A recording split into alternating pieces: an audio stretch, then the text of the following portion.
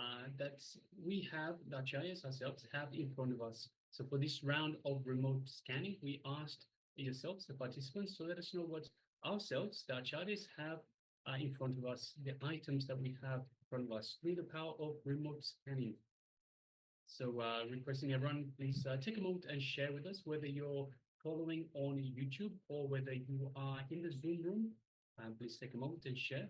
And if you have any questions or anything that you need help with, anything that you need to clarify, anything from today's program in relation to the power manifestation, or anything in relation to the program for today, or indeed the entire Paramashivoham Level 1 program, please take a moment, feel free, and ask us. It is important to get the information out, to get clarified for the information as soon as possible. So don't wait any longer. If you need any help, you can reach out to us. So take a moment and share what was revealed, the objects which we acharyas have in front of us. Anything that was revealed to you, do not hesitate to share. It can be anything that was revealed to you, can be related to the object itself. So do not hesitate to share anything that was revealed to you through your third eye, as Swamiji revealed to you. So please take a moment and share.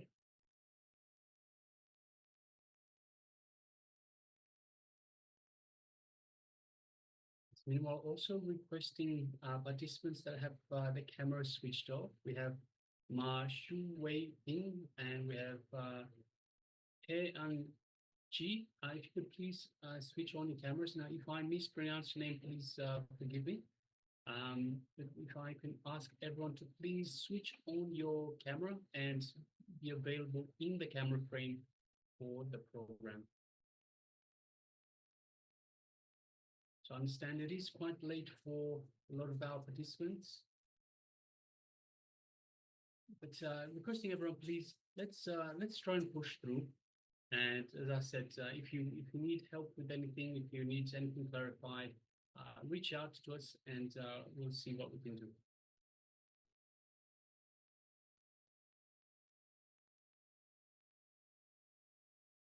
All right. So if you're still sharing, please continue to do so. Meanwhile, let us start sharing from outside what items we have in front of us. Yes.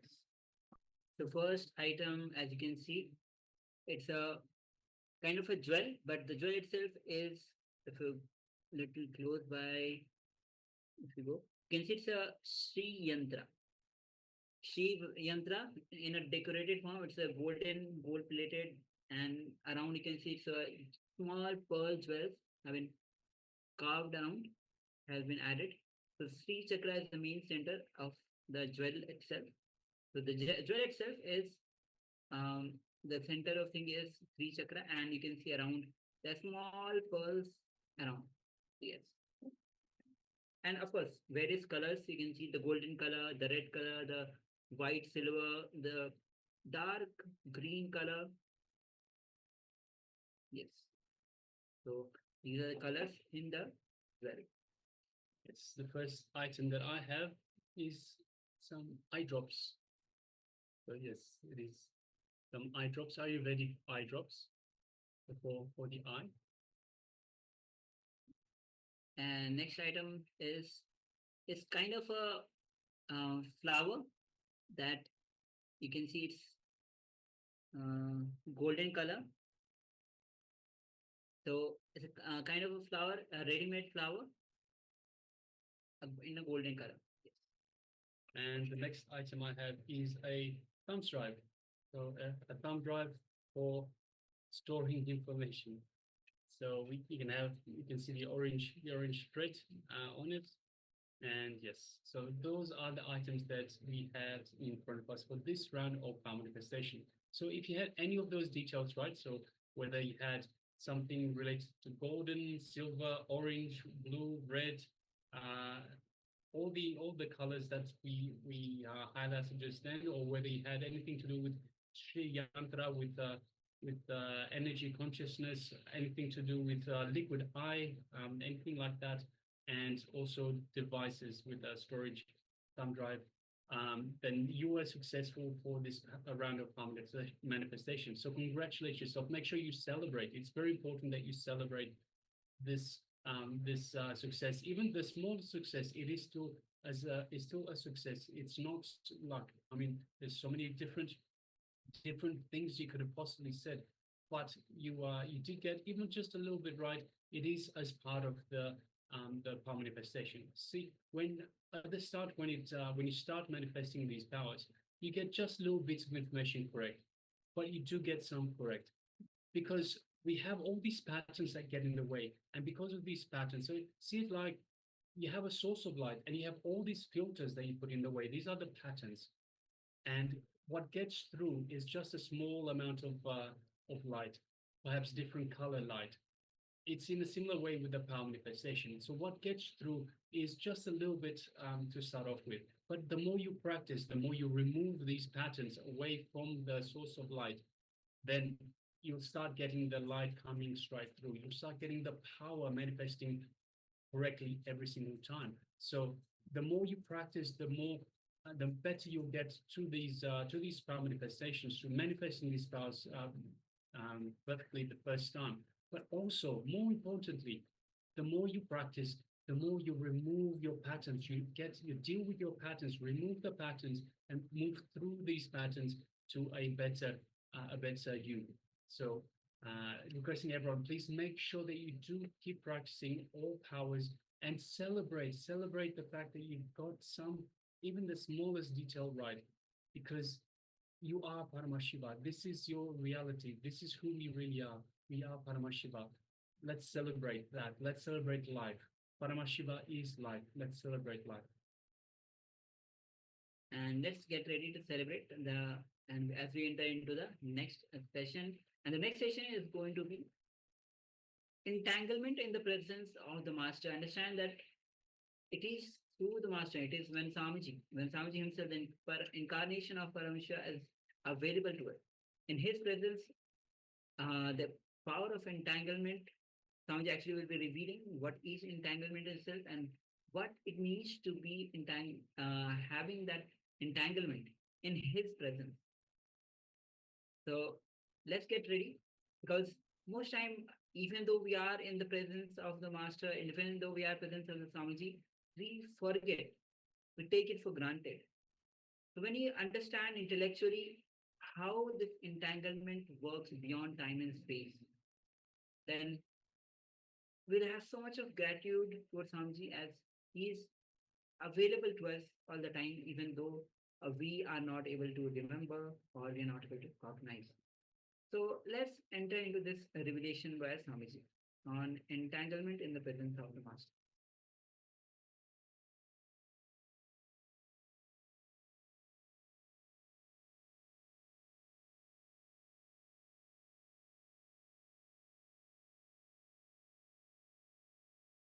Problem starts. Actually, there's nothing else but Nithya. But when you start becoming very vague, you start creating an idea. It's like a mist. It's like a mist. How it happens, you can't say. You can say only how to escape. How to escape. You see, when you make a statement, there is nothing else except Nithya. That statement does not become your experience. It's only an intellectual syllabus which you read. That's where starts the problem. Because you do not know what is Nithya, the first statement you make without experience. Let the first statement be made with experience. Then the second statement will not raise. It's still chronological, coming back to chronological planning. That does, for example, I have certain things to get done. No. Simply it is not. At least in my work I can say very clearly. It is not. If you are having the problem, then first thing, please be very clear, you are not doing my work totally. Second thing, there is some clear-cut problem. You will not be able to do my work properly. Somewhere you are playing. Why do you play? Drop you. Get out. I will do my work. Just get out. You will see I will do my work. Everything will be done. Surrender, Swamiji? Yes. Yesterday I told you, create a gap between you and your thoughts.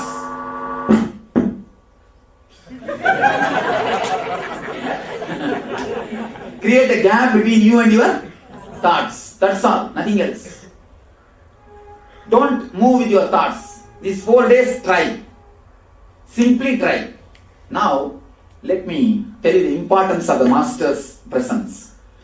You see, when the Master is here, when he is in the zero state, he is beyond the time shaft. He is beyond the time shaft. Simply, when you are around him, you see, when you just attend some programs, you are in 100 TPS. That 100 becomes, what to say, 100 plus 0 is 100. By 2 means what? You come to the 50, average.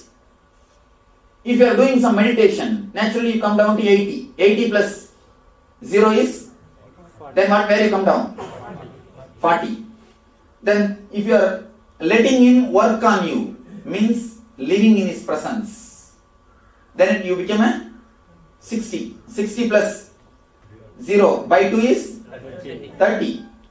Actually, by totally surrendering or relaxing to the Master's presence, if you totally trust him and relax, he simply stops your time shaft and wipes it. Wow. Simply he stops the time shaft. His presence can simply stop the time shaft.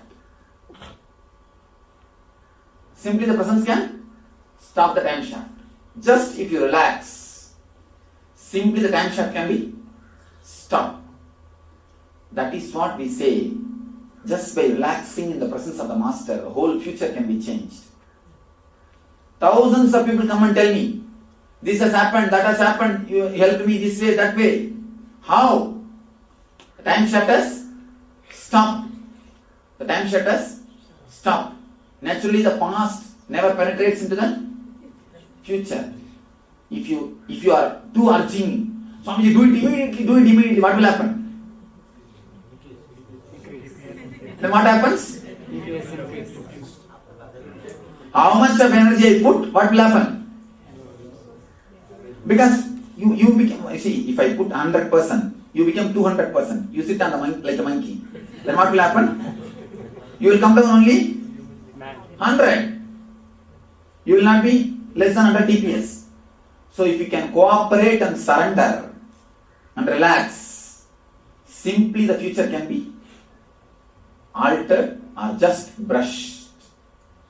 It can be altered or just brushed. That is why there is a beautiful sloka which says, Brahma sits with all his sweating, tiredness, goes on writing on your head, your life, your future.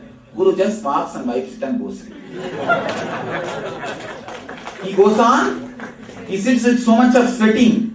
Goes on, writing on your head. Goes on, writes continuously. Brahma writes your life, your future. What Guru does? When he walks, just casually wipes it and goes. Because of the time shaft. This is the way the future is changed. The future is changed. Otherwise the future can never be changed. The Dharmalingam. He was, according to the time shaft, he was supposed to live throughout his life only as a handicapped. Only as handicapped. When he let the eternity to work on him, when he opened up with so much of trust and surrender, naturally the future is just wiped. The future is just cleaned. Life is moving. That's all. This is the only way all miracles can happen. I think this is the ultimate diagram. This explains the science of miracle, science of meditation, science of ananda, time shaft, everything. Even samskaras, no, Swamiji. Samskaras. There are 3 movements, Swamiji, actually. There is one, the circular movement, there is one vertical, and one oscillation. That's what length, breadth, depth. Length, breadth, depth over the whole cosmic theory. This whole cosmic theory. These vibrations only imprint samskaras. No, vibrations are only depth. See, length, breadth, vibrations, depth. over. They create the imprints of Samskara. See the vibration. Touching this and touching that. See, when you touch past and touch the future, you exactly reproduce the past into the future because you know only that. Tick put there. That's all. That is what is samskara. That is what I call samskara. Reproducing the same things which has happened in your past into the future is what I call samskara. Is what is samskara. That's all. You know only that much. You see, if you are trained to feel the saliva in your mouth, the moment you hear the gongura chutney, immediately the saliva. Naturally, whenever the gongura chutney is brought in front of you, what will you do? Same reaction. So the past and the future moment. If you are trained to get hurt, somebody criticizes you. If you choose to get hurt when somebody criticizes you, naturally you will be continuously getting hurt whenever people criticize you.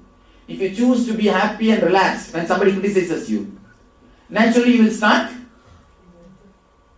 choose to be happy and blissful. When somebody, it is just your choice.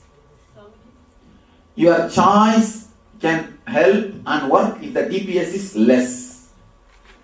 Your choice, your conscious decisions always brings the TPS down because the force of the oscillation is stopped.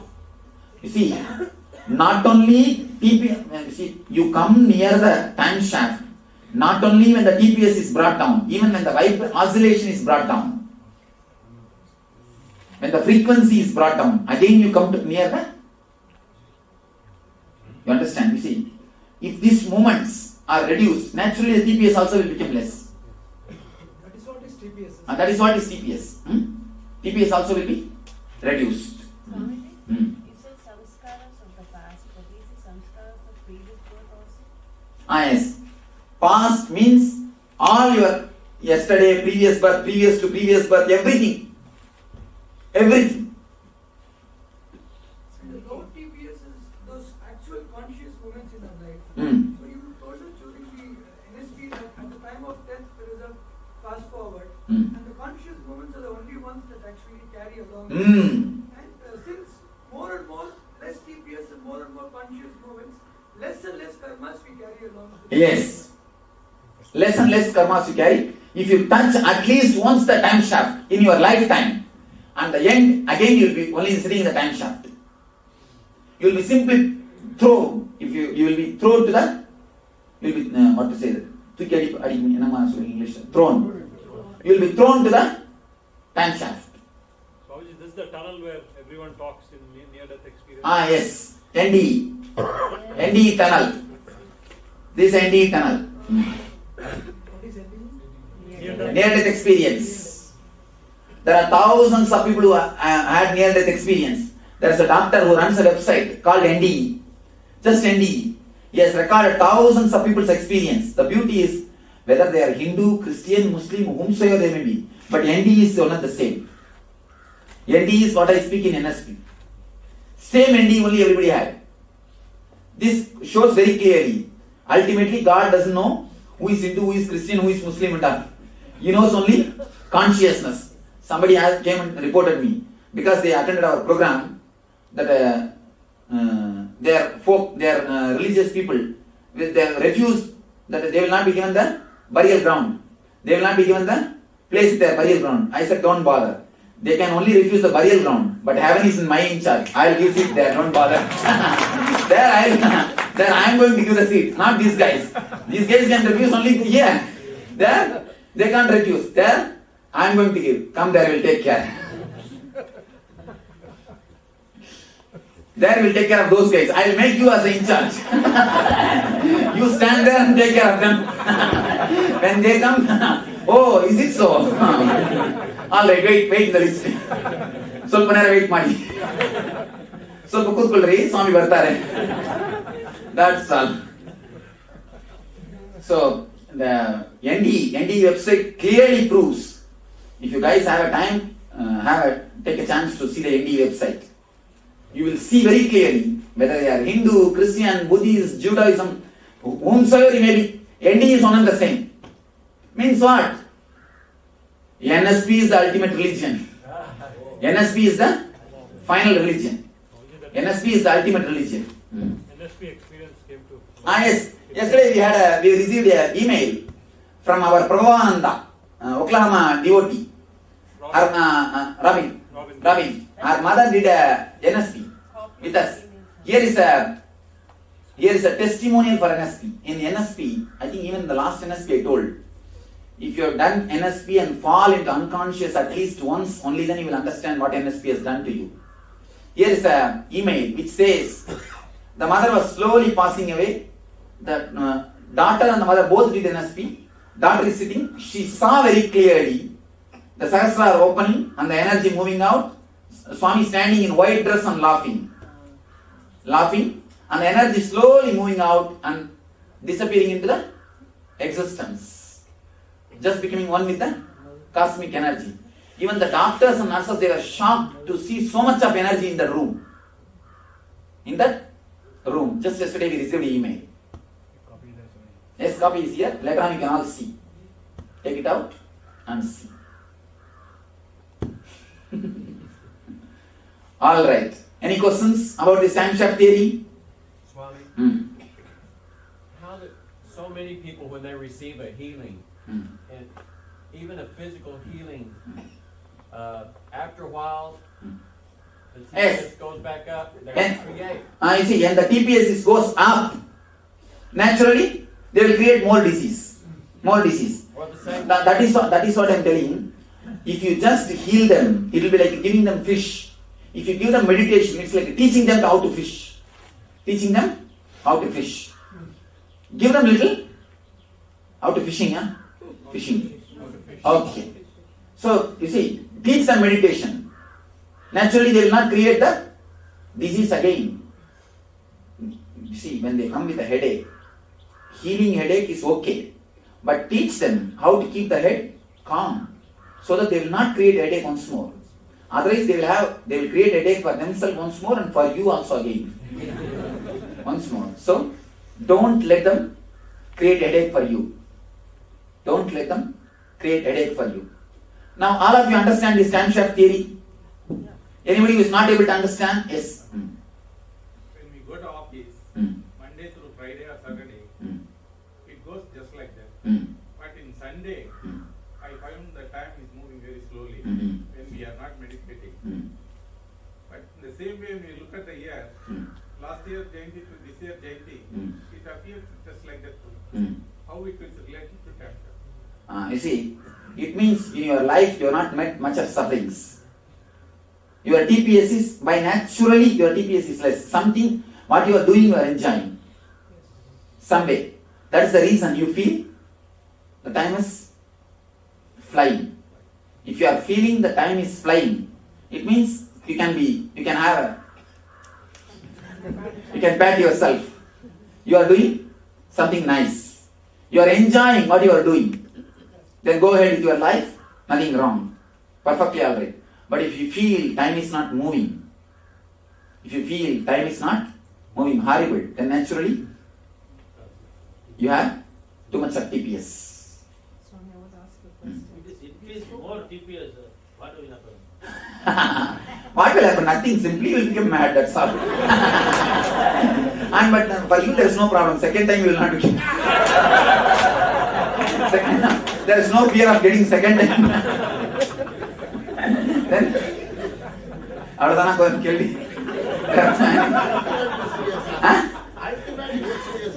actually, no. The more TPS, more depression, that's all. More suffering, that's all, nothing else. More mental torture, that's all, nothing else. So we spoke about surrender. Responding to the call of the master and surrender, is it the same? Yes. Now why I ask you this is like we are all living in a society. Now sometimes the call from the master. The very idea we are all living in the society is not surrender. As if I am not living in the society. No, Swami, what I'm saying is we've got in a family setup. Now there is a call from the master and there is something happening there. Now one responds to the call. But something is happening here because of our non-presence. How do you handle these two things? This is a very practical problem that many women especially face. Simply respond to the master's call. Everything else will be taken care. Everything else will be taken care. Next.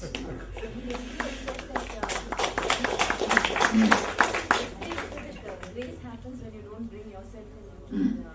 But witnessing is the opposite procedure. You're creating that distance. No. When you witness, actually, the small I disappears. You become capital I. You see, when I say get out, I say small I. When I say witness, bring the capital I. When you witness, you bring the capital I in. Small I and capital I confusion, that's all. Next. If you want to create some future and they say like you're imagining about that, and if you're imagining and living on that, you're going to your future. All you are imagining about the future, will be nothing but the expression of the past. If you have enjoyed something deeply in the past, or if you thought you enjoyed something in the past, that is the same way you will create about the future. Don't create anything called your so-called future. Just penetrate the time shaft. Future will be art. You see, if you create the future, you will be creating. If you let me create the future, I will be creating. You are intelligent or I am intelligent. Decide. Who is supposed to create your future? Decide. If you relax, I will create. If you create, you will create. Who should create? Decide. Next. Those who surrender to you totally, will you be there at the time of death? Yes. Sure, I will be. Next. Yes. Even after the NSP, whatever way you live, you will see that at the last moment, I will be there. Yes. Who has done complete NSP. It's a pure gift. When you are totally surrendered, even physically, even your life will be there with me. You see, when you, at the moment of dying, if just to have a physical master's presence or spiritual presence is not a big job, not a big deal. Having that presence when you are living also, that is the real beauty. That is the great beauty. Enjoying now, see, that's a big treasure. Will you say, let it be there, after 50 years you will enjoy? No. If you really understand it's a treasure, you want now, let us enjoy. Why tomorrow morning, tonight? Now. Naturally, you will say now. If you don't understand, only then you will say, oh, anyhow, we have done NSP. Swami will be there at the end. That's enough, we will take care. Now let us live. Gala Gode. Now, you will start. Next. Just because somebody lives in the ashram, it is not that they are surrendered. Surrendered. Please be very clear. It is intensity of the individual. There are so many idiots who are taking my life, staying here. And if they get out, actually it will be a big surrender. They will do a big job for me. That will be a big, it will be a big service for me. And neither they are going out, nor are they are coming in. They are just standing in the gate and stopping the traffic, blocking the traffic, and traffic jam is happening. If they come in, okay. If they get out, then okay. They stand in the traffic and block the traffic, and traffic jam is happening. So for that idiots, what to do? All right. TPS and all this is only for human beings or for what about the other animals? All other animals, too much of TPS. The more TPS, totally unconscious. The more TPS, you become more instinct. Around the human level TPS, you become intellect. The less TPS, you become intelligent. Instinct, intellect, intelligence. And then finally intel. Intuition, when does it come in? Intuition, when you touch the time shaft. When you just touch the time shaft, where the future, whole future and the whole past is seen, that's intuition. When you penetrate the time shaft, you become individual or enlightened. Swami, I read in the newspaper in the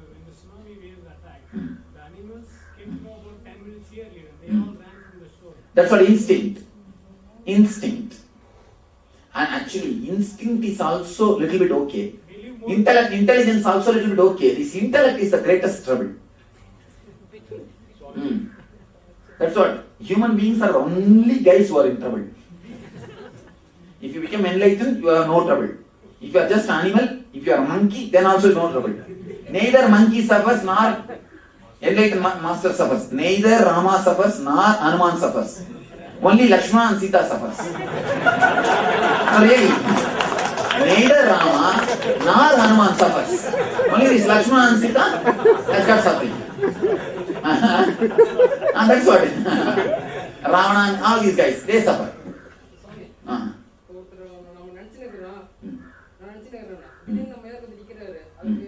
அதுதான் explain பண்ணேன். அதான் மறுபடியும் explain பண்ணேன். English புரியலன்னு நினைக்கிறேன். உட்காந்துருந்து பரவாயில்ல, நான் ஒன்றும் பண்ண முடியாது. ஏன்னா ஹோல் திங்க தமிழ்ல சொல்ல முடியாது, இப்போ டைம் இல்லை.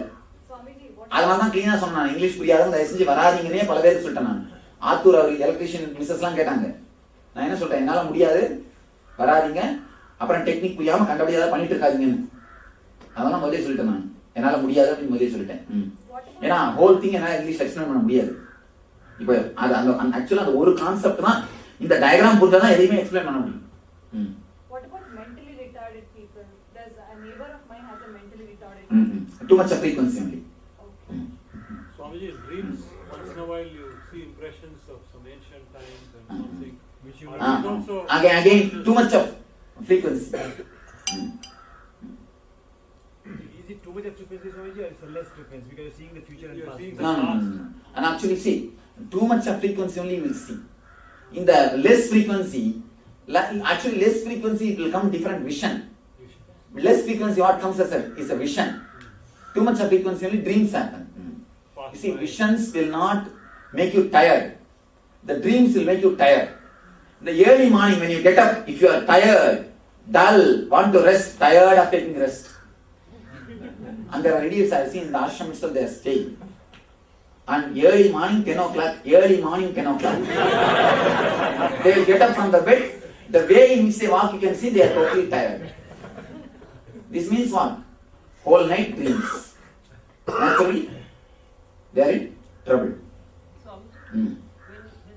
If you are tired after getting up, whatever you had is dream.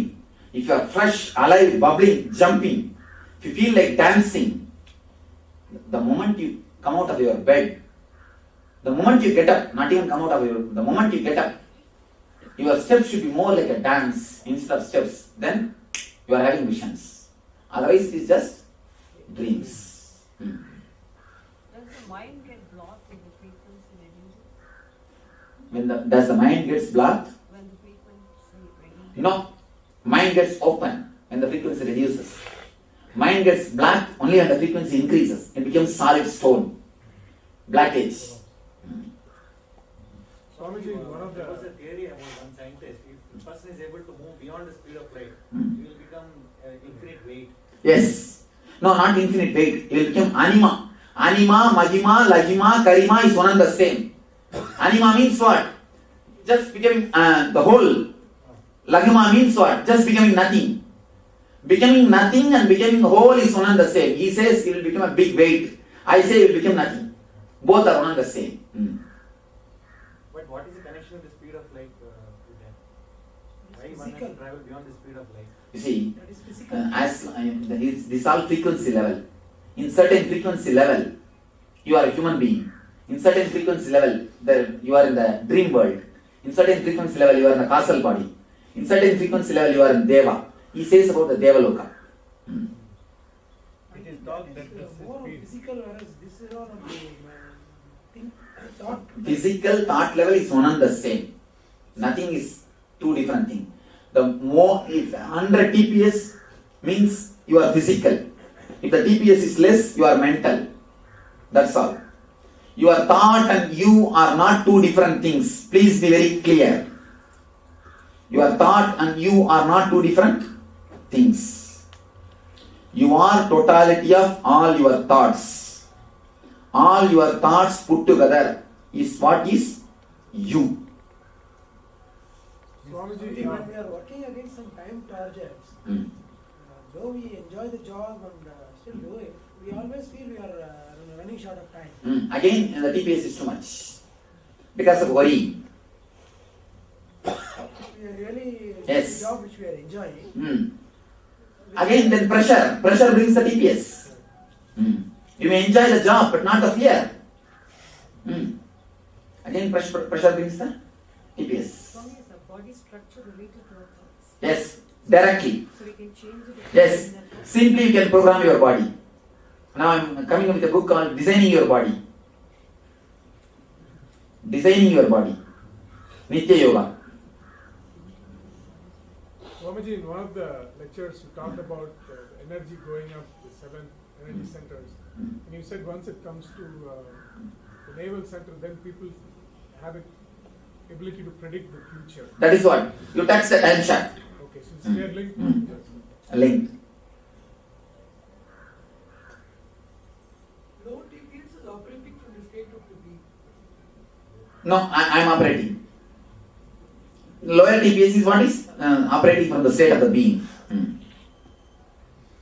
also one doubt is that you said when we come close to you, we feel the presence. People who got Anandagandha initiated in universe. Why does the Anya also? If you are centered on the particular chakra will start working. Music can. And one more thing. All my music is having my presence through ears. I am giving a big rubber stamp. Understand? All my music is having my presence through your ears. All my pictures are having my presence through your eyes. Doesn't it go straight into the chakra if you focus on the chakra? Doesn't need the ears. If someone were deaf, could they actually still receive it directly?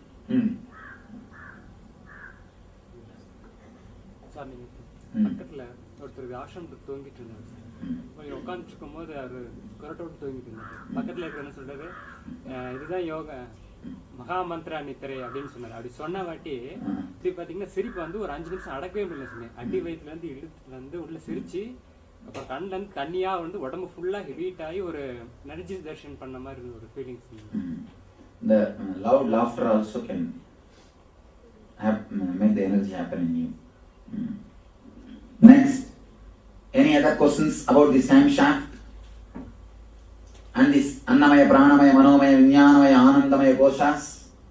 Swami, this explains something that's been taught to me in movement, in the Tai Chi. Teachers say, slow is fast, fast is slow. This is perfect explanation. I never understood it before. Actually, when you meet a master, living master, everything falls zigzag. Now all the zigzag puzzles just fall in line. Everything falls in tune. As long as you see a living master, whatever you learn is just puzzle. Just there, here and there. Once you meet a master, living master, everything falls in line. Tuck, as if something is pulled up. Suck. Up. Over. You see, I have seen so many of our devotees who read Ramakrishna literature, understood nothing. Who read Ramana Maharshi's literature, understood nothing. Who read Koshas books, understood nothing. Who read Paramashivoham books. I have seen this Shiva and Ragini, they have bought two copies. Because when you read, I should not be missing. When I read, you should not be missing. All the books, two copies. And not even the page was stoned. It was there. Anyhow, all this, so much of reading, nothing is understood. The moment when you see a living master, everything falls in place. You understand Autobiography Yogi more clearly. You understand Ramakrishna's life more clearly. You understand the teachings of Osho more clearly. You understand teachings of Ramana Maharshi straight. Everything falls in one line. It eliminates in your presence, Swamiji. That's what. When you are in the master's presence, the TPS comes down, intelligence starts working, everything falls in line, falls in tune. The less TPS, more intelligence, more bliss, more energy. Bliss, intelligence, energy, compassion, everything is one and the same. Master. Over. After meeting you, just the urge to read a book also is gone. Don't even feel like touching a book. I think so many of our guys have stopped reading and stopped doing puja. There are so many who stopped going to the puja room, who stopped going to the temples, who stopped. I never say don't go to temples or don't go to puja room or don't read. Simply everything drops.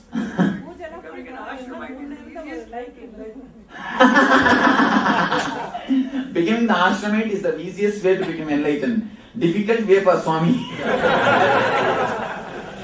Don't stand at the gate. Yes. Becoming ashramite is okay, but don't stand at the gate and block the traffic. Swamiji, people who are not physically close to you, I mean, this whole theory. This works. Less TPS is enough. No, but if you are away from you, what are some of the techniques by which you can still Of course, I produce so many of my techniques and my photograph, my kirtans, my message, all these things are naturally. Okay, so if you listen to them, that is all. And that's one of the wonderful steps. And just remembering me, Anandagandha. Anandagandha is straight. When you fall in Anandagandha straight, practically you fall to 0 TPS. Swamiji. Just 0 TPS. You see, the moment you are connected to Anandagandha, the energy starts happening. You are less than 20 TPS. Be very clear, less than 20 TPS. The moment you fall clearly to Anandagandha, you are already in 0 TPS. Swamiji, not only time shaft breaks, even space breaks. Yes. Time shaft and space is nothing but one and the same. So your distance and nearness is not there. Yes. Physical is over. Yes. You see, in the 100 TPS, even this distance is too much. In 100 TPS, even this distance, what I say you will misunderstand. When the TPS is more, what I say you will misunderstand. And even if you see me, what will you think? What is this? Such a young guy, what he can teach? You have your own, people have got their own ideas. People have got their own ideas. I dance. They have their own ideas because the TPS is more. They project themselves on me. Even if you live around me, when I fire you, you think I am a human being. When I bring my energy to destroy your human aspects, you think I am a human being. All your misunderstanding is physically around me and too much of TPS. This too much of TPS guys create problem for me also, actually. I tell you honestly, this too much of TPS guys only create all problems for all living masters. All problems created for all living masters is too much of TPS only. When you are actually, if you are not mature to certain TPS, better don't live near the master. Otherwise you will hurt yourself and hurt others. Hurt him also. So, if the TPS is less, even if you are sitting in San Jose, you will be falling in tune with me. No problem. If the TPS is more, even if you are sitting here, see there are so many idiots sitting here, continuously around me, but nothing is happening.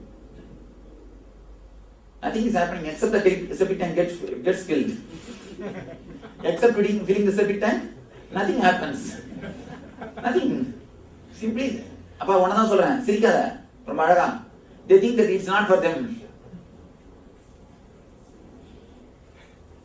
So that then naturally, you hurt yourself and you hurt others. Swamiji, I got a question. When Anandagandha opens, we have full of joy and ecstasy. So you are coming on physical body on us and feel like, I'm imitating you. What does that mean? Nothing wrong. In the beginning it will start happening. The presence of the master is so strong. I have always seen. Everybody has started speaking my language.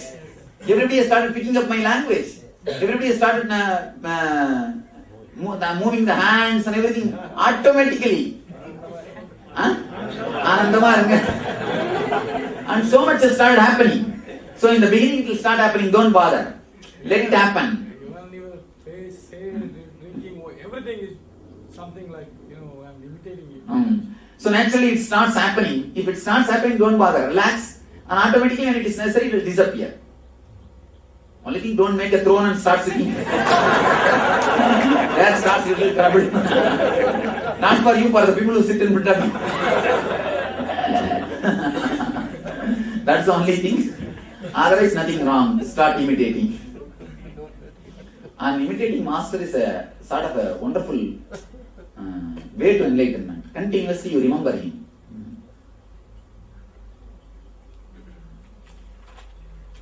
Next, I think now many will start growing the hair like me. Many are thinking, I think, already to leave the hair and shave the face.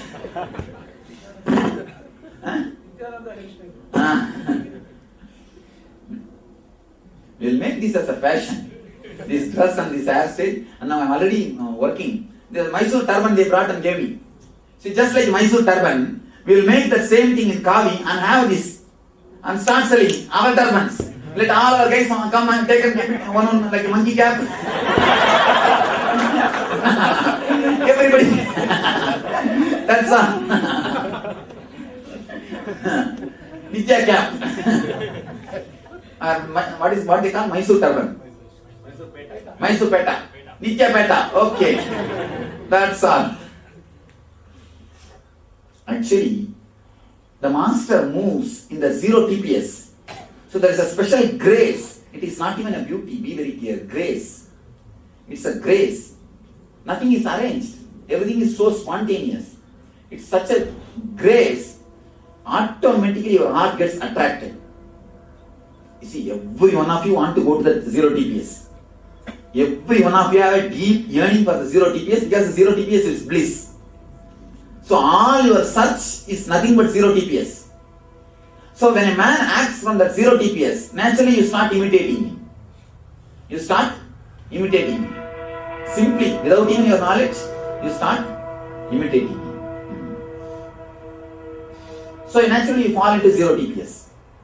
There are guys who act from 100 TPS. All actors, I think 1000 TPS.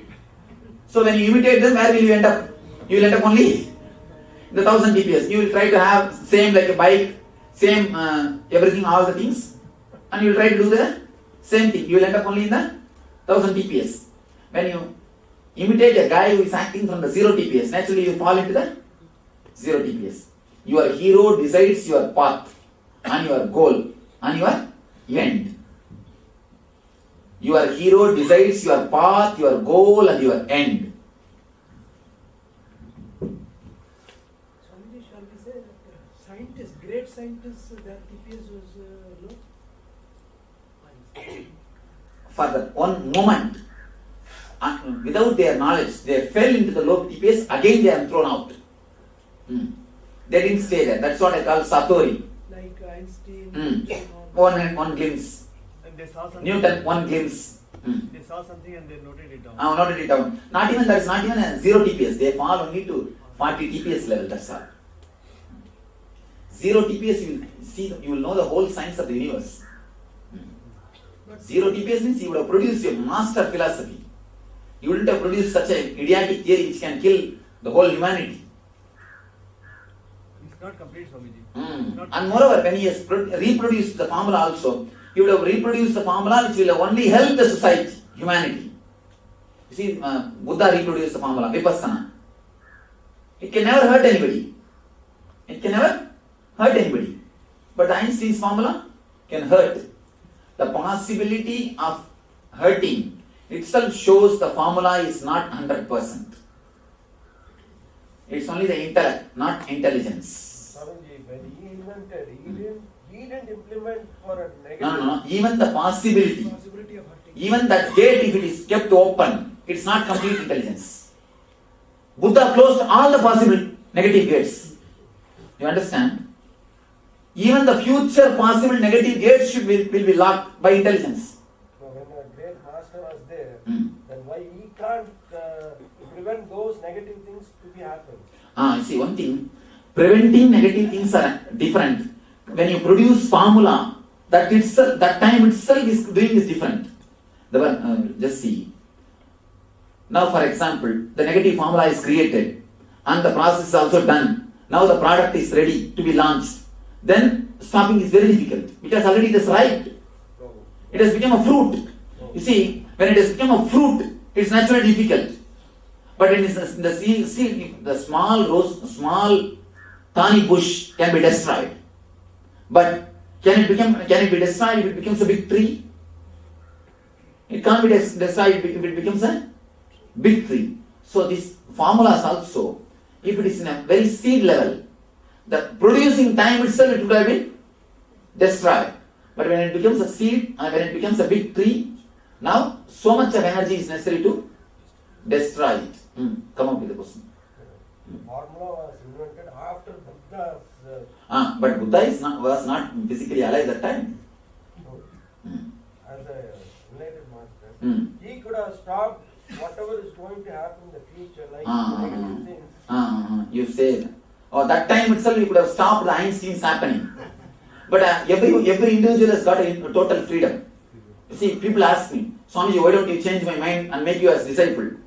And so many people, especially all these wives, come and tell me, please Swamiji, do something to my husband and make him your disciple. I can't do that. I can't interfere in his freedom. You see, God gives you the freedom to be in bondage. Please be very clear. Even bondage is your choice. If the freedom also forced upon you, it is not a freedom, again bondage. You have a freedom to be in bondage or to be in freedom. So freedom or bondage is your choice. I can't interfere. Somebody asked Buddha, enlightenment is a great thing. Why don't you give enlightenment to everyone? He said, who wants? Bring them. Who wants? Nobody. So it is your choice. God never interferes in your freedom. He gives you the freedom to be in bondage.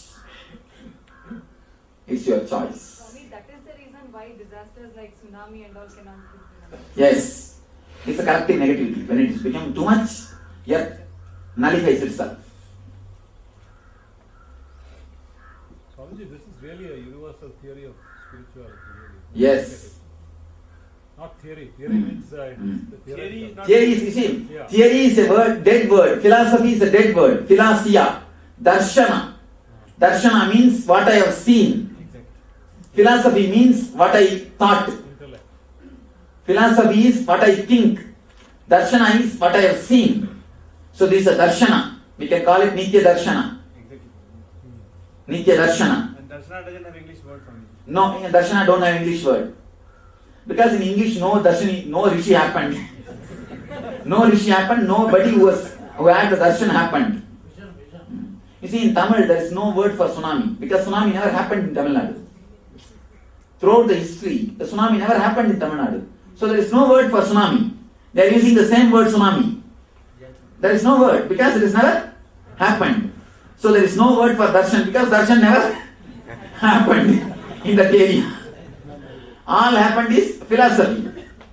Philosophy. Only the intellectual theories. Suppositions. Not actual tatata. Darshana means tatata.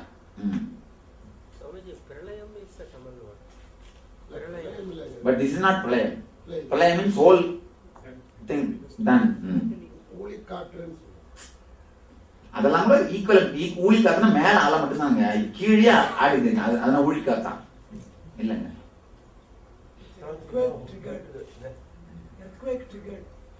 Tamil வார்த்தை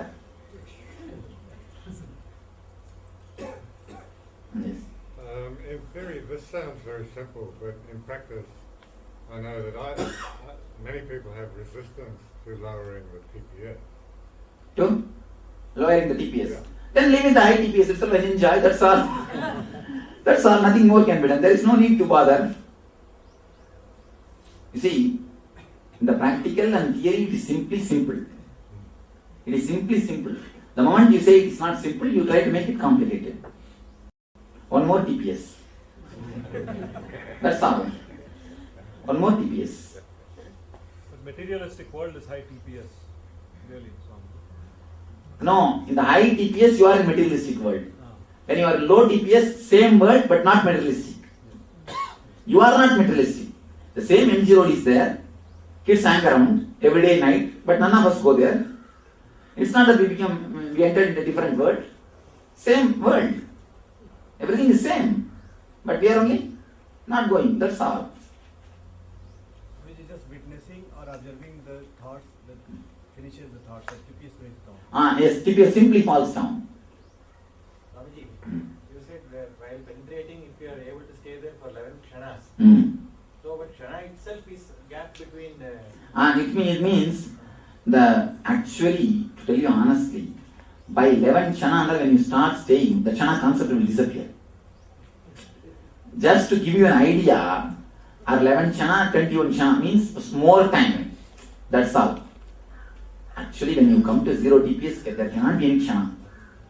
How can there be gap between one thought and another thought? That's all. In practical terms, Swamiji, staying there means remaining aware. Relax. Aware of the thought. Yes, aware. When you become totally aware of thoughts, when all your energy becomes a witness, there will be no more thoughts. When you intensely witness, thoughts will not be there. Because where is the energy to think? You will be totally a witness. What about greatest musicians? Swami? The TPS falls down. When you say you witness your thoughts, it's actually our mind which is looking at the thought itself. So that means Witness the witness itself. So the mind is still present. But when you start witnessing, the mind will not be there. Whenever you forget witnessing, only the mind will start moving. It's like you play the double game, when you start witnessing, you play the game of the mind and you. It's like you sit in a chair and sit in the chair and speak. Sit in this chair and speak. Like you take a subject and you sit in this chair and speak for the subject. You sit in that chair and speak against the subject. Tak, tak, tak, tak, tak, tak, tak, tak. That is the game now we are doing. When you start witnessing, slowly you will stop moving to that chair. You will just become this chair. Naturally you will see. Who are you here as a witness? That you don't bother. That is still a different identity. The witness is what is energy. You became nobody. You became Nithya. You just became Nithya. Witness intensely. Witness the witness. So sometimes during the NSP meditation, certain intense sessions we are having, the experiences are fantastic. But at the same time, it was as though we were seeing it from the outside. That is what. But does that mean that my mind is still active and viewing that experience? Your mind active and viewing is not your mind. Viewing is your being. Acting is your mind. So that experience is being witnessed by my being. Means you experience that you are witnessing. That is the real experience, ultimate experience. So it's not as though you forget everything. No. Why do you call the Zen masters one hand clapping?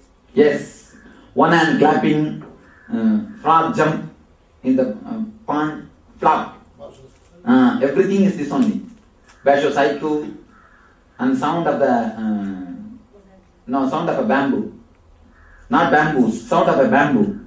And koans are basically supposed to reduce your. Koans are nothing but just breaking you and pushing you straight from 100 to 0. This NSP breaks what you give us are similar to koans. What you ask us to make plays and say, now you're going to play act this. Because. No, it's not more exactly like a cone. It's a different, you can call it Nithya cones. That's all. But if that thought reduces. Yes, thoughts come down. Nithya cones. Even though you're supposed to think, you're supposed to increase, but it comes down. Nithya cones.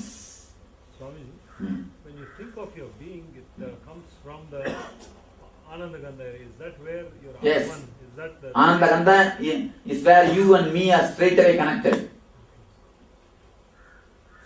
In the initial stages, since there is so much of yearning to see you, to talk to you, and to get the answers, to be like, when the music is on, they're dancing with you, and we get emotionally carried away with the tears roll down and all that. Later, the urge subsides. And then I started realizing that that's when you appear and give the answers. You see,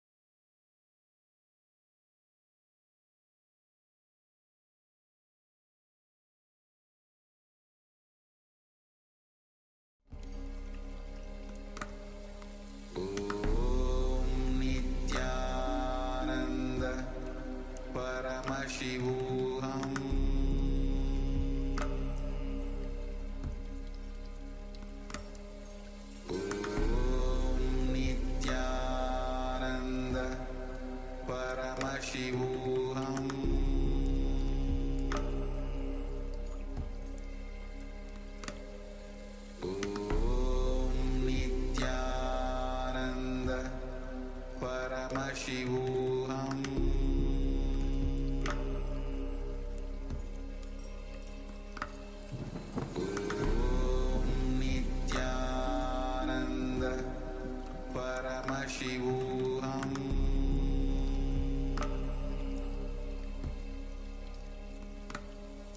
Om Nithyananda Paramashivoham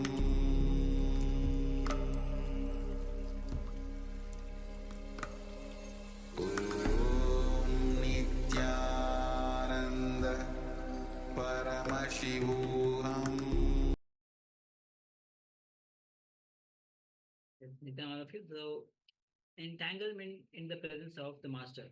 So how presence of master is of so much value in your life. Only it is says very beautifully. Even if you read the autobiography of the Paramahansa as a Paramahansa yogi Yogananda Puri, or any other master, if you read Bhagavad Gita or any, it will only inspire you. But only when the living master lands, his body language, his way of conveying things, only that gets imbibed to you, only through that you transform, only through which you have that superconscious breakthrough. And so you touch about the eternity, how you go on repeating. You time shaft, you can touch the time shaft only through the present moment, and how this entire time shaft, the past is going into future, future is again turning into past, and this whole thing is repeating again and again. So how to break through this breakthrough with this time shaft? Only when you have that glimpse of consciousness, only when you touch that present moment, you'll be thrown into that time shaft of eternity. So with this, now we'll be entering into the next session, and the next session is going to be on the kriya, and the kriya is on skin problems, the kriya for skin care. So let's get ready to enter into this kriya. As it's a kriya, so you will need a space for yourself to perform the asanas, bandhas, kumakas. So make sure that you have fresh ventilated space. You can have the fresh air and perform this kriya. Nobody disturbs you throughout this kriya. Take this kriya very sincerely and perform this kriya. So please come to the space of listening and let's enter into this kriya.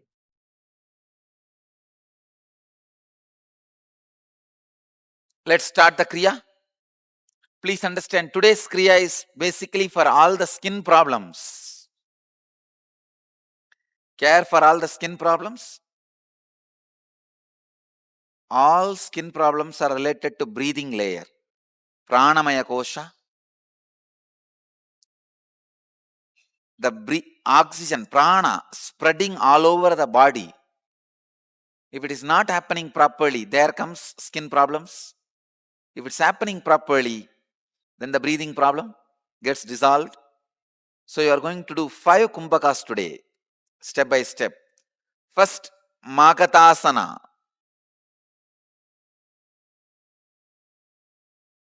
Makasana. This is from Yoga Pratipika, 25th verse, 125th verse.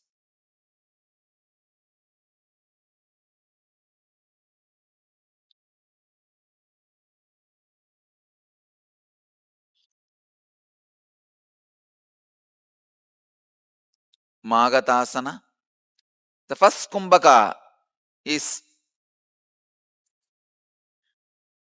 Shanta kumbhaka, kumbhaka patadi, 90th verse, 90 verse. Let me tell you the technique. Hold the breath inside. Inhale, hold the breath inside.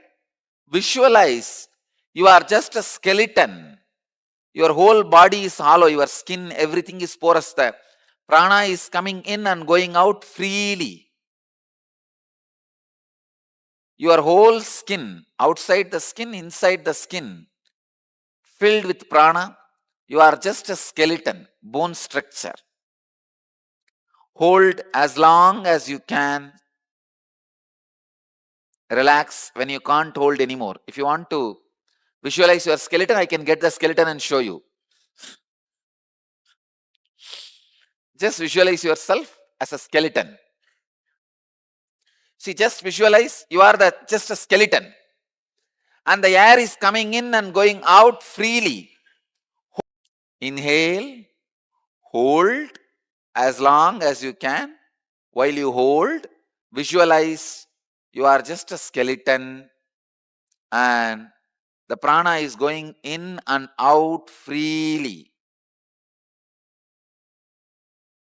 Your skin is not stopping the air moving into your body. Your air is moving into all your organs, parts of body, everywhere freely, till your backbone, till your bone structure. Do this 21 times.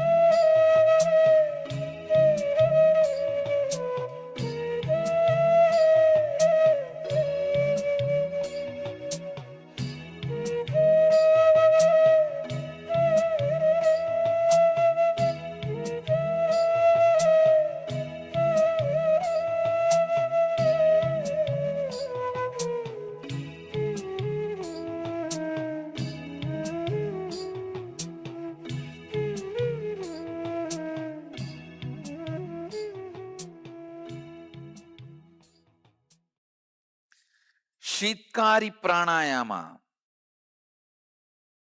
Continue to sit in the same posture. Press the lower teeth with the upper teeth and open the lips comfortably. Suck the air in through the gaps between the teeth. Be aware of the sound produced.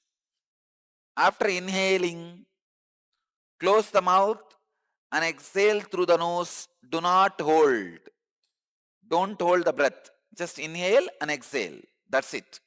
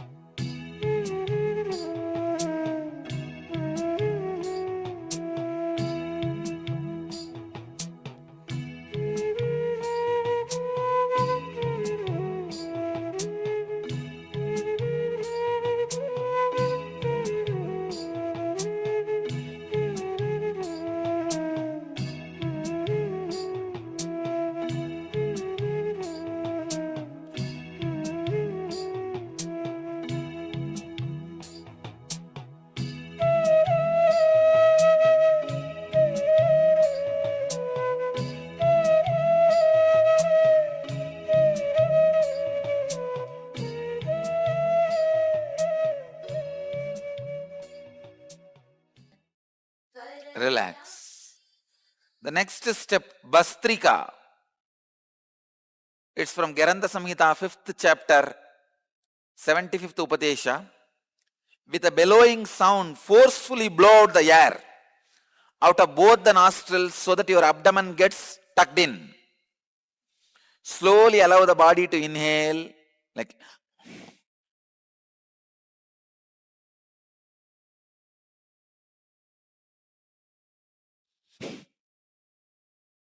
do this 52 times. Skin will be completely not only cleansed of toxins, it will shine. Your skin will glow. Do it. You will have a pure aura.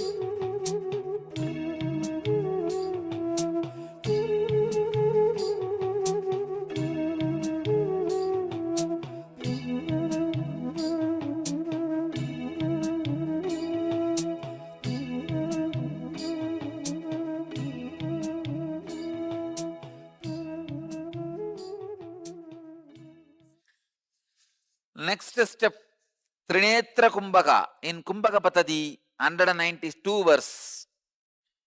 Let me give the instruction. Inhale through the left nostril, hold the breath without exhaling.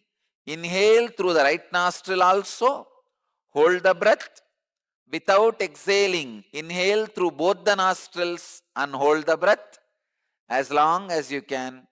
Then slowly exhale and relax. Let me show you. Inhale through left, hold. Again, inhale through right, hold.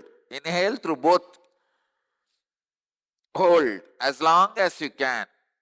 Now exhale, slowly relax.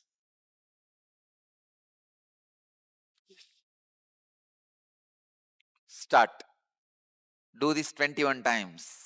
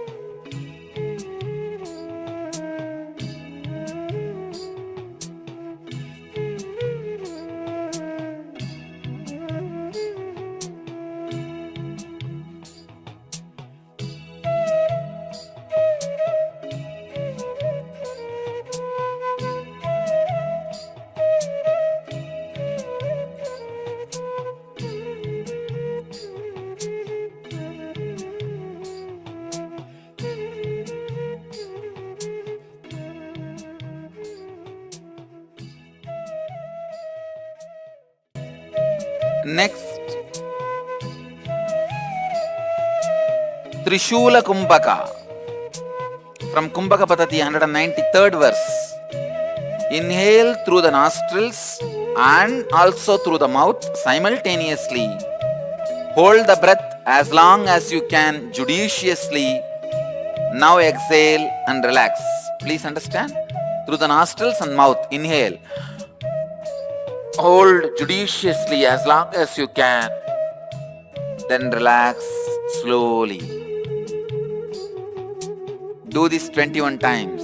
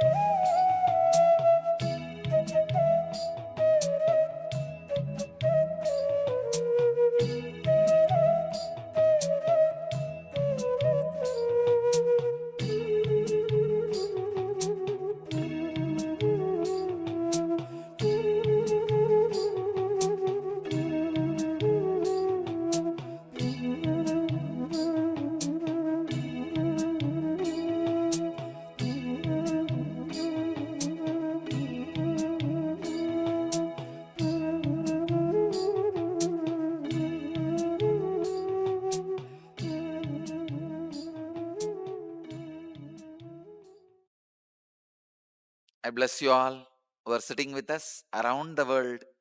Let you all achieve, experience, live, express, radiate, and share the eternal bliss. Nithyananda. Thank you.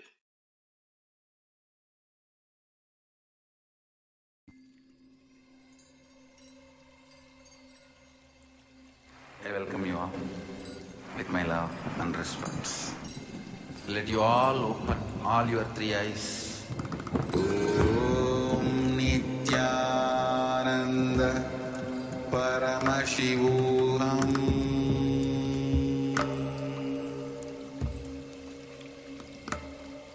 Om Nithyananda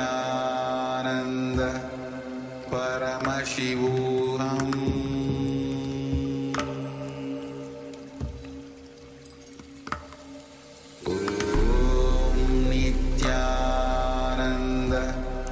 Paramashivoham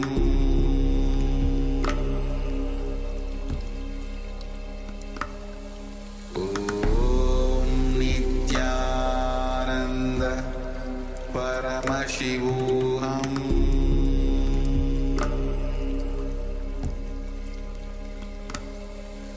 Om Nithyananda Paramashivoham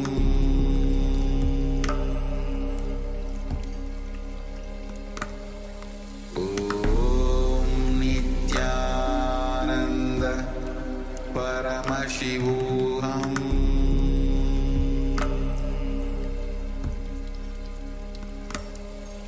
Om Nithyananda Paramashivoham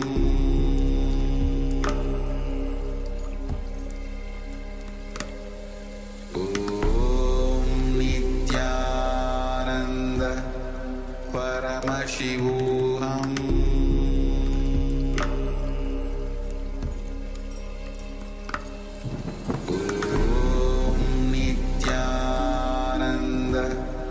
Paramashivoham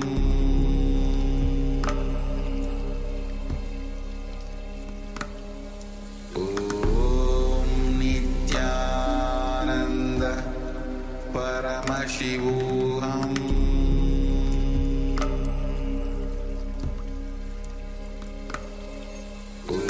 Om Nithyananda Paramashivoham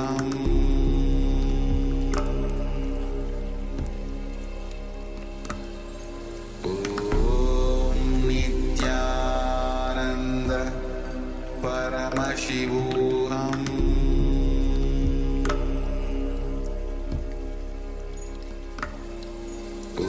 Om Nithyananda Paramashivoham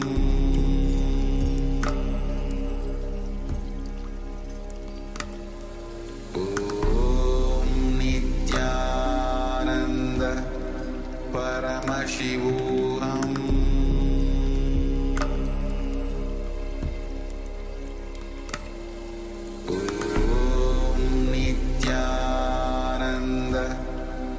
Paramashivoham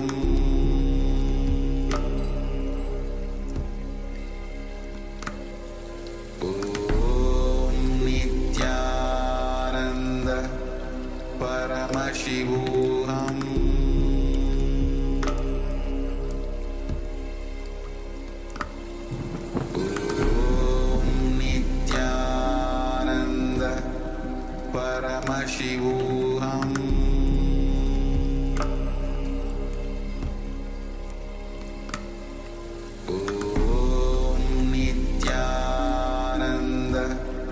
Paramashivoham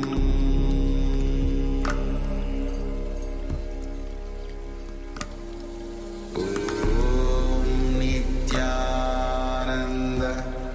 Paramashivoham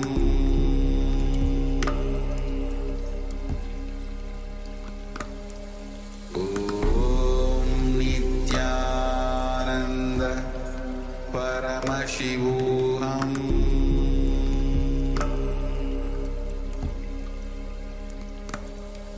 Om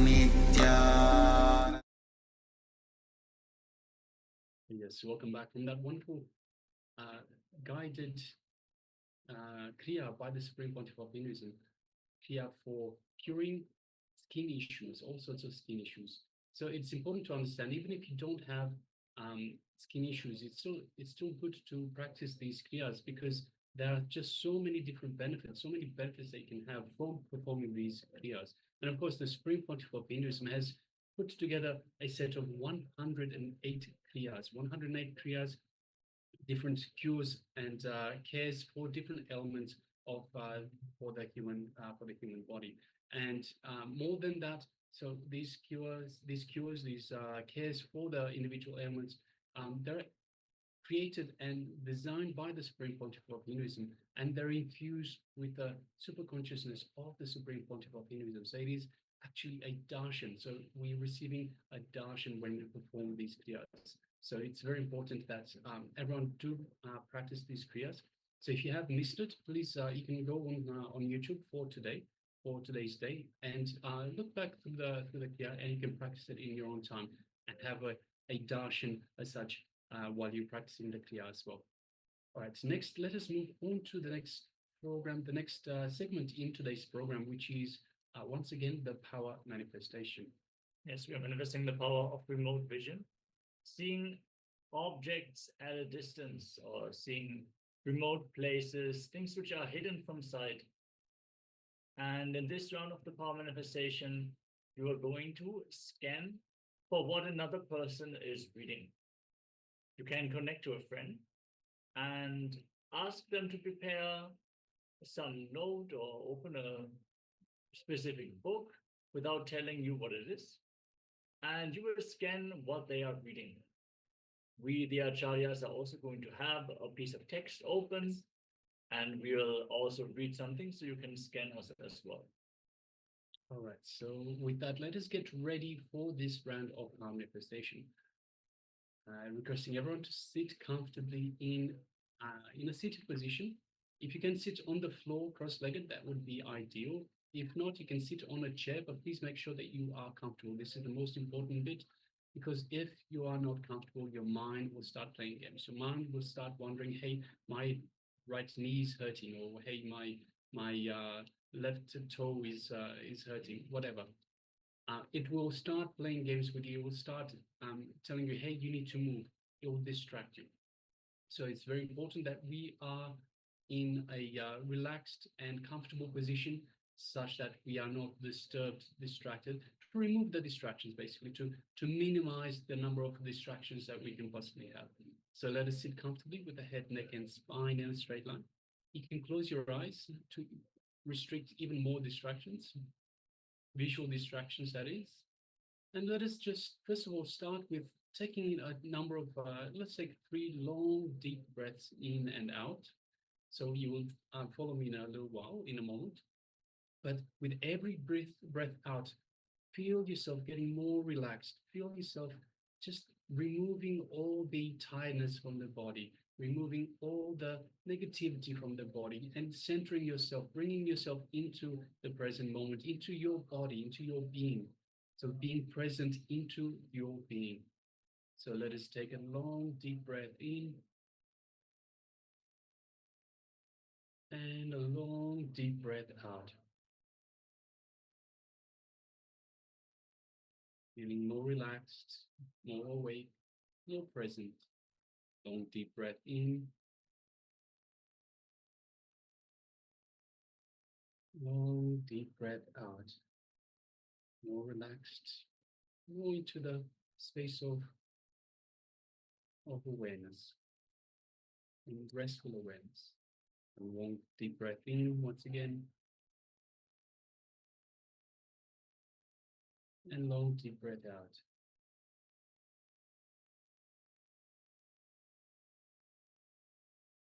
Feel yourself in the present moment, and unclutch from any thoughts, any worries,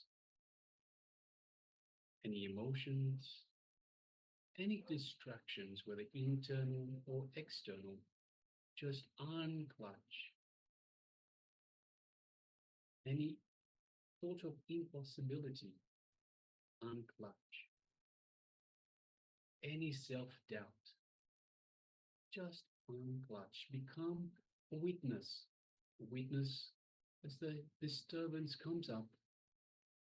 Just don't get involved. Don't engage it. Just let it go back down. Again and again, unclutch. Use this method to unclutch again and again. Coming back to the space of restful awareness, space of unclutching.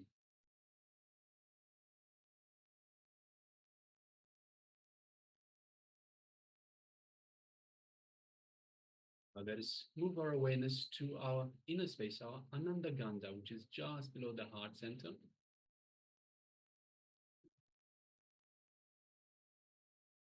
And let us visualize Swamiji's Atma Murti, our favorite image of Swamiji, the one that we feel most connected to. Let us feel that, visualize that in our inner space, our Ananda Gandha, just in this area right here. Feel the feeling connection to Swamiji in your inner space. Feel the love, compassion, the infinite grace radiating from Swamiji in your inner space.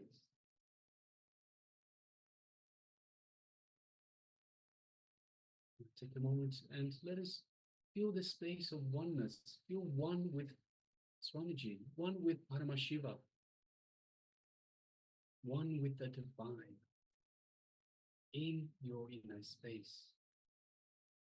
It's just you and the divine, you and Swamiji, you and Paramashiva. You are one, in oneness with all of that.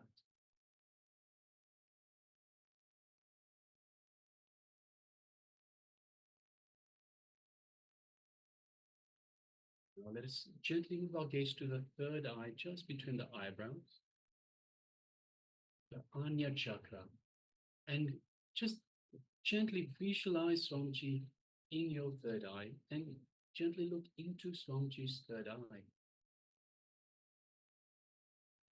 Continue to look into Swamiji's third eye, and as you do so, you feel an energetic connection to Swamiji's third eye.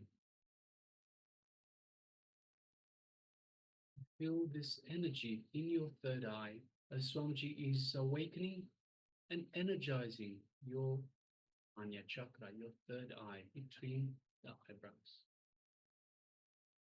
So just take a moment and feel all of that in your third eye.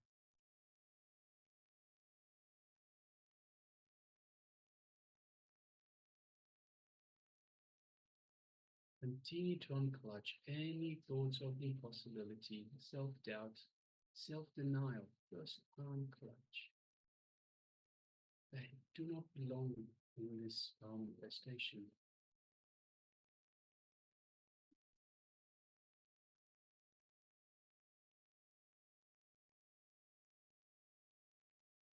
Now, from this space of oneness, let us start manifesting.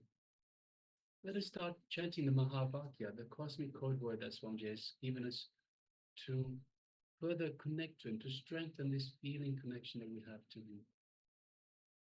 Om Nithyananda Paramashivoham. Om Nithyananda Paramashivoham. Om Nithyananda Paramashivoham. Yes, continue to chant this Mahavakya again and again.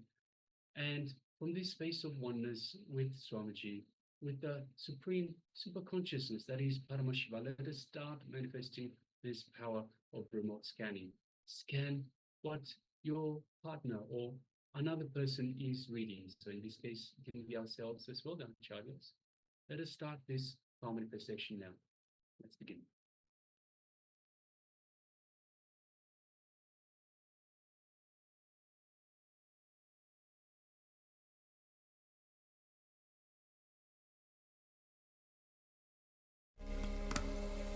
Om Nithyananda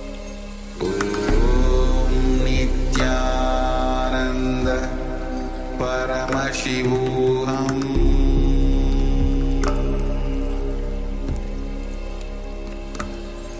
Om Nithyananda Paramashivoham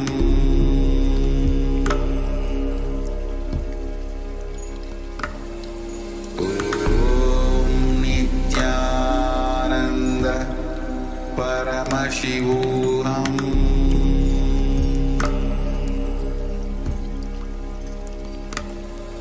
Om Nithyananda Paramashivoham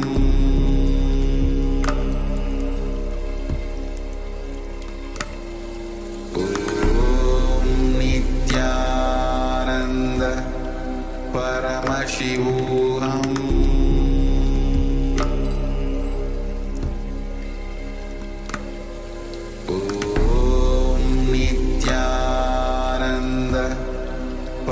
Paramashivoham Om Nithyananda Paramashivoham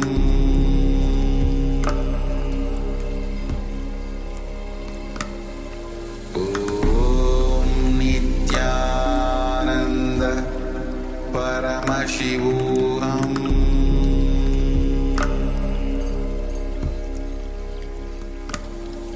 Om Nithyananda Paramashivoham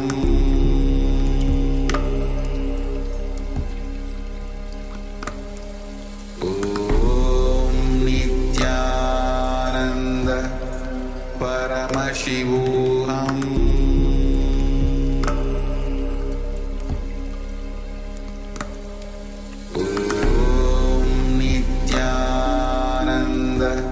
Paramashivoham Paramashivoham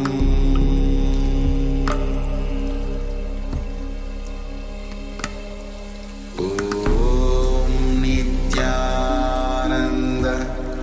Paramashivoham Om Nithyananda Paramashivoham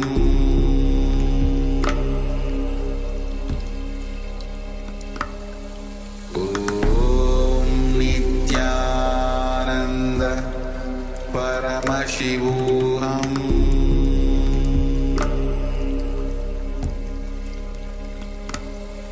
Om Nithyananda Paramashivoham Om Nithyananda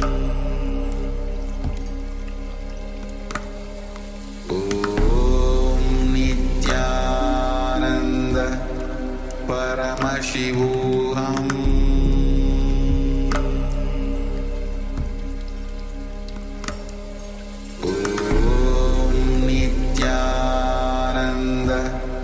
Paramashivoham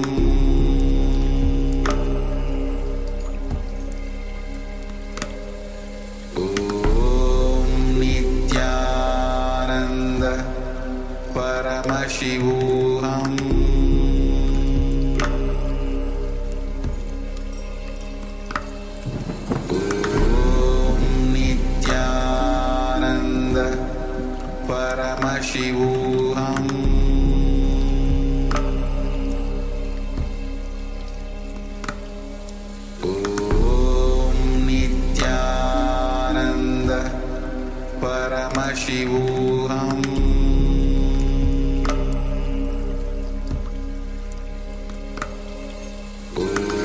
Om Nithyananda Paramashivoham Paramashivoham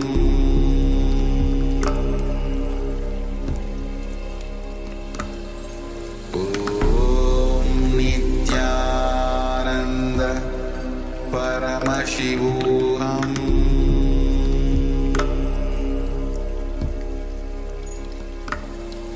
Om Nithyananda Paramashivoham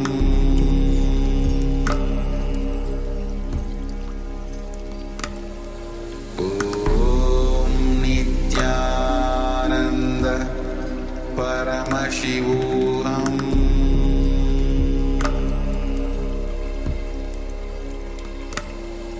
Om Nithyananda Paramashivoham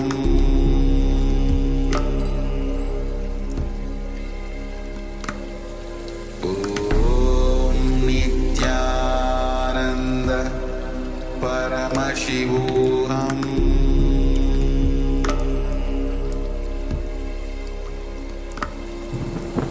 Om Nithyananda Paramashivoham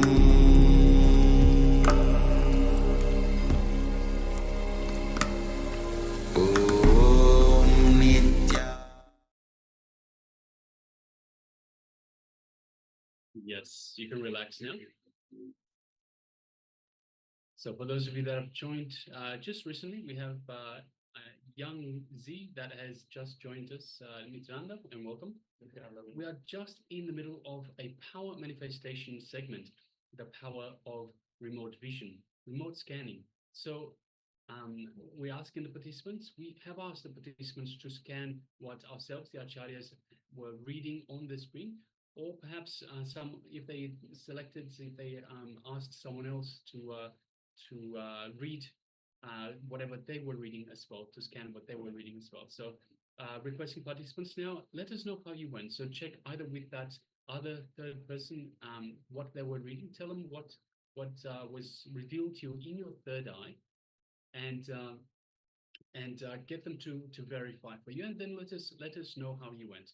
And similarly, if you were scanning ourselves, the acharyas, let us know what was revealed in your third eye, and we will verify and let you know how you went. So just take a moment and share with us. So if you're following us in the Zoom room on two-way, welcome, and it's good to have you with us. You can let us know in the chat box in the Zoom room. If you are following us on YouTube, which is perfectly fine, you can let us know in the YouTube chat box as well. And also, if you'd like to join us on two-way in the Zoom room, you can also do that as well. So if you're on YouTube and you would like to join us, we'll just post the link for you shortly, and you can come and join us in the Zoom room. Yes, the link to join us in the two-way is ecitizen.info/PSM, and then select that you have not yet attended any program, because we are in Paramashivoham Level 1. So we will also share that link in the chat, so don't worry. But once more, the link, if you want to join immediately, is ecitizen.info/PSM. All right. So meanwhile, requesting everyone, if you did take part in this power manifestation, take a moment and share with us what was revealed to you in your third eye. Let's go ahead and share. And understand all the powers manifest through the third eye. All the powers manifest from the space of oneness with Paramashiva, the space of oneness with the Supreme Pontiff of Hinduism, who is our conduit, who is the very embodiment of Paramashiva himself. So the only way to manifest these are through this feeling connection to Swamiji, to the Supreme Pontiff of Hinduism. So build kindle that feeling connection to Swamiji, and you will have a much better power manifestation. So requesting everyone, please make sure before you start a power manifestation, as we did at the start of this round, always try to unclutch from everything that the mind is throwing at you. So the mind will throw up thoughts, emotions, all sorts of distractions, things to make it look like it's more important. But the power manifestation has nothing to do with the mind, nothing to do with the logic. So I'm requesting everyone, please unclutch before you start the power manifestation, and build that, kindle that feeling connection to Swamiji, make it stronger. Have that feeling connection to Swamiji as the only reality, the space of oneness with the Supreme Pontiff of Hinduism being the only reality and the only thing, of course, that matters as part of these power manifestations.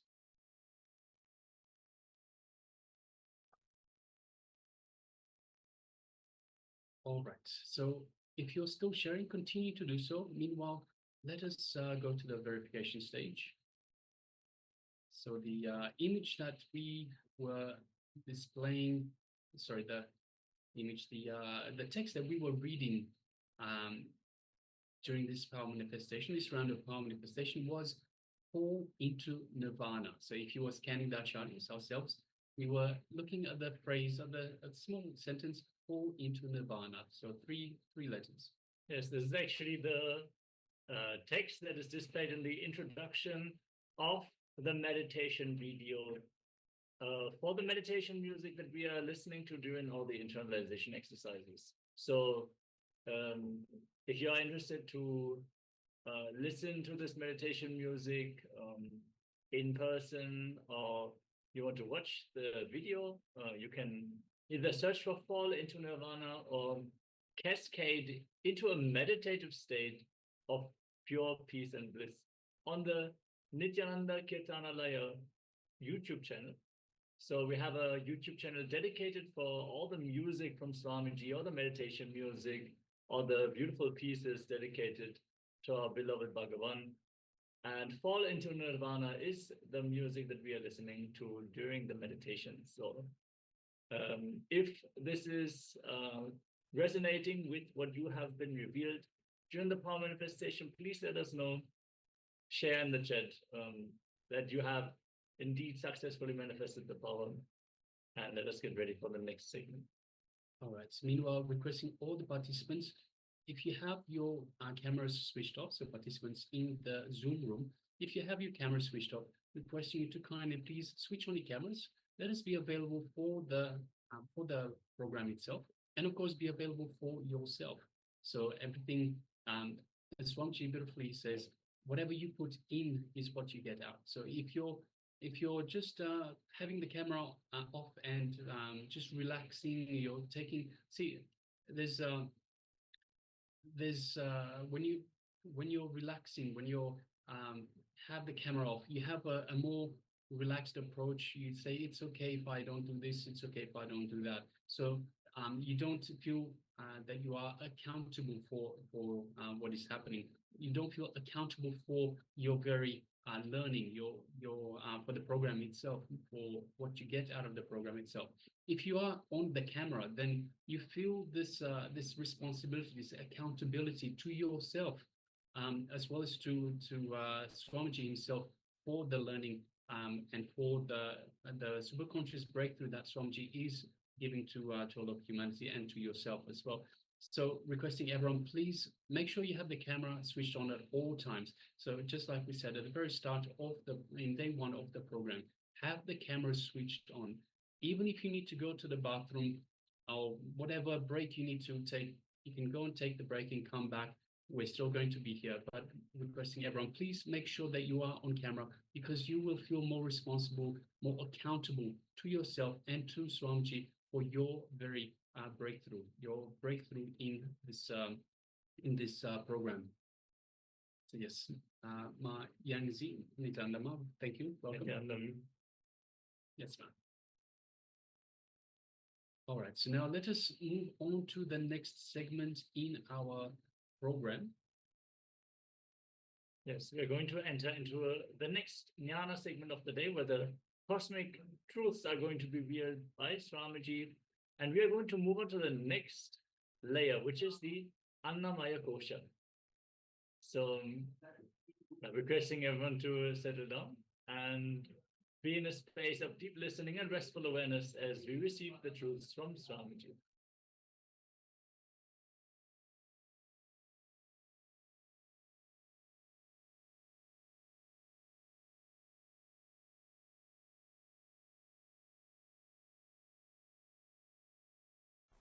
The reality which is happening. If you are really serious about transformation,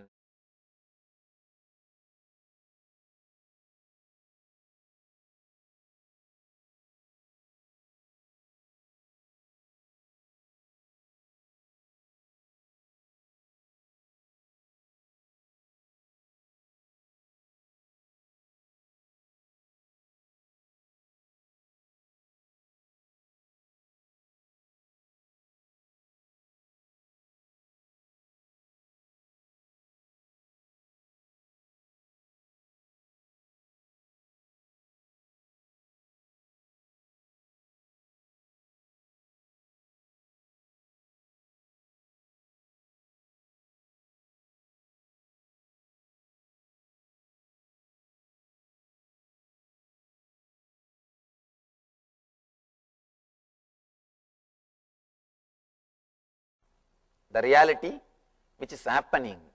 If you are really serious about transformation, this is the one and only way. If you just want to play the game, you see, many times, no, Swamiji, it's a nice game, so we are playing. There are so many professional seekers come to me, they come and tell me, Swamiji, my seeking is much older than your age. They come and, yesterday also somebody came and told me, I am 1 century ahead of you. That's okay, nothing wrong. Being 1 century ahead of me is nothing, half a century, not one, half a century. Nothing wrong. Another one person told me, my seeking is 1 century, half a century ahead of you. Right, but what have you got? What have you achieved? If you are a professional seeker, just want to do window shopping and just saw the flyer somewhere, oh, nice Swami, let's go and see what he says. If you have come to check out, then okay, you don't need any meditation or anything or any of these great teachings. You can just sit and listen.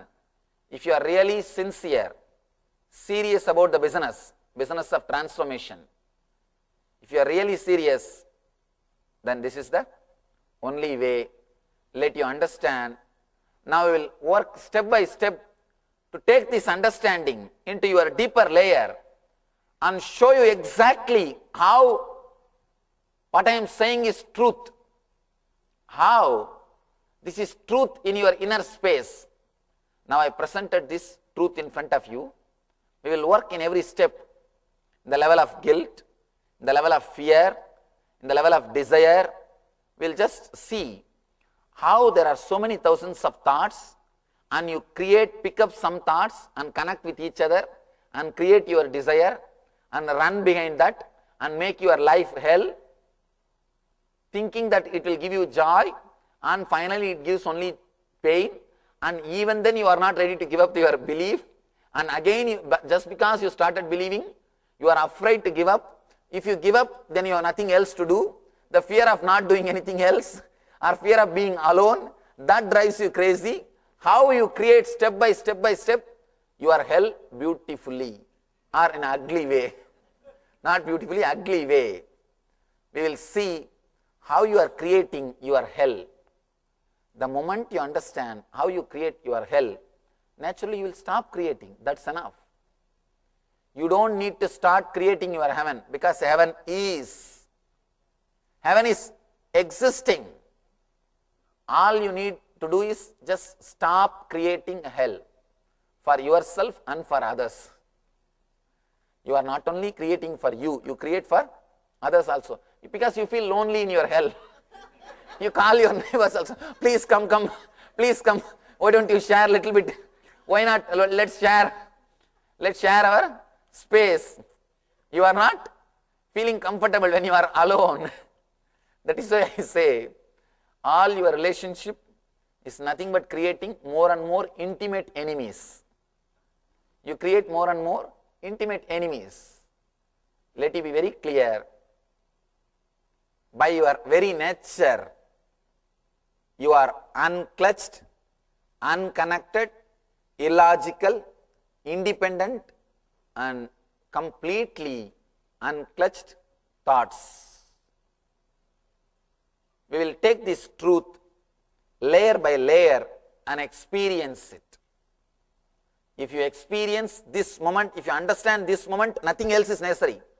Actually, this is enough. We are done. If you understand this moment, and if you are feeling, yes, nothing more to do, then this is done. This is enough. Nothing else is necessary. But sometimes we need to throw the light at every corner. To every corner. There are so many dark corners in your being. We will throw light to every corner so that your being can become completely enlightened. Completely enlightened.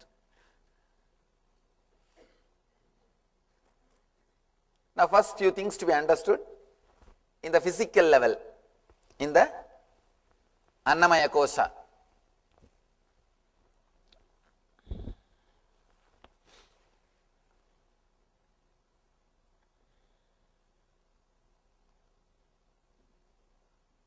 just very simple, basic to understanding, then you will understand how you are stopping the growth or the rejuvenation, self-healing process by thinking and connecting and creating shafts. Every moment, constantly your thoughts are creating your body. That's the first thing. Next thing,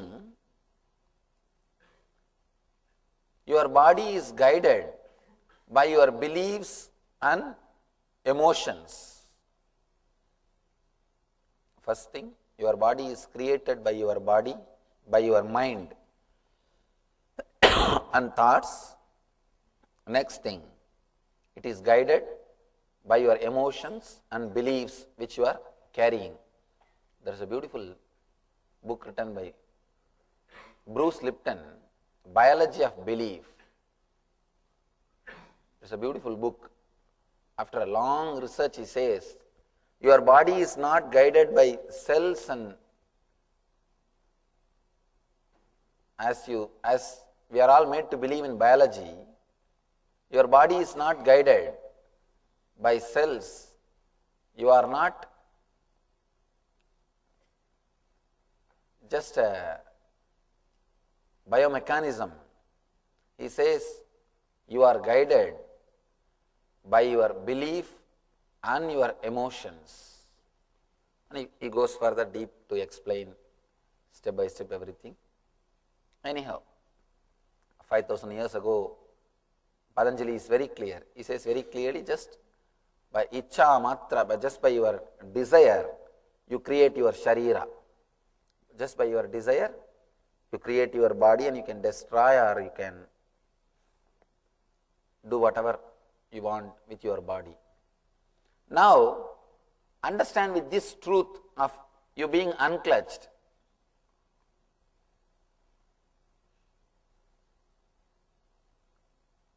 If we understand that your body is being created every moment by your thoughts, by your emotions, why are we continuously carrying diseases?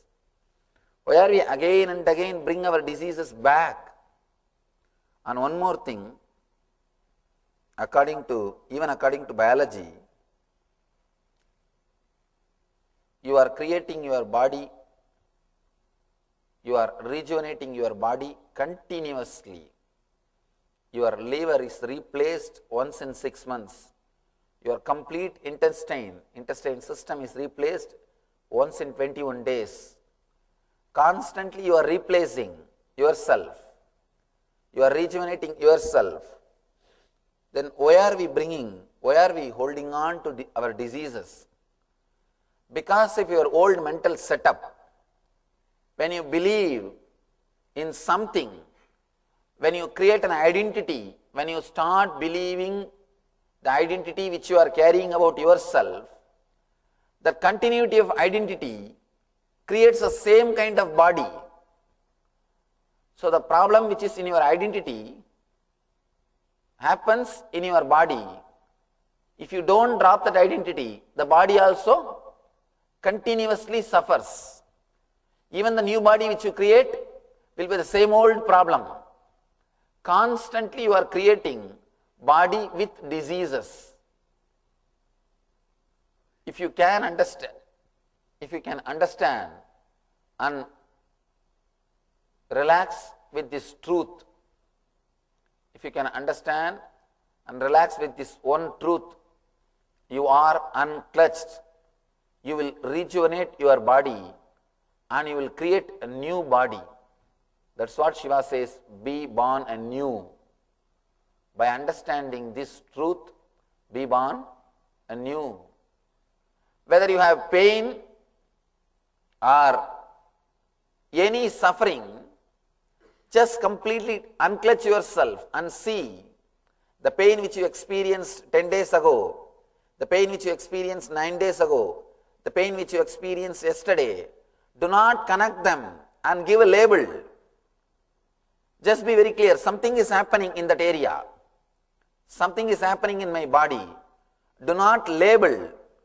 Do not start believing, I have continuous pain. The moment you start believing you have continuous pain, you have created problem. Even if you get rid of that pain, you will be waiting for that pain. Oh, that pain has gone, but I don't know when it will come back. Inside your mind, you don't believe that it has gone once for all. You will wait to bring that pain back. You are waiting to get hurt. You are waiting to get the disease. You are just silently, patiently meditating for the disease to come inside. That is what you are doing. Waiting for the disease, particular disease to come in means you are meditating. You are just waiting for it to come inside. You are just asking, oh, when it will come, I don't know. When it will come, I don't know. It's almost like meditating for God. You are meditating for pains. You are meditating for diseases. When you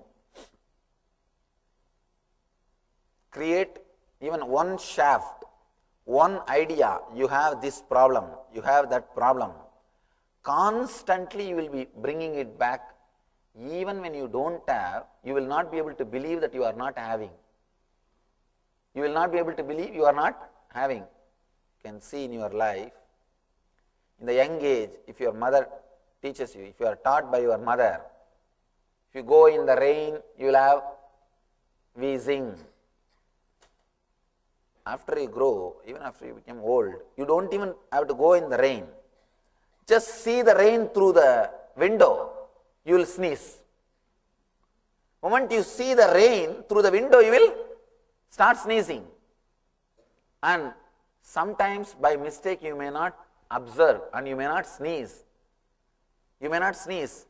But even then, oh, it's raining, but somehow I am not feeling any problem. I am not feeling cold. Why? What happened? Nowadays I became all right or what?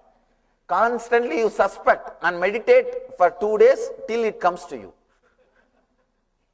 Till it comes, we will be constantly meditating, because the moment you start believing something, the moment you start connecting that shaft and start believing, even if it doesn't happen, you are not comfortable. You wanted that shaft to be executed. Only then you feel that identity is safe. You are ready to do, you are ready to sacrifice anything to protect your identity. Be very clear. Including your body. You are ready to do anything to protect your identity. You can see in your life. To protect, that's the last thing which you want to lose. You don't want to lose the identity. To protect the identity, you will do anything. Actually, people can sacrifice anything. It is easy to sacrifice wealth. It is easy to sacrifice money. It is easy to sacrifice wife, because it is constantly hurting. It is easy to sacrifice all these things. But it is not easy to sacrifice the identity. It is very easy to sacrifice things which is hurting. I have seen many people, they will give up all their wealth, everything, and run away to Himalayas. They will be sitting in Himalayas, but they will give up, they would have given up so many things, but they will not give up the seat in which they are sitting. In the Himalayas, in the temples I have seen, they will fight for the place where they sit. They would have given up so many things, but they won't be able to give up that chair or the seat where they are sitting, or that kamandalu. Every day they will be wiping and washing that kamandalu. 10 times they will be cleaning, and it will be shining, but they will be cleaning. They would have given up so many things, but they can't give up that kamandalu. And even if they are, somehow if they manage to give up this kamandalu also, they can't give up that identity. I am this, I am that. It is very difficult to give up the identity. You will sacrifice anything for identity. All your diseases are nothing but sacrificing your body for the sake of your identity.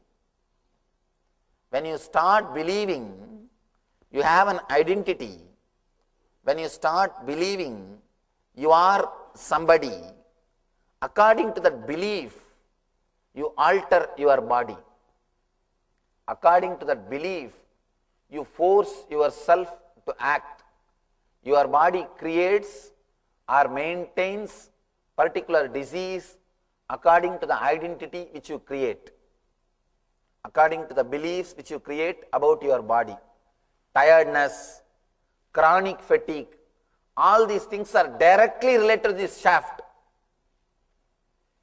If you start believing, see, yesterday's tiredness and day before yesterday's tiredness or tiredness which you experienced 1 month ago, they are complete independent experiences. But when you start connecting all of them and saying, by 8 o'clock I will become tired.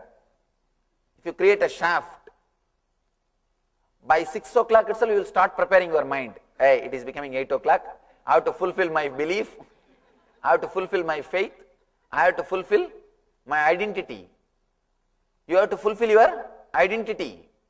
You start creating the dullness or lethargic feeling by 6 o'clock itself. You have to prove your identity because you created it. Sometimes you may forget to prove your identity to the outer world, but you will never miss to prove the identity to yourself. Because if the outer world doesn't believe your identity is also, is okay. But you yourself start suspecting your identity is too dangerous. You will never let that happen. Be very clear. I am exposing all the cunning games you are playing with yourself. All the games which you are playing with yourself, you will never let down your identity with yourself. Because without that identity, you will be afraid what to do, how to be. You need to be. You can't be without anything. So you have to be somebody. So create some identity. All your identity is a pure myth. You see, I can generalize and tell you these are the usual problems which you suffer in the Annamaya Kosha, in the first layer, because of your identity and because of the belief or because you connect and see the shaft. If you can come up with your questions, now we will have a few minutes. Either you can share some of your understanding, how you are creating shaft and suffering related to this Annamaya Kosha, and how you understand about that now. You can share your understanding, or you can put some question. You can ask some question. Anything related to this Annamaya Kosha, we will analyze now. Layer by layer we will analyze. Otherwise, all the questions at a time, we will forget the truth which we are supposed to understand. Layer by layer, we will understand, we will throw light and we will apply the same truth and try to liberate ourselves from the shaft which we are creating or which we are thinking we are creating. Again, whether that shaft exists or not, we don't know. But we constantly think we have created that shaft. So now we will take few minutes to share. You can share some of your understanding now, or you can put any question. To share some of your understanding, you need the courage to laugh at the drama or the game which you are playing. If you don't have the courage, you can't open up. Because again you will be protecting the identity which you are carrying. Only if you feel courageous enough to laugh at the foolish drama which we are constantly doing, only if you understand it is really a foolish drama. Otherwise, you can carry on, no problem. Only when you understand the foolish drama which you are doing in the name of identity which you are carrying, then only you will be able to laugh at it. You will be able to open what you are doing or how you are playing with this shaft. Mic is ready? Please be very clear. Continuity of the shaft only is, you see, Unless you create the shaft, you will not even identify it as a pain. You see, something is happening, for example, something is happening in your stomach. You will not call that as a pain unless you bring your memories of earlier same experiences which you put in the file titled pain. 10 years ago which happened in your stomach, 9 years ago which happened in your stomach, 8 years ago which happened in your stomach, all those memories you put in a file and put a big title, pain, stomach pain, and kept in your brain, in one corner. The moment something starts happening in you, you pick up that file. Unless you pick up that file, you will not even get the title pain. Be very clear, the very first word itself is from the shaft. One more thing, this may look like mystical, but let me be honest. Patanjali says very clearly, any pain can be used as a door to enlightenment. Actually, I was shocked. How can pain be, at the time of pain you only shout, oh God, God. How can it be used as a door to enlightenment? He says, do not label. Patanjali is a great scientist. He's a great scientist. Do not label. Just look what is going on. Just like how a small child sees something new with all excitement and curiosity. Same way, just look what is happening. Just see. You will understand two things. First thing, your body is rejuvenating itself, reconstructing itself. That process only you are calling it as pain. That's the first thing. Next thing, when you don't label that as a pain, that feeling, you don't have to fight with that feeling. When you don't fight with that feeling, you are not fighting with the rejuvenation process itself. You are encouraging self-healing. You are helping self-healing. When you label that as a pain, not only you are fighting with the self-healing process, or reconstruction process, rejuvenation process, when you fight, you elongate the process and have more pain. When you do not fight, you may think, oh, only when you have pain you will understand all these things, Swamiji. Please be very clear. This is the only simple technique. All you need to do is, do not create shaft, which is not there. Just remember, you are unclutched, and do not create shaft. The fatigue which you felt yesterday, the fatigue which you felt 1 year ago, the fatigue which you felt 2 years ago, they are no way connected to each other. They are independent incidents. Something came up, happened, over. But you label them and keep them all in a safe file for future reference. For future reference. How they keep in the hospitals? Just like that, you can have a file. I have a chronic fatigue problem. Big file. 7 o'clock means I will be tired. 8 o'clock means I can't do anything more than that. After 8:15, if somebody asks me anything, I will shout at them. I will be tired. You have a big file. And you refer that file and always fulfill that file. Because only when you fulfill that file, you feel you exist. Otherwise, you feel your identity is shaken. You are not the same person. Somehow you want to believe you are the same person every day. Be very clear. 7 years ago, the person who existed in your name, and today who is existing in your name, these two are not the same person. Understanding, maturity, of course maturity never happens, that is different. At least age, information, all these things are totally different. But somehow you try to retain the identity.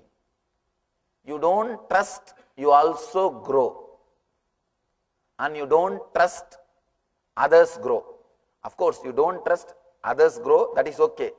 That I can understand. You don't even trust that you are also growing. You don't trust you can change the fatigue. Even if you have felt the fatigue 1 year ago, now there is every possibility you can update yourself. Your body might have overcome. You may not have that problem now. You are not interested in trusting that. You wanted to retain the identity. You can sacrifice anything for identity. That is why you try a very cunning, very polite but cunning game. This whole thing is just the game which you are playing. You may be thinking, Swamiji, when somebody comes, actually it happened. One person came to me with a chronic headache and he was complaining. I said, it is all in your mind. Why don't you give me little time to explain and try to understand, and then it will disappear. He says, when I come with the pain, instead of consoling me, you are saying this all in my mind. It's a deep disrespect to me. And I told him, please understand, it may look like deep disrespect. And people feel really offended when I say it is in your mind, because their identity is attacked. I am straight away attacking their identity. See, you may feel offended, but what I am saying is truth. Let it be very clear. I can console you, that's not a big thing. Oh, you will become all right, you are great, you are a nice person, don't worry, I will heal you. All these things are okay. And one more thing, let me be very clear, open. Now I am opening another business secret. Healing is nothing but giving you one more shaft. You have one shaft. You start believing somehow you have the body. That itself is a great lie. You come with that big lie. First lie, you have a body. Second lie, you have a disease in that body. Now somehow I manage to take that one lie and replace another one lie. You have the healed body, that's all. And you heal yourself. Be very clear. It's purely playing with lies. Somehow I take that one lie that you have diseased body. Basic lie is you have a body. That's the first lie. Because you don't have a body. That is the truth. You may play with this body, but you don't have this body. You are playing with this body. Or you decided to play with this body. Anyhow, that is the first lie. The second lie, you have a diseased body. That's the second lie built on that first lie. When you come to me, actually second level, third level lies can be easily operated and opened. The first level lie is the difficult thing. The second level, third level lie, they are all superficial lies. It's almost a simple belief. It's very easy to change it. I just take that lie and replace this lie. You have a healed body, over. And you feel, oh, Swami has done a great help for me. Let it be very clear, this whole thing is myth. You are playing with some lies, so I play with some more lies, over. And let us ask another one question. All right, you come with a knee pain, I heal. You think that once for all you are healed? I made your whole knee with the steel? In 10 days you will have same pain. You will have the pain. If you don't change your mental setup, you will bring that pain back. Because your mental setup which is bringing the disease. Your mental setup which is bringing the disease. Unless we go to the depth and touch the core, I have always seen when people do meditation and have the healing, once for all they are healed. They never get the disease back. But people who come to me for healing, I tell them, why don't you come for a meditation program? They think, oh, you just heal me, Swamiji, I don't want to meditate and all. They just want the energy from me, but they don't want to listen to what I am saying. Then I tell them, all right, I have no problem, let you be healed. They will be healed because of that energy, but it won't stay permanently. Because unless the deeper transformation happens, what can happen? You will bring that same disease back in 10 days. 10 days is too much, I think. You will bring it back because you are carrying the same mind. But if you also work with the mind, if you also cooperate with me with the meditation, anything which happens can be permanent. It can stay with you because you understand the truth. You start unclutching yourself. Any meditation can be called as meditation only if it gives you the experience of being unclutched. You may not know the word. If it just gives you the experience, then it can be called as meditation. Unless it gives you the feeling or experience of being unclutched, it can't be called as spiritual technique. One important thing, especially Western mind will be shaken with this truth, because Western mind is trained to believe you are nothing but your mind. At least in the East, from the beginning they know, even though they don't realize, there is unconscious belief, there is something more than mind exists. There is something more than mind exists. You are Atman, Brahman. You don't understand what is Brahman or Atman, that is different. But there is one more word inserted into you, which is beyond mind. You understand that much, even if your mind is not functioning, you will not die. There is something more in you. There is some more ingredients in you than mind, than just the mind masala. That is, you are made to believe, or you are given that understanding from the young age.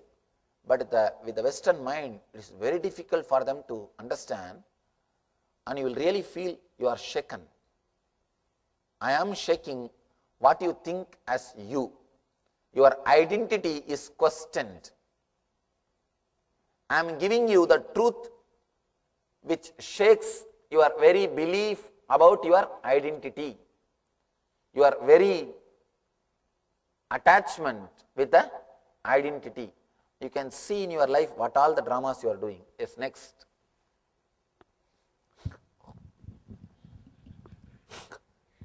All right, I will do one thing.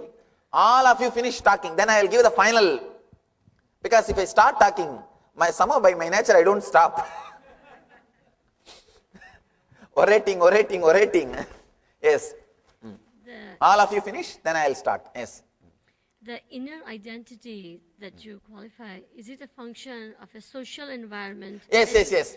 That is the conscience. That is what I call conscience. Which you are carrying and struggling with which you are struggling is conscience. Is social environment, education, conditioning, is this all those elements that form? These are all masala, ingredients which creates the conscience. Thank you. Next.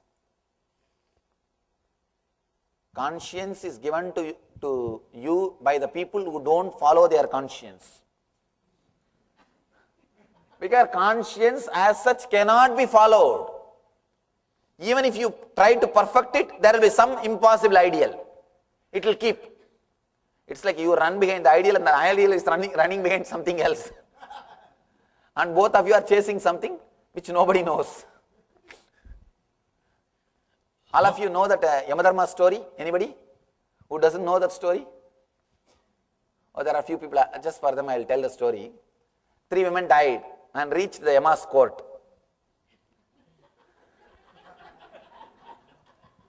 Yama started inquiring to give the judgment. First lady came, Yama asked, "Did you live a pure life?" She said, "Yes, master. Yes, Lord. I lived a pure life. Even mentally, I have not done any mistake. I lived such a beautiful, pure life." Yama saw his laptop, the record says yes. Now they have computerized everything. Yama says, "Oh, all right. It's nice, you lived a pure life. Have the golden key, go to the Swarga, enjoy, first class, AC suit. Enjoy." She went away. Second lady came. "Did you live a pure life?" She put her head down. "Master, physically I lived a pure life, but mentally I used to watch movies. So whenever I see the heroes, really I felt little tempted. But physically I lived a pure life. I have never done anything wrong." Yama just typed the laptop, he saw the record. "All right, at least you told the truth, you are honest. So, have the silver key, go and enjoy, second class." Third lady came. Yama asked, "Did you live a pure life?" She put her head down. "I was a dancer in a nightclub, and I have done whatever you can imagine, and I have done whatever you can't imagine. I have done everything." She has put her head down. She says, "Now only you have to save me, Lord." Yama looked this side and that side. Said, have my room key, I'll be there in few minutes. Be very clear. Whoever gives you conscience, they are giving their room keys. Whoever gives you conscience, they are all giving their room keys. Person who can hide his personal life from others, only they create conscience in you. Let it be very clear. Let you be very clear. See, creating impossible ideals is the best way to rule people. Once you create an impossible ideal and insert into his brain, create guilt, throughout his life he is a slave. Let me tell you, real morality will happen when you integrate yourself, not when you break yourself, not when you are schizophrenia. See, the morality of schizophrenia is not going to help you. You became schizophrenia. Let you be very clear, that is no way going to help you. That's why I tell you, conscience is poor substitute for consciousness.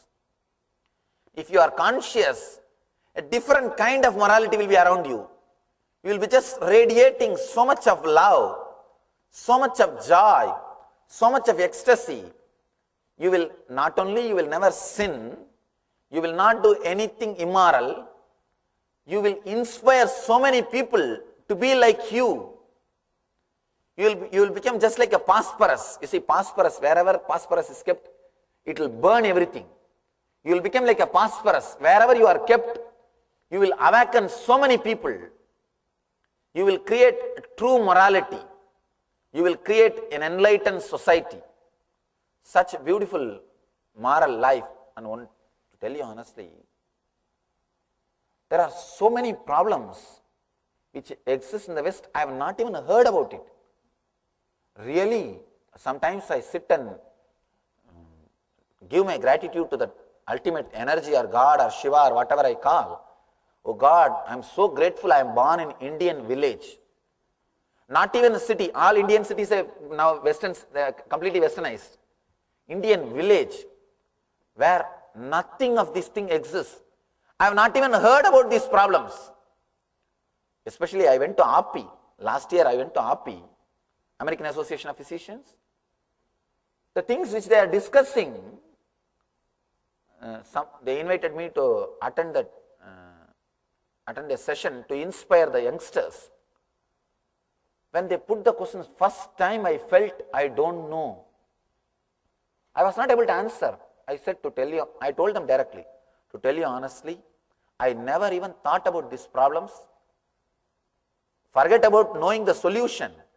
We never even heard about these problems. We have not even heard about these problems. Actually, after attending API, my gratitude has multiplied to the God. Because these youngsters in the Western society, the problems which they face, God, I never even heard about all these things. Somehow, the Eastern society, at least in the village societies, not the cities, cities can't be called as Eastern society. In the village society, you are not given moralities. You are given more truths. At least in my case and all, my grandfather and all those people, they used to sit and they will detailed way, they will explain things to me. They will explain, they will tell a lot of stories. See, whenever you are made to understand, it doesn't stay as conscience. It becomes part of your being. You imbibe. It is not a rule. But when it is given as a rule, it becomes conscience. Here, nobody is there to talk to you. You are given straight laws.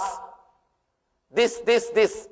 Mother is busy in the office, father is busy in the job, and you are sitting here with laws over. And naturally you will try to break them. You will try to break them. Somehow I am fortunate. My elders used to tell me the clear stories, what for, what is. It used to be an inspiration. Recently, we got one book, the book which I used before my enlightenment, which was there in the, some of my friends, I think some of our ashramites, they have seen that book. I have so many things I wrote down in that book. When I read, I was shocked how many people have inspired me. How all I derived inspiration. See, throughout that book, I have not written a single morality. I have written so many stories about Prahalada, Markandeya, Dhruva. Only inspiration. You are given only inspiration, never laws, never conscience. It was only inspiring. It was only technique. Actually, if you receive techniques, it will directly lead to consciousness. If you receive instructions, it will lead to conscience. Teachings will create conscience, techniques will create consciousness. Yes. In new diseases like blood pressure, there is no blood pressure shaft yet. Blood pressure? Yeah. A disease like blood pressure, how do you explain that? Because there is no shaft yet. You did not create You create a shaft. You see, there is no need for shaft in the outer world. You create a shaft at some particular point. You are having this. And one more thing. See, there are so many diseases which can be measured only by instruments. Those diseases, the moment you start believing that instrument is the authority, you start creating. You can see in this, especially in the psychosomatic field, the psychiatric field, the more and more new diseases are discovered, more and more patients are discovered. Really, 10 times when you see, especially these American TV advertisements, oh God, constantly, are you having little depression? Why don't you try this medicine? Are you having little headache? Why don't you try this medicine? Are you having little pain in one corner? Why don't you try this medicine? This may be this may be that, this may be that. Constantly when you are bombarded with these ideas, see, constantly when you see McDonald's, naturally you will feel like eating. You will feel the hunger. You will start imagining the hunger. In India, if you travel in the highways, you will come to know that there is a village by seeing a temple tower. Here, you will come to know there is a county by seeing the McDonald's tower. McDonald's tower is replaced by temple tower. Constantly you will feel like, naturally you will feel like eating. So when these ideas are supplied to you, you see, you have heard about many ideas about BP from others experiences. So naturally what you do? You keep all those file and you create a shaft and you are waiting. When I feel the same symptom, I think I have BP. But let it be very clear, the pressure which you had 10 years ago, the pressure which you had 9 years ago, the pressure which you had 8 years ago, they are effects of independent incidents. When you start connecting them and believing I have BP, you will simply start creating constant pressure. Because anything which you believe, your body follows. If you believe you will have pain, your body will follow. I have seen some of our ashramites, somehow from the beginning I managed to make them believe that they don't have to sleep. Still now, I can say at least 10-15 people in the ashram, they hardly sleep for 2 hours. Somehow I made them believe. Hardly they sleep 2 hours and no eye wrinkles, whatever you say in the West, all that nonsense, nothing is there. And here people believe that if you don't sleep, you will have that, what do you call? Anyhow, better not knowing all these words. Better let me not know all these words. Now, less you know about all these things, you won't create much. And you can come and see. Of course, people who have come and stayed in the ashram, they know. Inside ashram, nobody walks. They only run. Somehow, I am successful in making them believe that they don't have to sleep that much. They are not only, they are alive, they are active, they are energetic. They don't feel. See, your body follows what you believe. Your body follows what you believe. I personally feel we had the power of flying. We lost by social conditioning. Of course, I don't have solid proof to show to you all. That's why I can't emphasize on this. But if you trust, I have little intelligence or I tell something which works, which helps in your life, let you be very clear. I have seen one yogi flying with my eyes. With my eyes I have seen. We had the power. By nature, human beings had the power. Maybe in course of social conditioning, when you are made to believe you can't, or when you are made to believe this is your boundary, your body started following that boundary. See, I myself have seen one Lama who is 136 years old. Let me tell you the story how I met him. I went to Nepal. From Nepal, actually before the Tibet, before the border, there is a place called Potala Monastery. Any of you have been there, you would have seen that. Beautiful place. If you walk into the jungle, some 100 kilometers, you will see a village where lamas live together. I went there because they told me that very elderly lamas live there.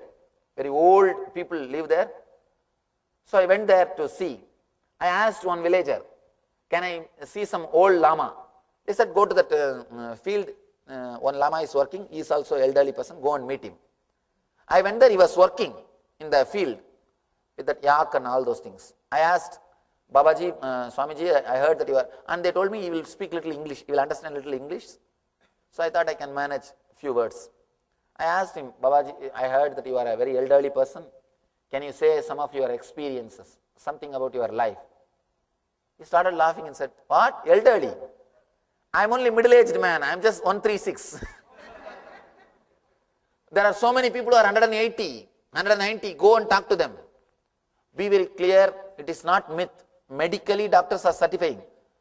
From Wisconsin University, the group of scientists have gone to experiment on them. They went and did some experiments on them. And biologically, they are more than 190 years. There are so many people who are living 190 years. I asked him, Swami, Babaji, how you people are living so long? He said, what is there? From the beginning we know human life of the human being is 300 years. No, from the beginning they are made to believe. And they took me to the graveyards. It's every graveyard 280 years, 290 years. In one graveyard it is written, this person had untimely death at the age of 180.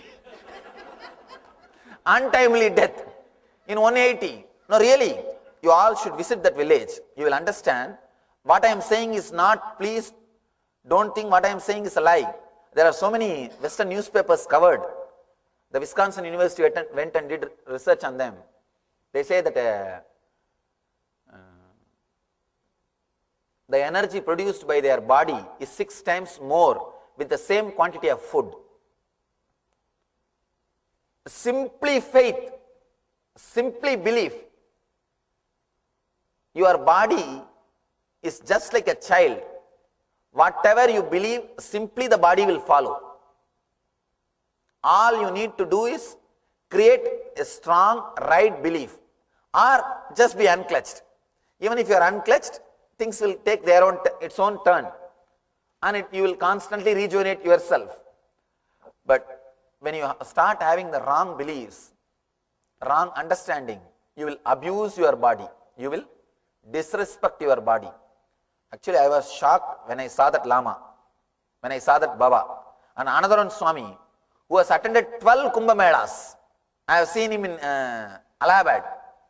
He has attended 12 Kumbh Melas. 12 Kumbh Mela means 12 into 12. What is that? 144. 12 Kumbh Melas. And he is healthy. He is going around. So be very clear. It is your faith. Whatever you believe, your body simply follows. You are made to believe human being's age means 70 to 90 years. And by the time you become 70, you prepare your body. Oh, I have become too old. You constantly talk.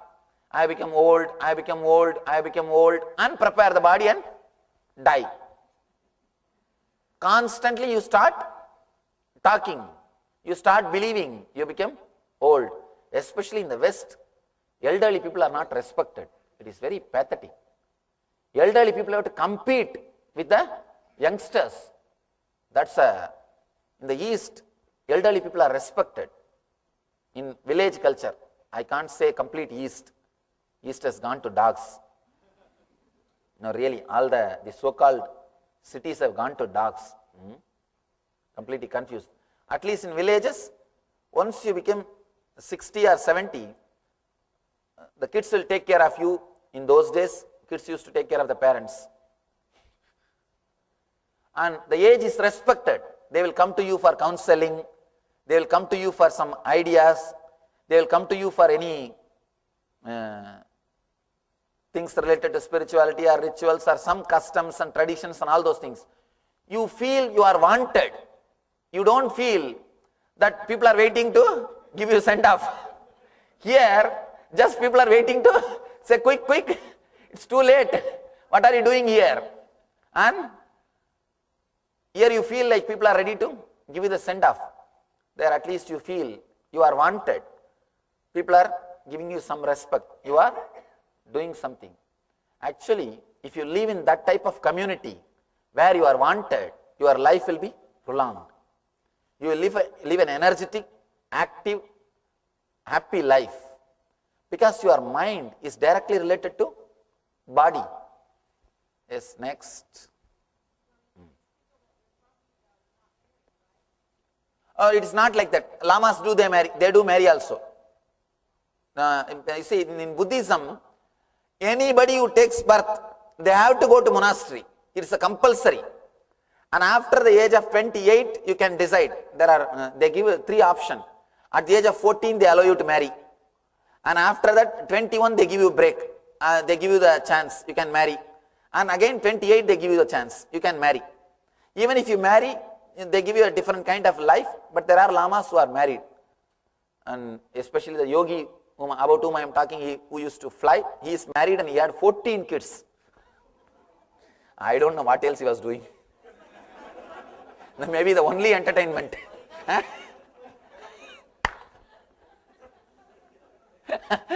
Doctor is saying that's why he was flying. I don't know why he was flying, but he was flying, that much I know. He's a great inspiration for me in the initial level. He himself is not enlightened, but he's a great person who has controlled the prana, who was able to handle the prana. He's a great yogi. He only took my first photograph, the photograph which is taken at the age of 9. The first photograph is taken by him only. I asked him, why are you doing all these things? That time I don't know what all will happen. He told, you don't know now, when time comes you will understand. And he has even written that in a paper behind that photograph, that photo original copy we have in the ashram. Behind that he has written in his own hand and signed it. Now you don't know the value of this photo, when time comes you will know, that time let you remember me. He has written in Tamil and signed it. Swamiji.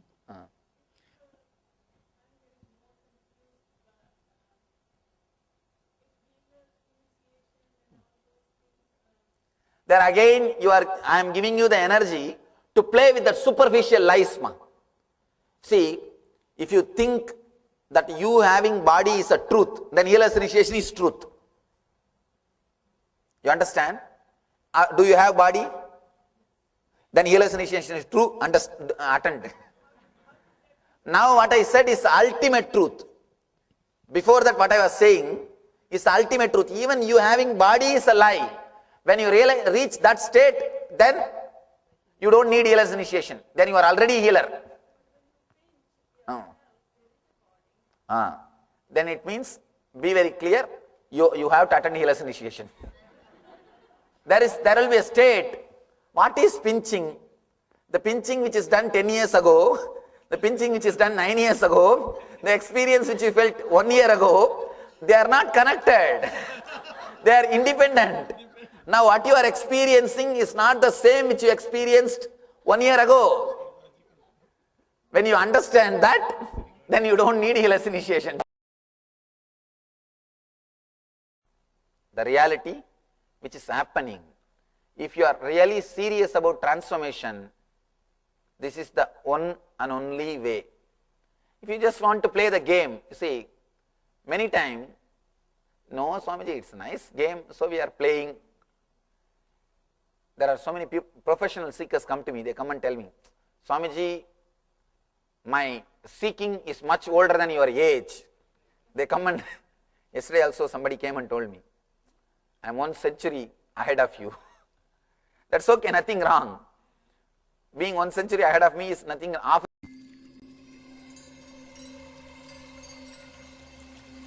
I welcome you all with my love and respect. Let you all open all your 3 eyes. Om Nithyananda Paramashivoham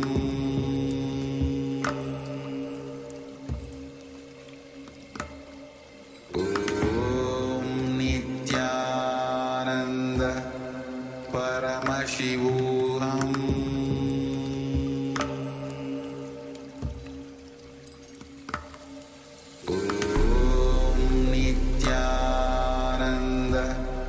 Paramashivoham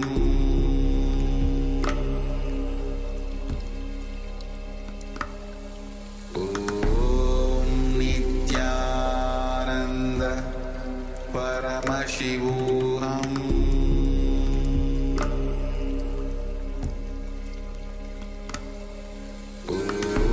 Om Nithyananda Paramashivoham Paramashivoham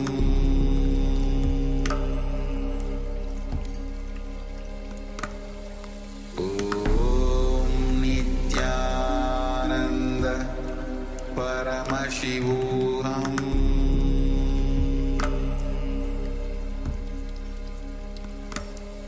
Om Nithyananda Paramashivoham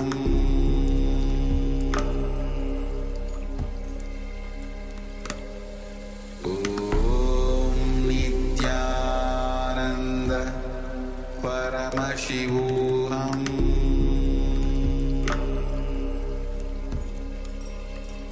Om Nithyananda Paramashivoham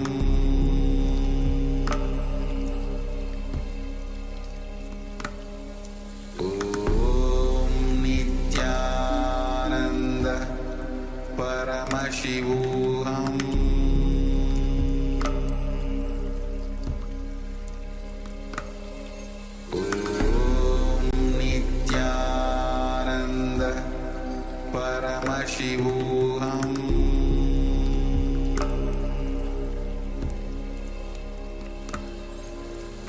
Om Nithyananda Paramashivoham Om Nithyananda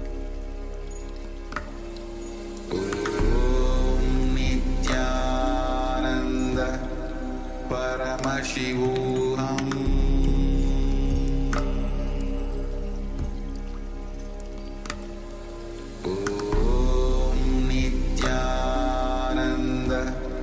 Paramashivoham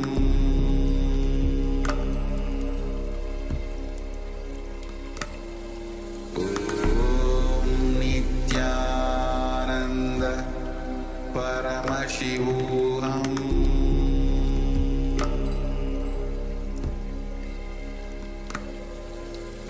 Om Nithyananda Paramashivoham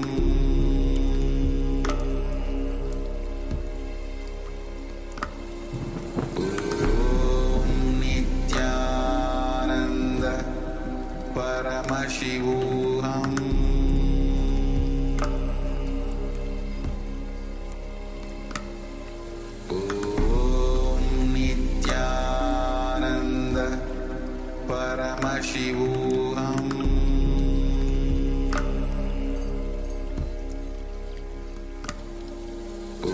Om Nithyananda Paramashivoham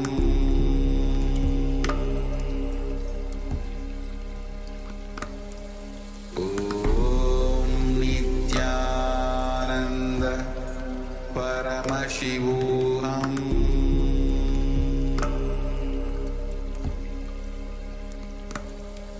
Om Paramashivoham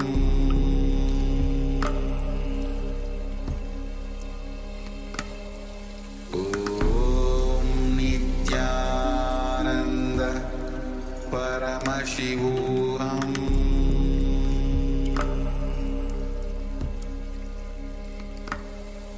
Om Nithyananda Paramashivoham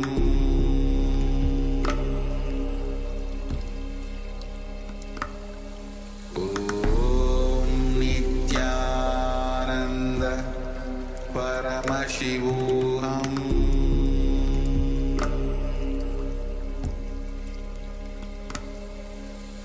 Om Nithyananda Paramashivoham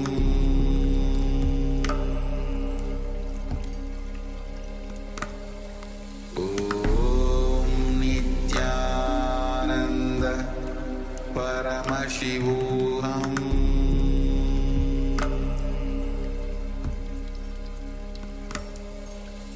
Om Nithyananda Paramashivoham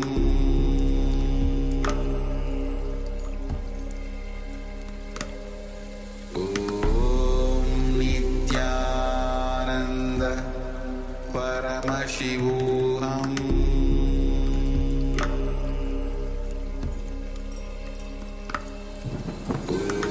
Om Nithyananda Paramashivoham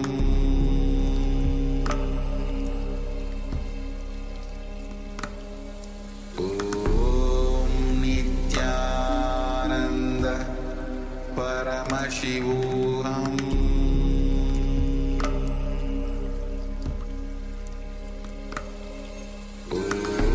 Om Nithyananda Paramashivoham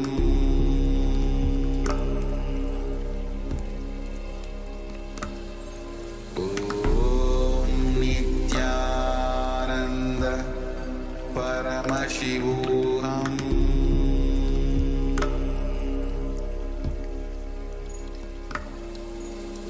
Om Nithyananda Paramashivoham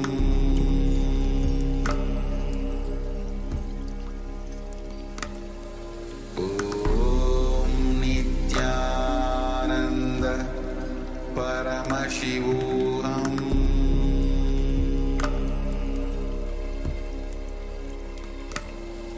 Om Nithyananda. With my love and respects, let you all open all your three eyes. Om Nithyananda Paramashivoham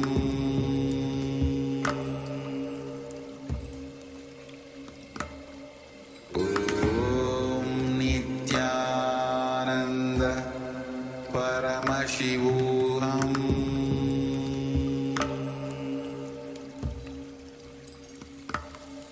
Om Nithyananda Paramashivoham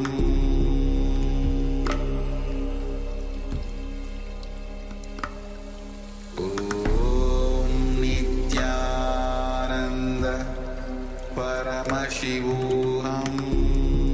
Nithyananda Paramashivoham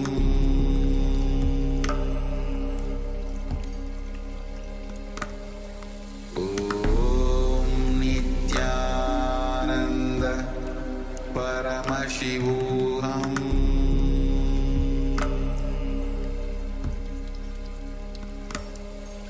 Om Nithyananda Paramashivoham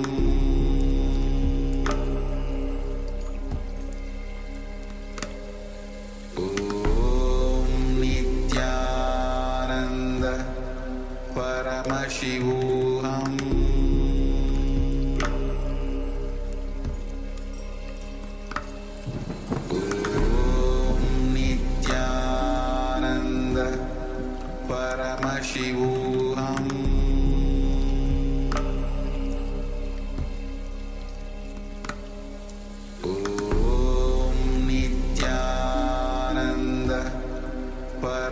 Paramashivoham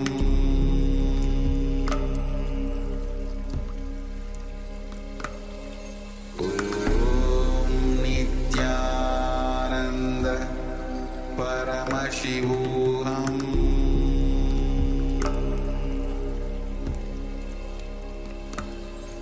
Om Nithyananda Paramashivoham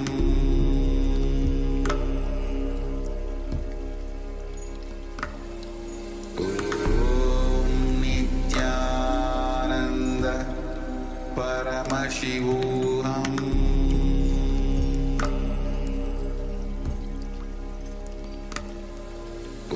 Om Nithyananda Paramashivoham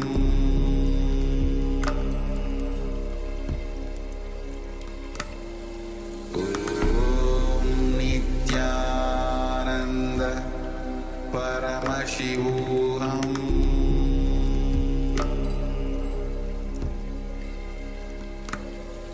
Om Nithyananda Paramashivoham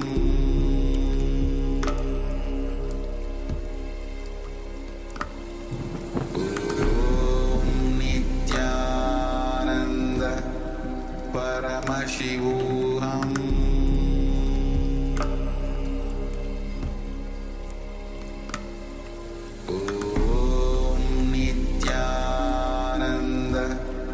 Paramashivoham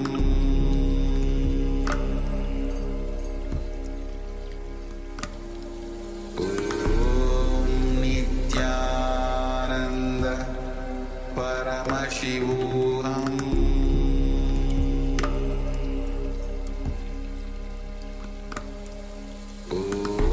Om Nithyananda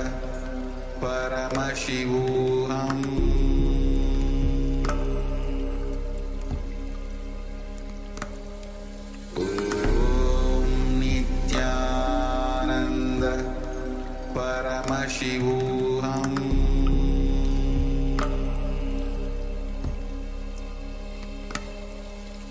Om Nithyananda Paramashivoham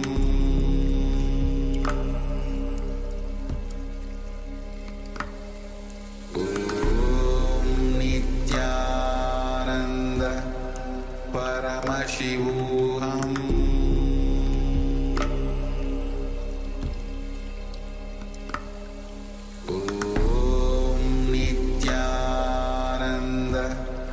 Paramashivoham Om Nithyananda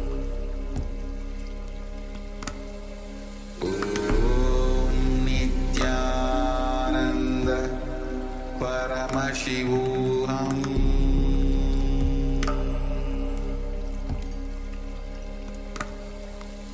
Om Nithyananda Paramashivoham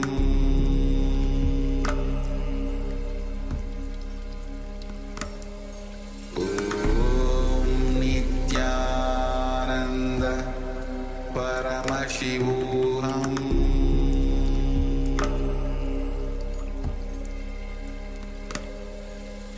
Om Nithyananda Paramashivoham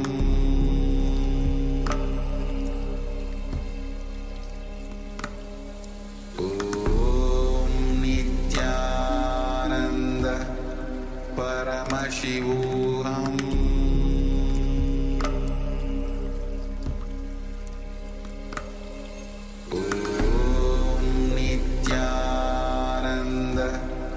Paramashivoham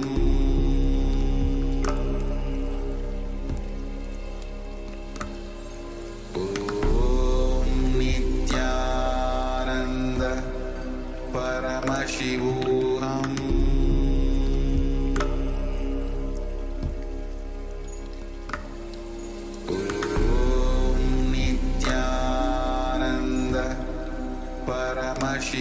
Om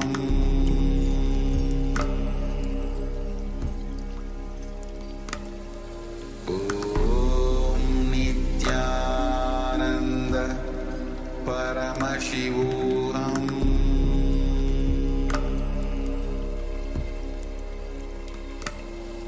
Om Nithyananda Paramashivoham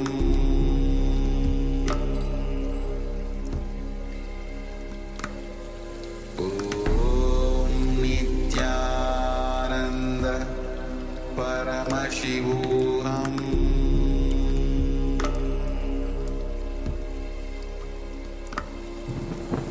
Om Nithyananda Paramashivoham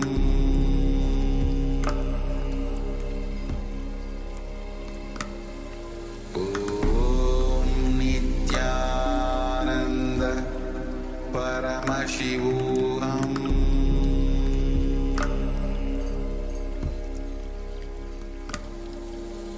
Om Nithyananda Paramashivoham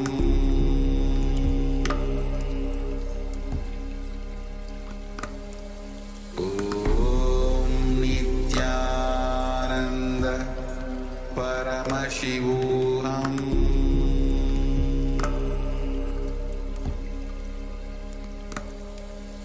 Om Nithyananda Paramashivoham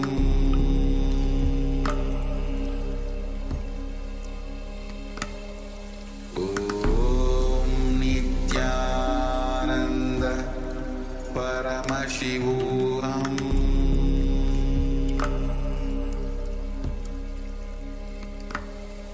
Om Nithyananda Paramashivoham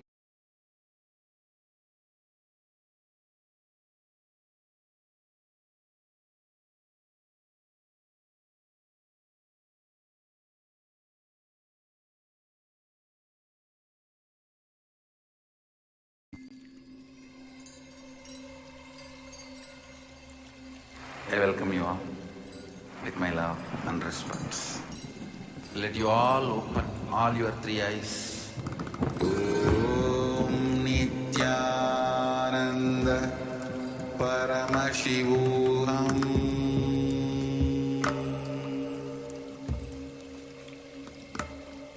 Om Nithyananda Paramashivoham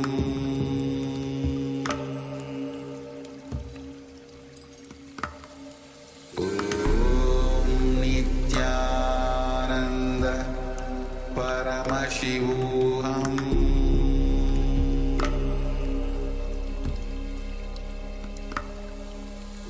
Om Nithyananda Paramashivoham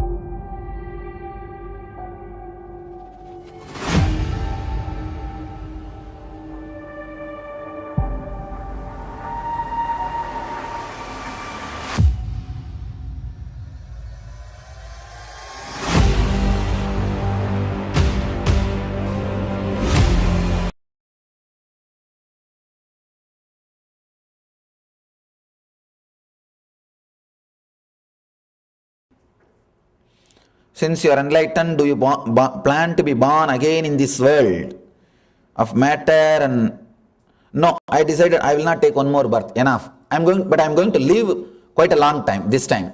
I created the body to live for a long time, but I'm not going to come back once more. Can a female become an enlightened master? Why not? There are so many women enlightened, Maitri, Gargi, and so many. From time immemorial, we have women enlightened masters, no doubt. One time you said dreams are mind's way of resolving and expressing some conflict within us. So when you come to us in our dreams, is this related? Is this our doubts expressing, or is this not related to conflict? If you see me in your dream and if you are able to remember me in multicolor, when next day morning when you get up, if you remember me, you remember the dream full of 4 color, multicolors, colorful, then it's my darshan. If you are not able to remember with color, just try to remember. Are you able to, did you see the color of my cloth? Or just it's a black and white? If you have seen the color of my cloth, if it was colorful, then it is my vision, it's my darshan. If it was not colorful, then it is not my darshan. It is just a thought, it's just a dream. That's a scale. You wanted to any spiritual dream will have a strong impact on your inner space. You will be able to recollect like a movie. But ordinary dreams, you will not be able to recollect like a movie. It will be just vague. Dear Swamiji, I had a vision of a couple of animals while doing the meditation. Does that mean that I have taken those bodies? Yes, sure. If it was a clear vision, it was a vague or a strong clear vision, clear picture. Literally clear picture. Then surely it's a samskara. It means that those engrams are coming out. It's like your prarabdha is like a Pandora box. Pandora box. When you open, it one layer by layer it will come out. So you are really opened. Good. Good job. If you had at least one violent experience that for a few seconds you lost the idea that you are a man, then successful. You have done it. You have done it. See, the purpose of this whole 2-day workshop, I have an idealistic goal, one thing, an actual goal, there is another one thing. Idealistic goal is you getting enlightened. But actual goal, I know to what extent you will do. The technology itself is powerful enough to make you enlightened. But your capability to experience the technology, your capability to put yourself into it, with that I have a practical goal, at least complete rejuvenation and the engrams which you use in day-to-day life, healing that. The engrams with which you suffer day-to-day life, like a simple basic diseases, insomnia, tiredness or chronic fatigue, basic diseases, healing you out of that, the addictions, and giving you the intense, the joy or the excitement. See, the physical and mental healing is the practical goal. At least this will happen. But the ideological goal is enlightenment. So this is the idea behind the whole program. This opening, feeling at least for a few minutes, disconnected from the identity that you are a man, you allow at least the basic engrams which are constantly erupting in your life and attacking you, which comes out the moment you lose your imbalance. Usually you lose your balance little in anger or lust. During those moments, those engrams will just come out first. Those layers will be healed. Even that will do so much of benefit. That will take care of you so much. That is the purpose. So even for 2-3 minutes, you did not remember at all that you have a human body. You have done it. We have done the meditation for quite a long time, but at least 2-3 minutes, if you have done. Okay. I had also feeling like an eagle and all kinds of other things, and goats and all kinds of other animals. Had a very intense experience. Beautiful. Experiencing the monkey in me. And it was the only animal that I really experienced intense aggressivity.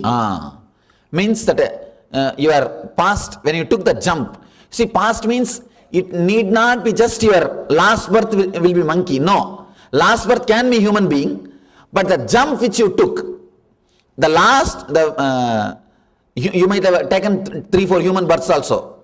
Now it may be 4th human birth. But from the, just before the human birth, monkey would have been the body. You have lived. You would have lived. Yes, and what then happened is that I got really aggressive. Like, it's so aggressive, and I started to like really like... Beautiful. And I was like, okay, I'm going to just like let it go. I'm just going to let it go. And till I felt I was the last drop out of me. And then after that, it was like finished. Beautiful. You will see now, again when you become angry or when you are possessed by lust, you will not have violence. You will not have that animal thing. You will have a grace. You will have grace. Actually, in our ashram, big problem is these fellows don't respect even if I become angry.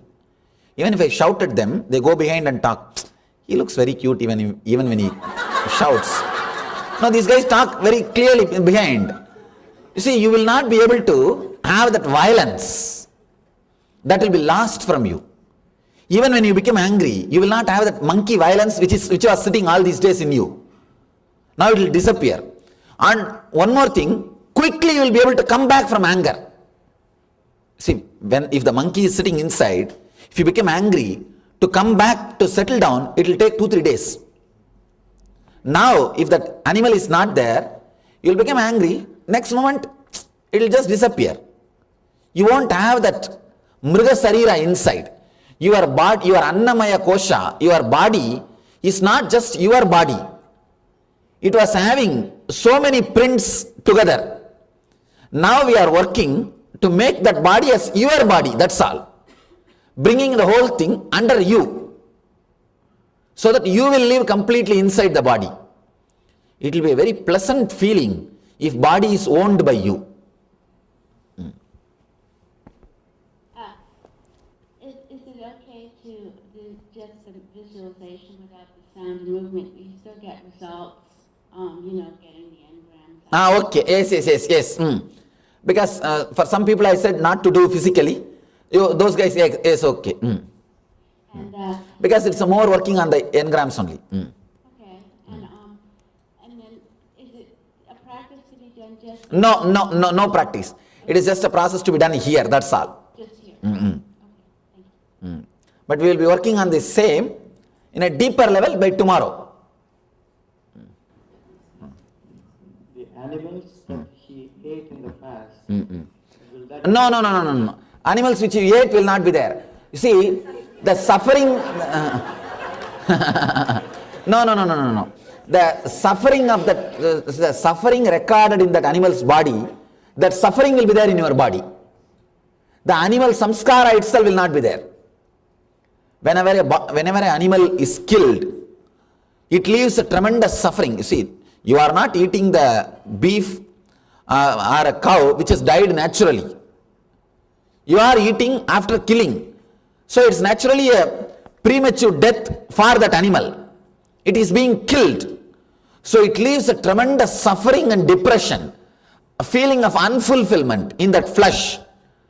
So when you swallow those things, naturally those same feelings will be recorded in you, but the quality of that animal will not be there. And I have seen really vegetarian people are less prone to depression. See, I am not for vegetarian because no vegetarian company is sponsoring me. I am not sponsored by any vegetarian food producers or companies.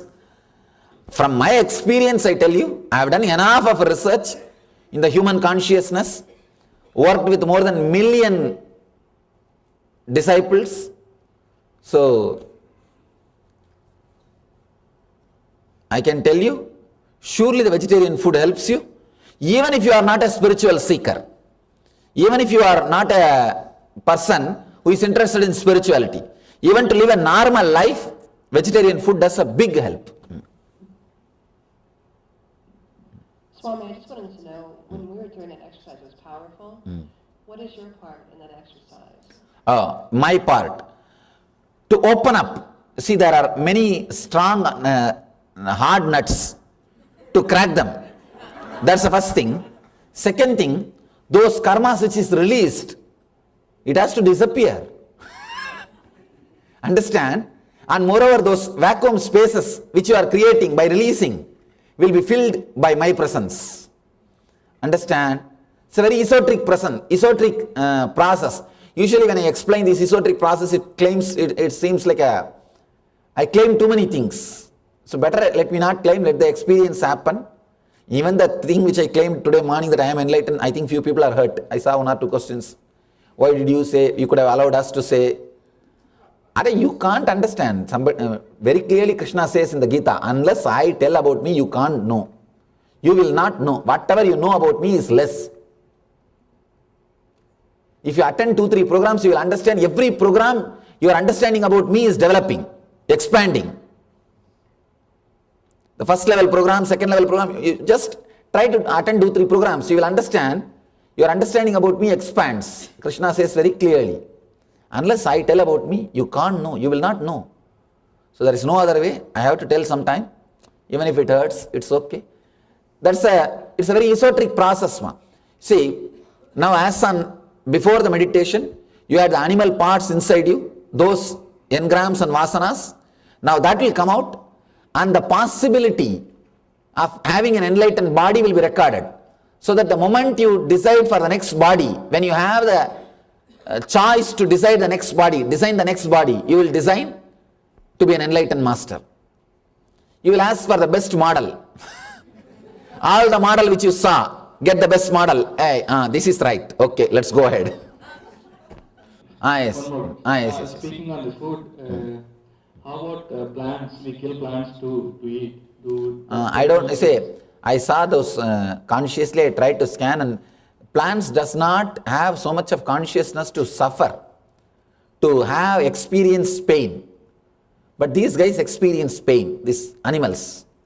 That's the thing. Same with eggs too. Eggs also there is a life. The possibility of life is there.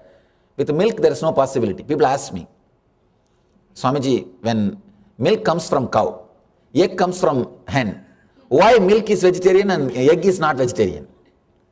If you sit on egg, you won't get, if you sit on milk, you won't get cough.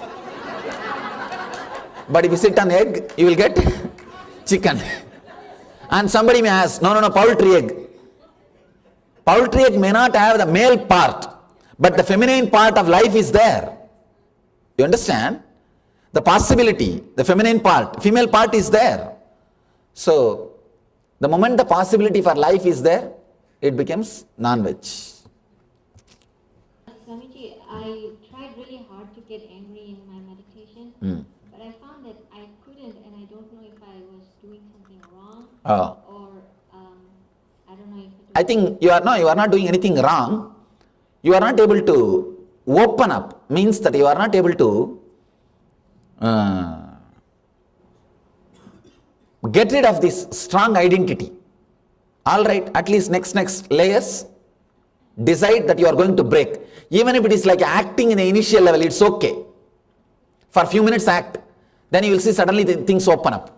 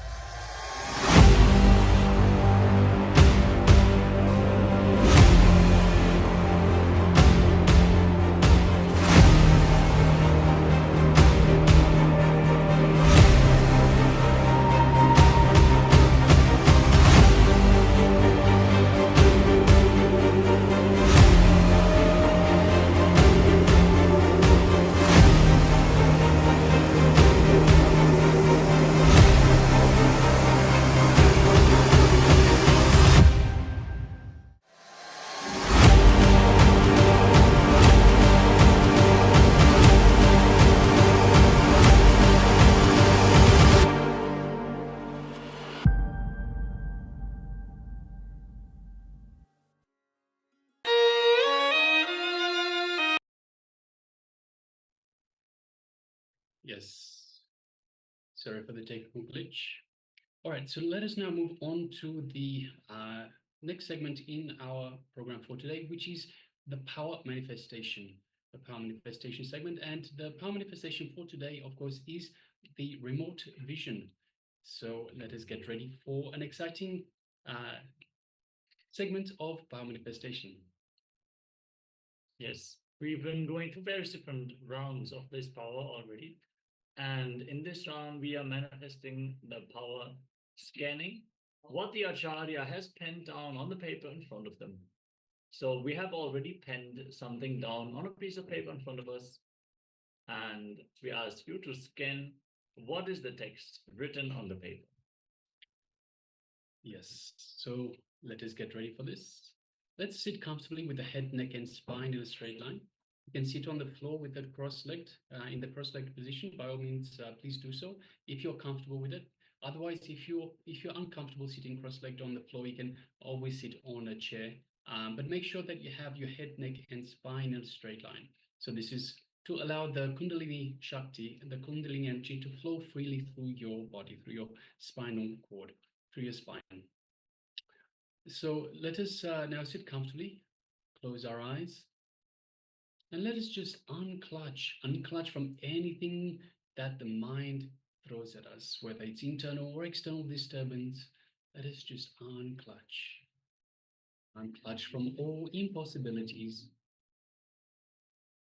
unclutch from any judgments, any self-doubts, any emotions, any worries, anxiety. Let us just unclutch from everything, unclutch from the inside world and from the outside world. We unclutch by becoming a witness. We just witness all these disturbances, anything that comes up. Just witness and let it go back down. Don't get involved. Don't get entangled.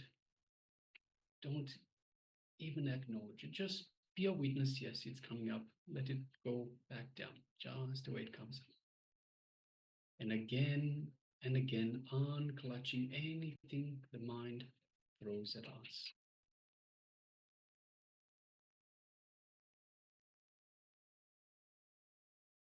Unclutching again and again, bringing ourselves to the space of restful awareness.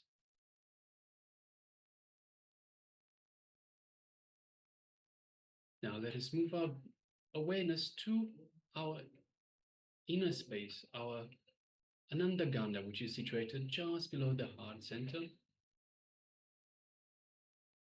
Let us visualize Swamiji in our Anandaganda, our inner space.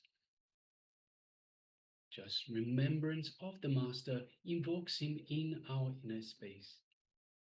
Swamiji is available and ready to be invoked in your inner space. Just visualize Swamiji, just think about Swamiji, connect to Swamiji in your inner space, and the Master is right there with you. Just take a moment and feel that space of oneness with Swamiji, the Supreme Pontiff of Hinduism, living avatar and incarnation of Paramashivoham himself. It's just you and Swamiji in your inner space. So just take a moment and feel all of that, all the love, compassion, infinite grace being showered on you. Now let us move our gaze to the third eye, just between the eyebrows, and visualize Swamiji in front of you, and just gently, just gaze lightly through the third eye. Don't strain yourself, don't put pressure on your third eye, just the way you would look at a flower, at a rose. Just gaze lightly through the third eye into Swamiji's third eye. As you do so, you feel this feeling connection, this energetic connection from Swamiji's third eye to your third eye. Feel Swamiji awakening and activating your third eye. Feel the energy in your third eye, your Anya chakra, just between the eyebrows.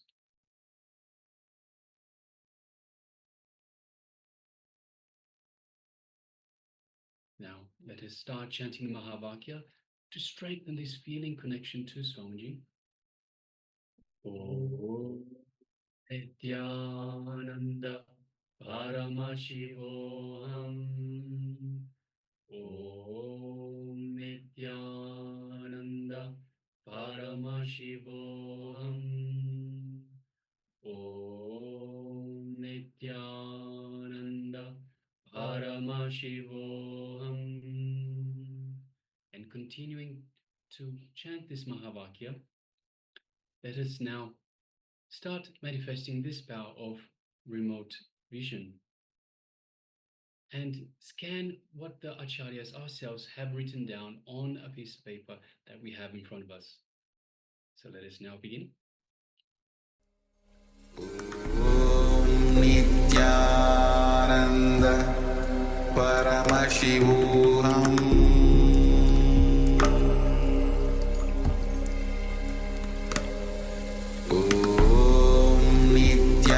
Nithyananda Paramashivoham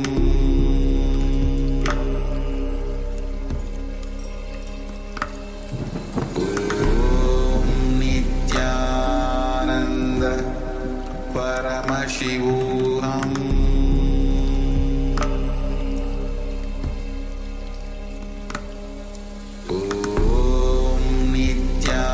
Nithyananda Paramashivoham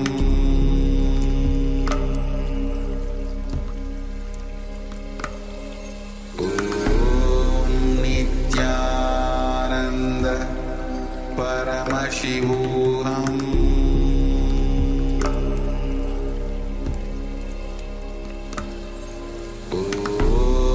Nithyananda Paramashivoham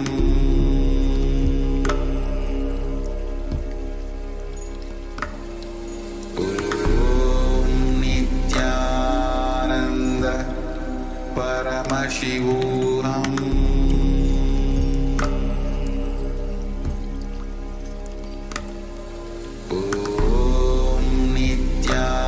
Nithyananda Paramashivoham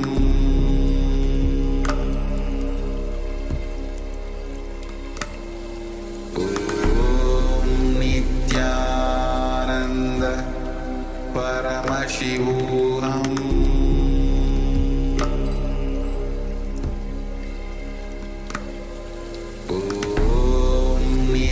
Nithyananda Paramashivoham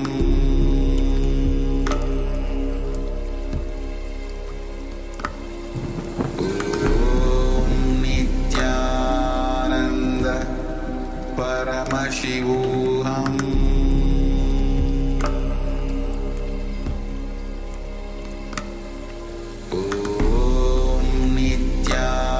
Nithyananda Paramashivoham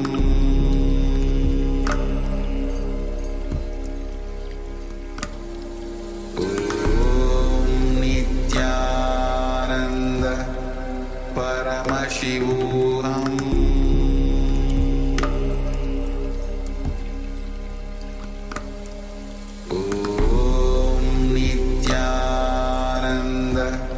Paramashivoham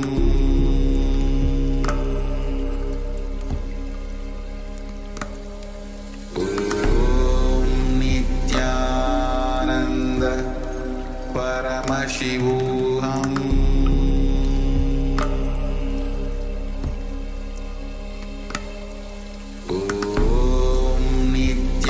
Nithyananda Paramashivoham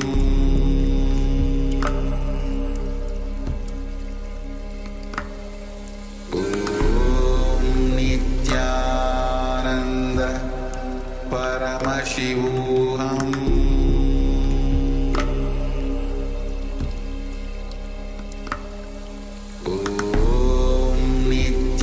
Nithyananda Paramashivoham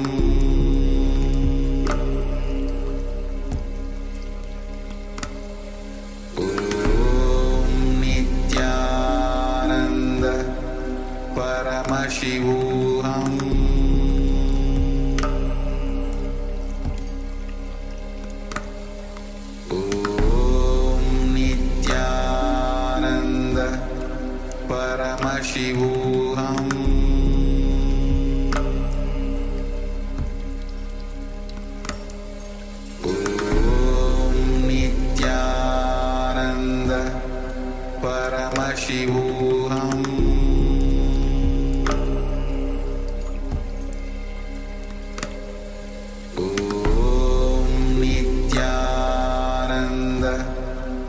Paramashivoham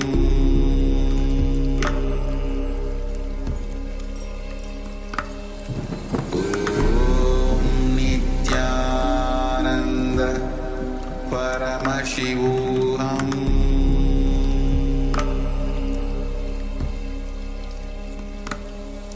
Om Nithyananda Paramashivoham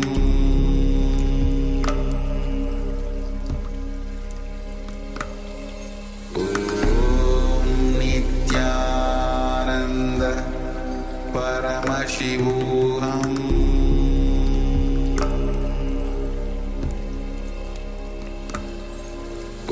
Om Nithyananda Paramashivoham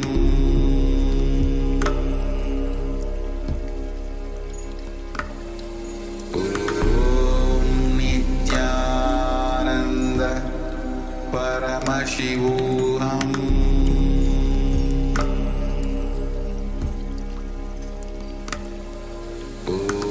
Om Nithyananda Paramashivoham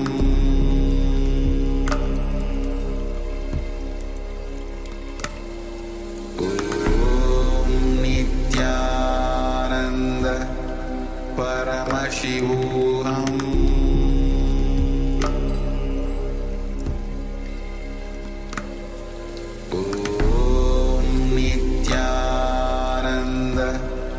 Paramashivoham Om Nithyananda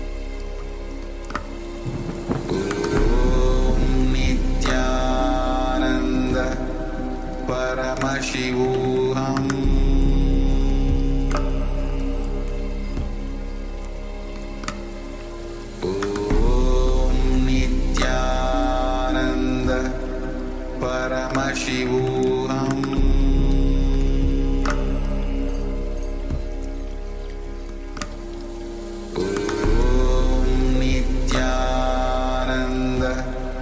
Paramashivoham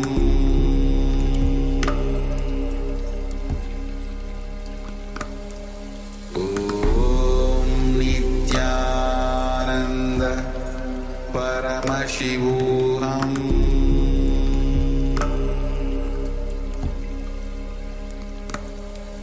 Om Nithyananda Paramashivoham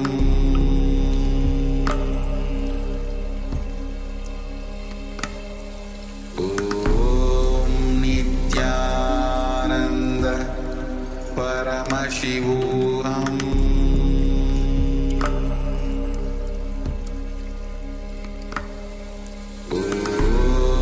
Nithyananda Paramashivoham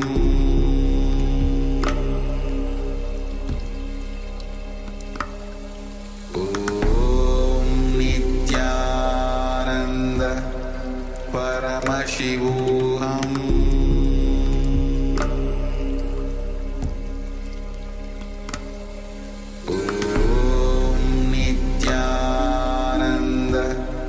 Paramashivoham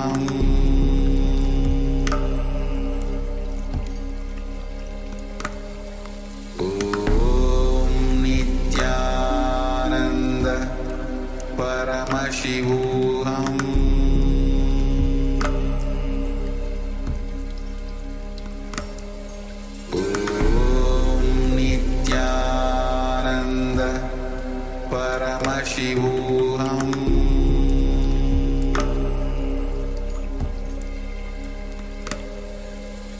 Om Nithyananda Paramashivoham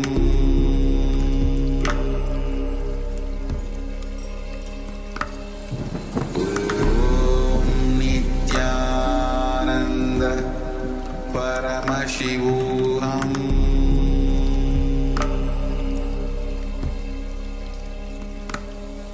Om Nithyananda Paramashivoham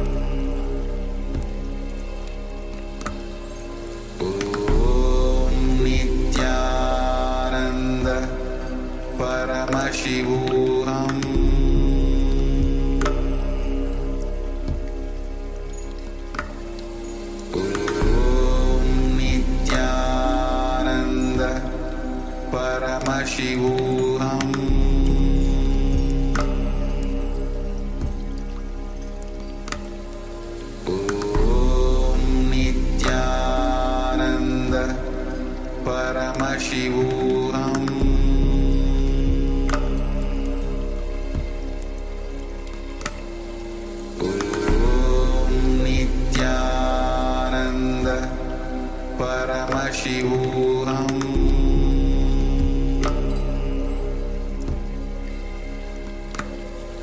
Om Nithyananda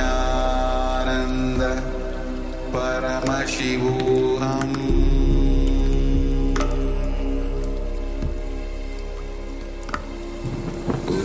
Om Nithyananda Paramashivoham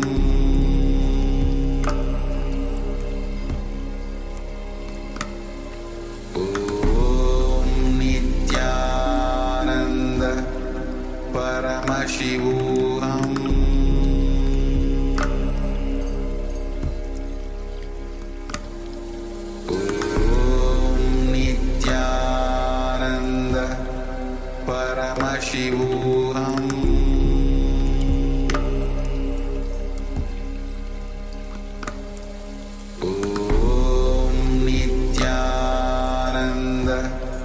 Paramashivoham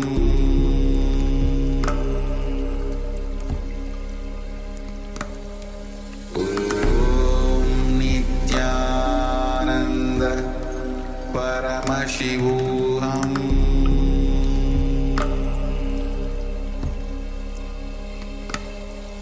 Om Nithyananda Paramashivoham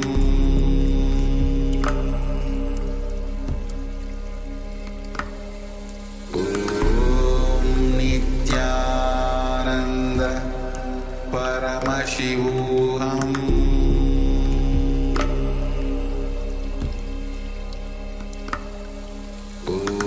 Om Nithyananda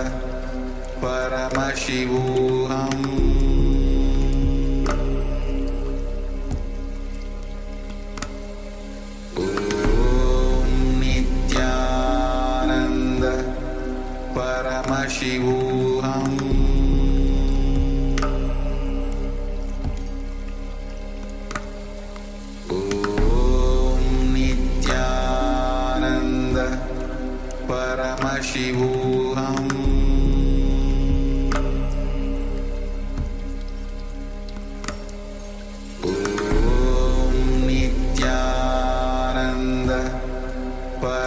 Paramashivoham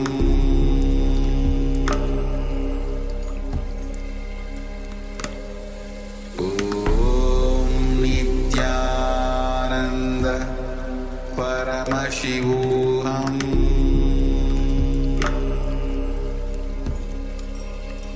Om Nithyananda Paramashivoham Paramashivoham Om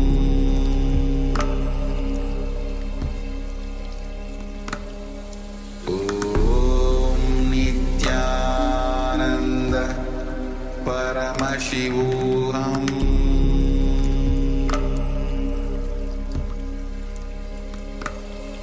Om Nithyananda Paramashivoham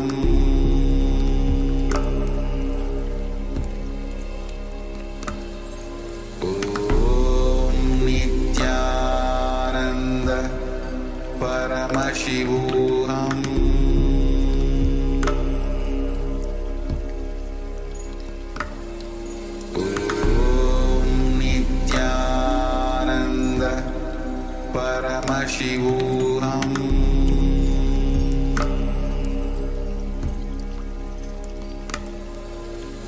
Om Nithyananda Paramashivoham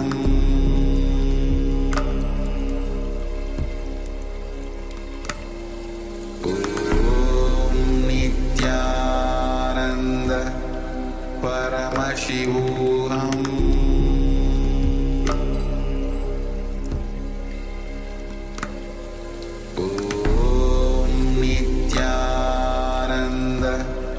Paramashivoham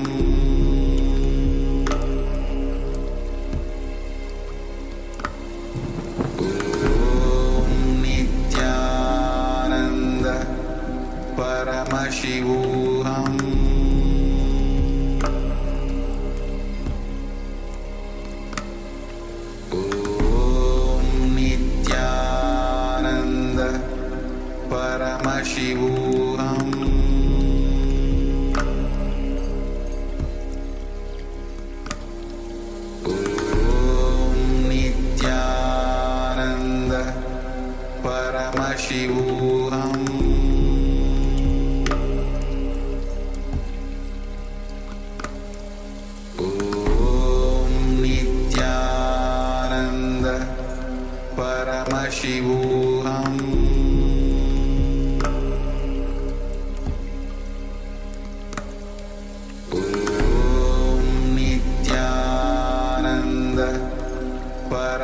Paramashivoham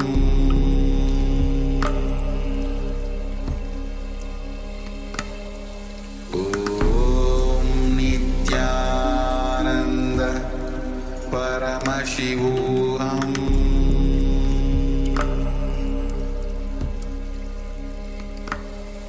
Om Nithyananda Paramashivoham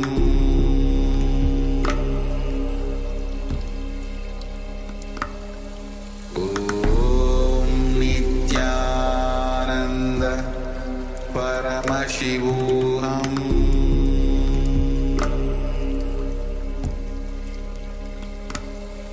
Om Nithyananda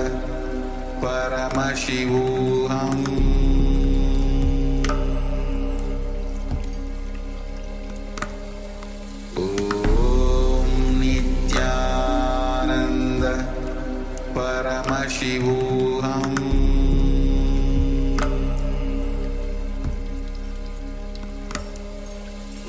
Om Nithyananda Paramashivoham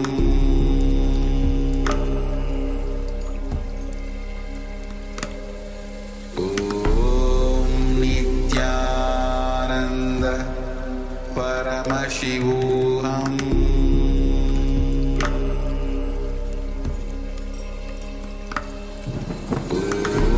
Om Nithyananda Paramashivoham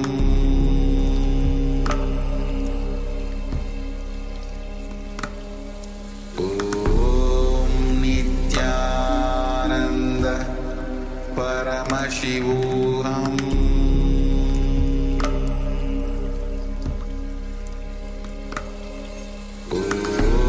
Om Nithyananda Paramashivoham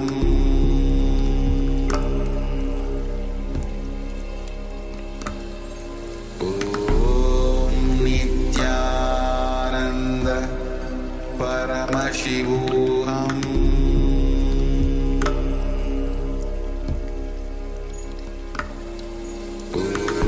Om Nithyananda Paramashivoham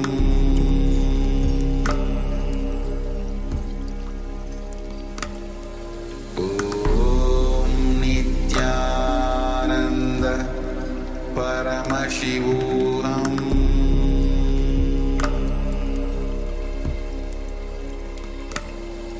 Om Nithyananda Paramashivoham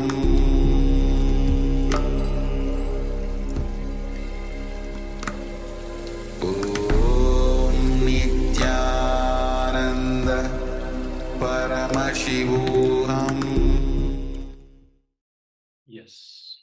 So now let us know how you went in this power manifestation. So just to remind you, we asked you to remote scan, and through the power of remote vision, let us know the words that we have written down on a piece of paper in front of us. So requesting everyone now, please let us know what was revealed to you in your third eye. So what are the words that we have written down on the piece of paper in front of us? Meanwhile, also requesting all participants that have their cameras switched off, please switch on your camera. So we have Ma Yang Zi, we have Ma Shu Wei Ping, and He An Ji. If you could all please switch on your cameras. And we also have Ma Kylie Wang. Ma, if the camera is switched on, Ma Kylie Wang, but we do not see you in the camera frame itself. So requesting everyone, please make sure that you are in the camera frame, you are available and in the camera frame. So switch on your cameras and be in the camera frame itself. All right, so requesting everyone also, if you have taken part in this power manifestation, let us know what was revealed to you in your third eye. So once again, we have written down some words on a piece of paper in front of us and requested you to scan through the power of remote vision to scan the words that we have written down.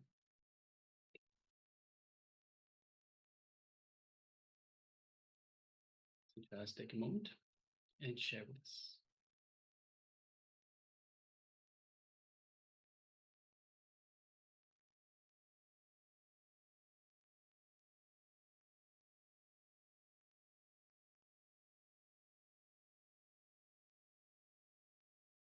And if you're following us on YouTube, you can also let us know. So if you are on YouTube, please let us know in the YouTube chat. If you are following us on the two-way in the Zoom rooms, we have the Zoom room attendance, the Zoom room chat box that you can just let us know in there as well. All right, so if you're still sharing, please go ahead and share. Meanwhile, we will be revealing the words that we had written down on the piece of paper. Do this. You want me to do? Okay. So since I wrote the words, now I don't know if you can see this, so bear with me. Let me see if it's visible. It looks like it might be too bright. No, it's too bright. Cannot see. No chance. No chance. Okay, so the words that that I have is restful awareness. So we'll just write it down in the chat box as well. So the words are restful awareness. Yeah. Yes. So those are the words that I have on this piece of paper. Restful awareness. So if you got anything in terms of rest, in terms of awareness, consciousness, restful awareness, unclutching, everything like that is all related. So if you did get that, congratulations, congratulate yourself and celebrate, of course. Also, if you got some letters, perhaps you got some of the letters, or perhaps one word, some letters here and there, then also it is a successful power manifestation. It, of course, means that you need to practice a little bit more and it will come, but it is still a successful power manifestation. So even if you got just a little bit of this right. All right, so now let us move on to the next segment in our program for today. And we have a special segment for the Zoom room participants. So meanwhile, those of you that are following us on YouTube, you will be viewing a different video. We have a Zoom only participants.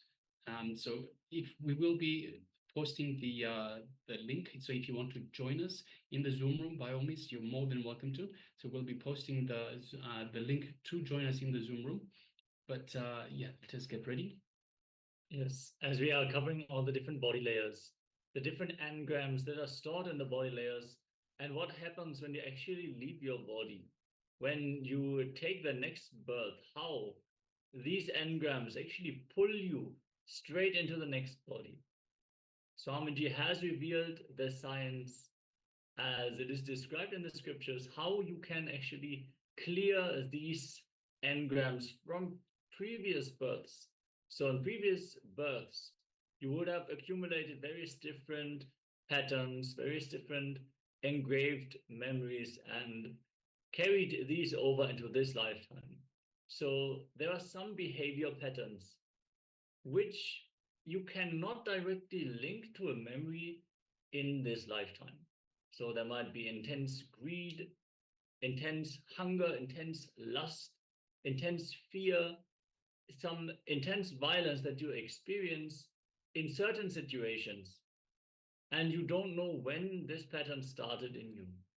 The Mriga Sharira Vasa, the animal body meditation, will open up the time layer and allow you to release yourself of these engrams which you have brought from a previous birth.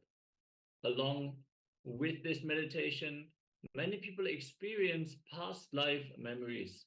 So experiences from other births, previous births. That is very much a possibility that these open up for you during this meditation. So we invite all the YouTube viewers and other social media viewers to join the Zoom room for this meditation, because it is a very powerful process, which is conducted one time each season of Paramashivoham. So if you miss it now, it's going to take some time before you can do this process again. Again, the link to join is ecitizen.info/PSM. And yeah, without further ado, Swamiji is going to introduce the process and then guide us all through it. Have a yoga mat ready and make sure that you have at least 2 hours of time where you are undisturbed. So inform your family members that you're going to enter into a deep meditative process and you wish not to be disturbed for that period of time. Since we are opening the time layer, you don't want to be disturbed in the middle of the meditation. So take a few moments and get ready as we prepare for this powerful meditation.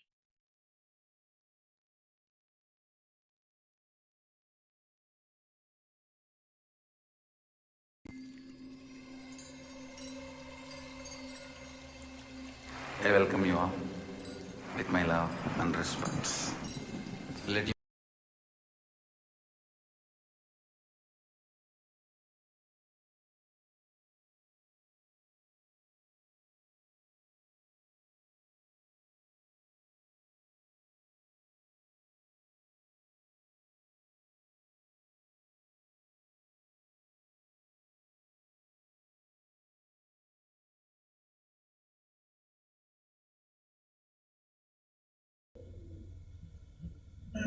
Before entering, just close your eyes. Visualize your lotus bud.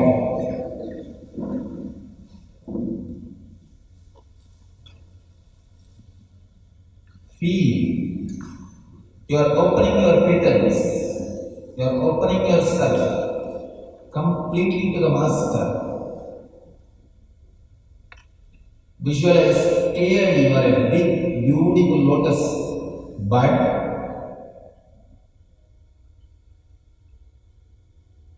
Step by step, visualize you are opening to the presence of the Master. Master is a sun, shining, radiating.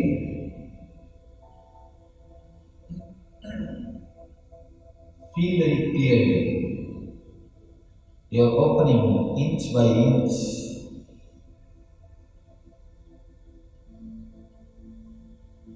Petal by petal. You are opening your whole being.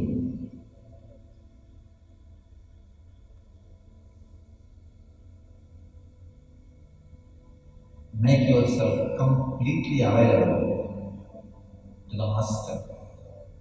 Your emotions are open for Master's love to fill. Your being is open for the Master's presence to flow. Completely open yourself. You can open your eyes. Just feel your lotus in the presence of the Master, letting him into your being.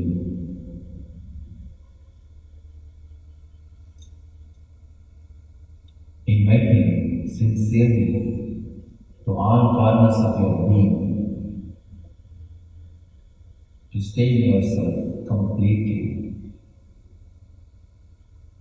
Occupy yourself fully. All of you should understand the basic thing about life. By your very nature, you don't have something called ego or mind. By your very nature, you are an independent being. By your very nature, you are an unclutched shaft. Be very clear. What you think as you, what you think as mine, is purely connections which you make. For example, if you think your life is filled with sorrow and suffering, the suffering which came 10 years ago the suffering which came 9 years ago, the suffering which came 4 years ago, the suffering which came 1 year ago, you are connecting all of them and creating a chain. Seeing that chain, you are making a decision. Your life is suffering. First thing you need to understand, your life is an independent, causeless, unconnected, illogical incidents. Let it be very clear, your life is illogical, causeless, uncontrollable, independent incidents. I have added one more word, uncontrollable. You may drive it properly, but there is no guarantee the opposite way also will drive properly. Uncontrollable incidents. By the very nature, your life is uncontrollable, illogical, causeless incidents. And by the very nature of your mind also uncontrollable, illogical, causeless thoughts.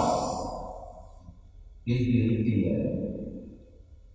Whether your thoughts are the incidents of the life, simply you can't help it.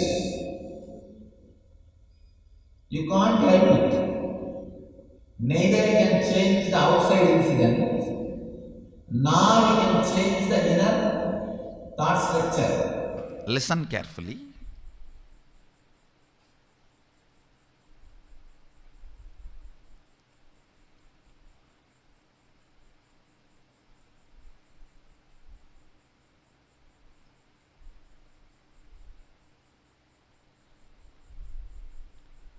The first logical question we have is, things here look very solid. If I hit the wall, I feel the pain. If somebody touches me with a lot of love, I feel cared. If I put something in the mouth, the taste is felt. So here things are more solid. But in the dream state, it is not. Listen. Actually, in the dream state also, if you dream as if you are falling, you will experience fracture in the dream state. How many of you had the dream you have fractured yourself? Raise your hand. That's all. When you wake up, the fracture does not exist. It's different. But in that state itself, as long as you are in that state, there also everything is solid. Everything is solid, just like this state. When you are in the waking state, how you feel everything is solid. That is exactly the way, precisely, it is felt in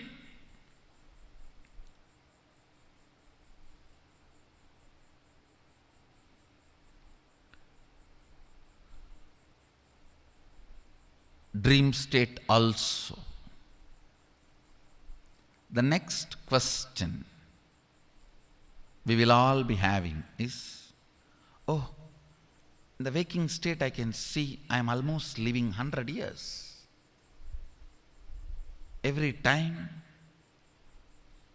when I am 40, when I am 50, when I am 60, when I am 80, when I am 90, it is all same. Consistent. But in the dream state, it doesn't look like that. Every day when I go back to the dream, it is different. Listen. Listen carefully to understand this question. How many of you have dreamt in one night itself, you are writing examination and you are getting married, then the nightmare you wake up?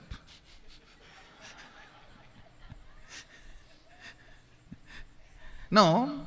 How many of you have experienced in the one night dream itself few years? Raise your hand. Then, in that few years, have you felt inconsistency? No.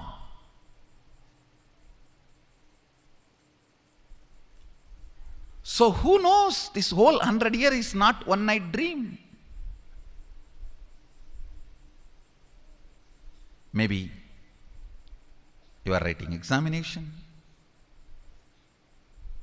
you are getting married, and kid, meeting the master, he roars in the dream, and you wake up, oh, who knows? Suddenly now you may wake up and say, whole thing was dream, Swamiji.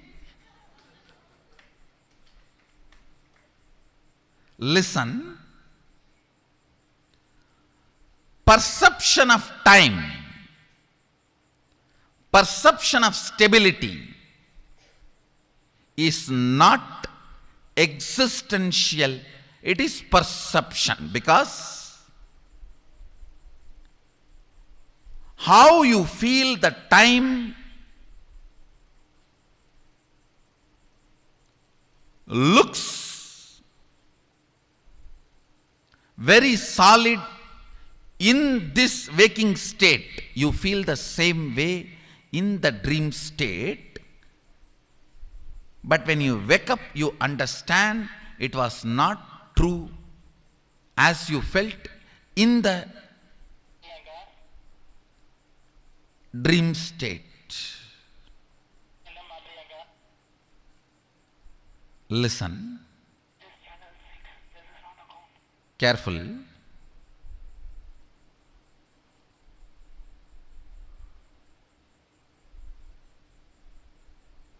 When you are out of the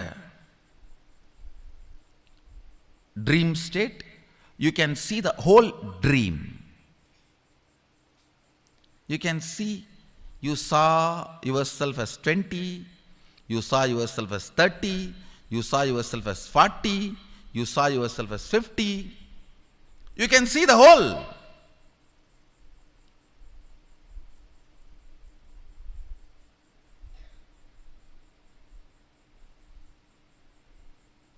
Actually, when you are awakened, you can see the whole of this waking state. Suddenly you feel the fear. Oh God, then what about all the plans I did, all my ambitions? I put so much energy, intelligence, and I fought for it. What is this? Suddenly whole thing is dream. No. Even if it is dream, it's okay. I want to live here because I have put too much energy in it. That is what I call pattern.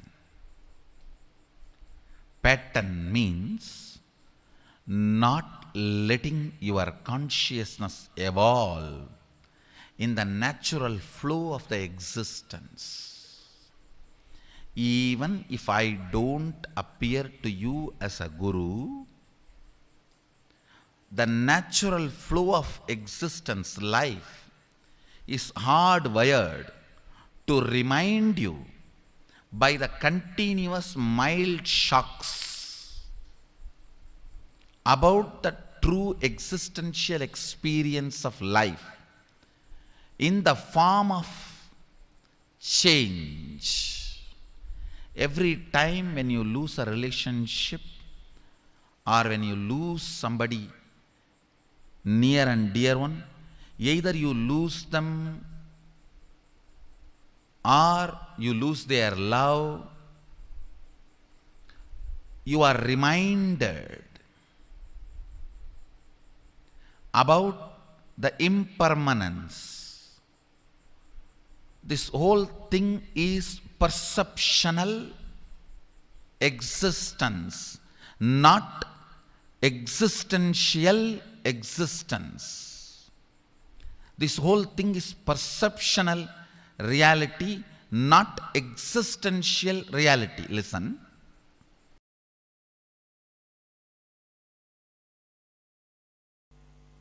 If fear and joy are the illusions and delusions we have about life, are not real, then what is reality, Swamiji? Understand, when you understand the fear and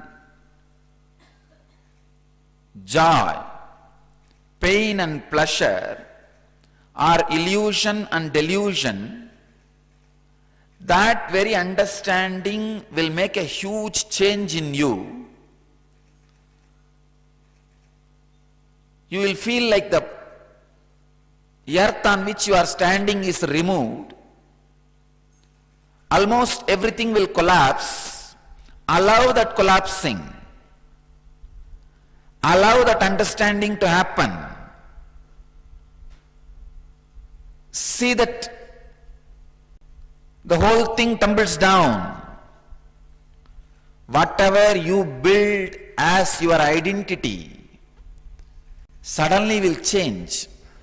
All your strategy planning for your future will suddenly change. All the logic with which you build your life will completely be shaken. Allow that. Do not have the fear. Then what is reality? Allow this tumbling to happen. Allow this shaking to happen. By understanding that our courage, our fear, our greed, our pains and our pleasure all are illusion and delusion. Yesterday I was giving you a beautiful example.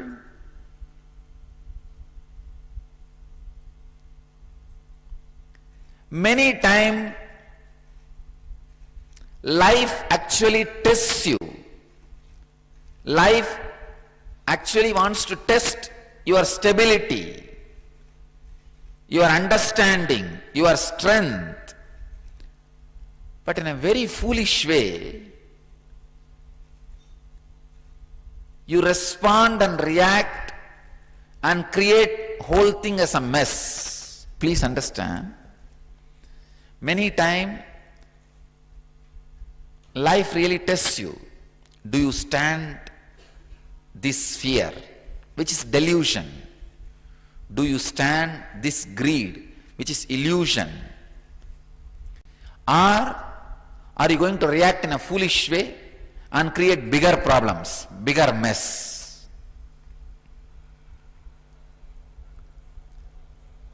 Whenever fears take over you, or greed takes over you, when courage takes over you, when the pain takes over you, look into it. What is the percentage of it is real and what is the percentage of it is illusory or delusory? As I told you yesterday, I am coining a new word, delusory. It may not be in the Oxford dictionary. Let's add in our dictionary. See what is the percentage of it is contributed by the illusions and delusions, and what is the percentage can be attributed to the real incident may not happen in your life. Let me give you a story. I have a story for you. The FBI had an opening for an assassin. So they started interviewing people.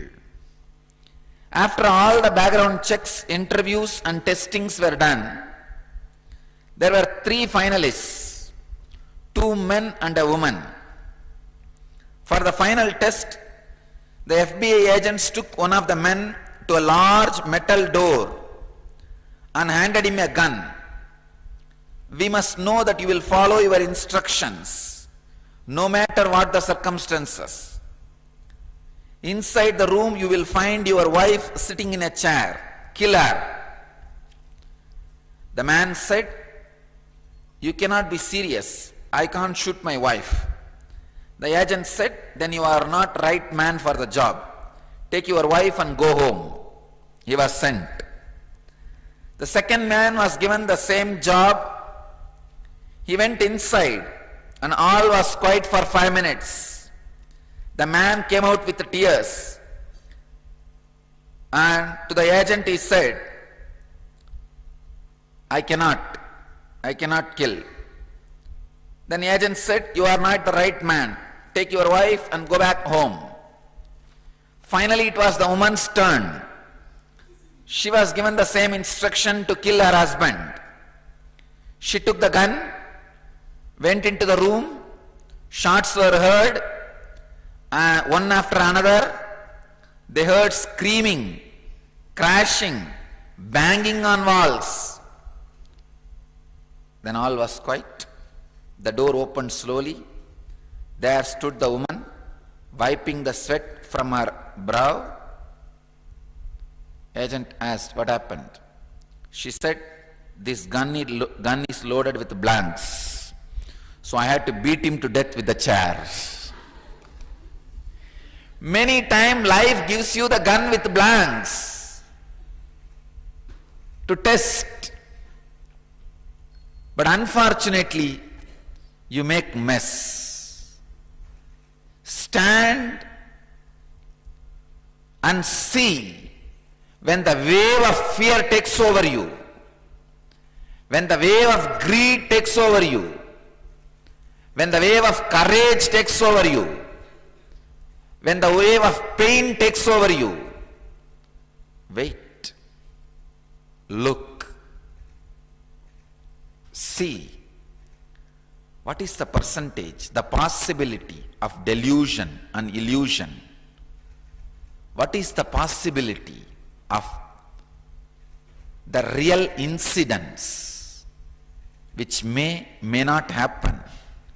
And how this fear is going to impact your ability to handle the real incident if it happens.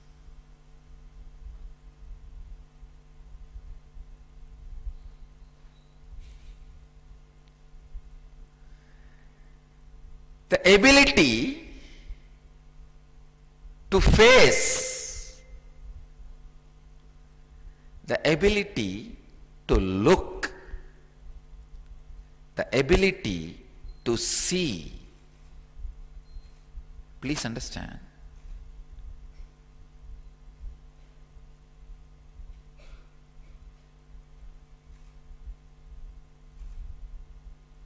Ability to look without being bothered what is reality. Please understand, the moment you have the fear, the questioner, the fear which this questioner is having, what is reality, Swamiji? Means you don't want to let go these delusions and illusions. Don't bother, let go, let go. What is reality will flower in you. Allow that flowering. Now don't bother. Now don't worry too much about it.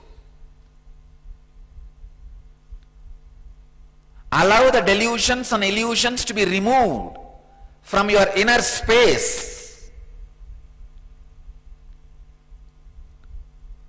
You will see the real incidents, which is reality, will never hurt you.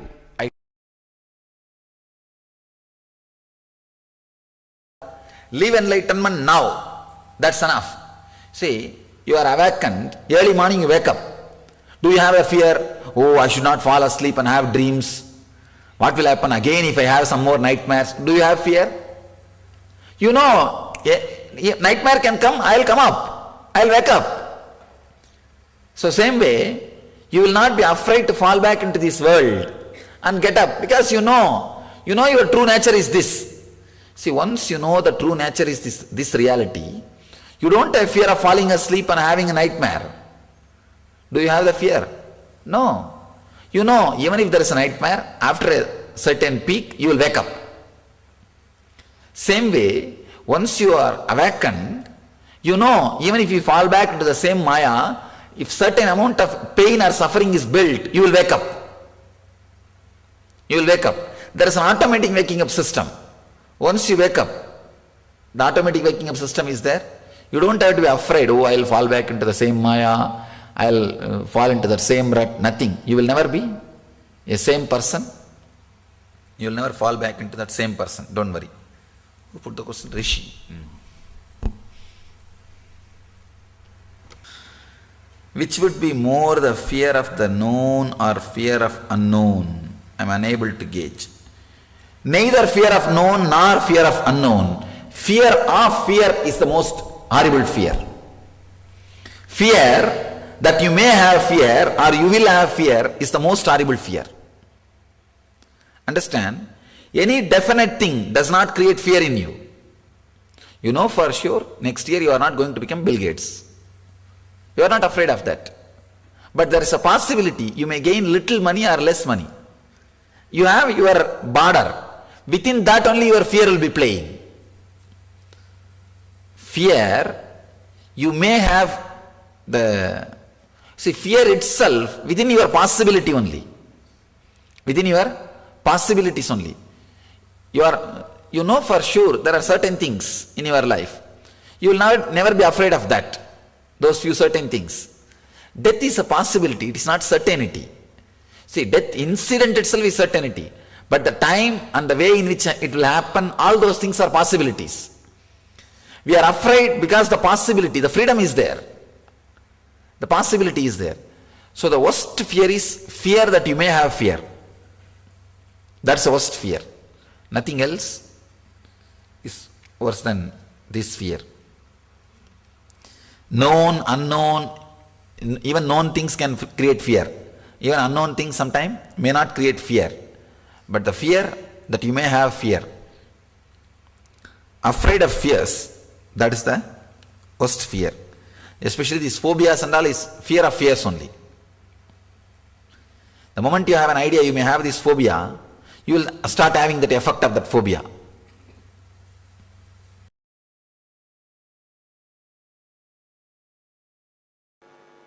If you start believing thoughts are everything, what will happen to you? You will just disappear into depression.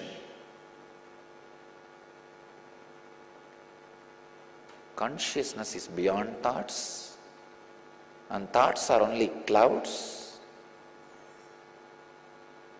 See, in the sky, thoughts are like clouds. Emotions are like a Raman effect, the blue layer. Stars are like few clicks and the Satori experiences which you have in your life.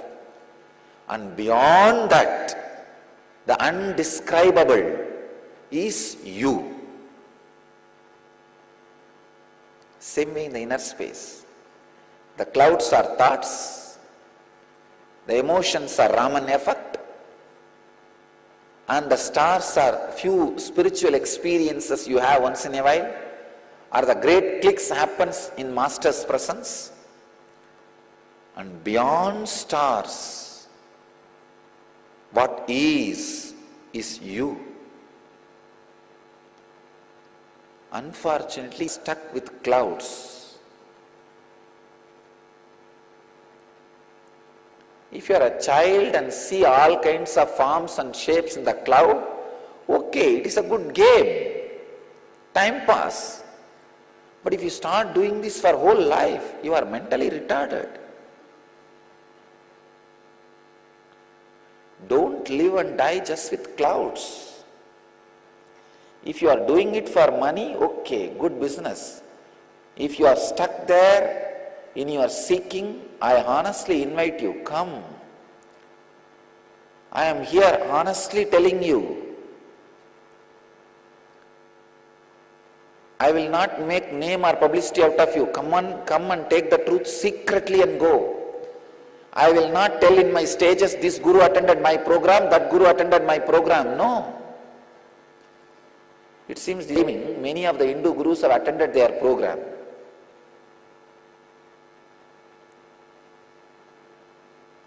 I won't abuse you. Come and take the truth and enrich yourself. Here we are available as ocean. There is something beyond thoughts. There is something beyond emotions. There is something, the glimpses of great truths you experience like stars once in a while. There is something beyond the cloud. Here I am very boldly declaring, I experienced something which is beyond the cloud and Raman effect and stars, thought, emotion and glimpses of truths. I have experienced something which is beyond all these three, and I can transmit that to you for you to experience it. Naturally, people who had the glimpse of it express their gratitude by the way of worshipping. So, I tell you guys, not only I can transmit to you, can teach you the method to transmit this to the world. Do it. People will worship you. Then you will not be jealous of me. For me to get rid of the problems created by you and you are jealous, the only way is I have to give you the experience and teach you how to transmit this experience to the world, so that you understand from where I am talking.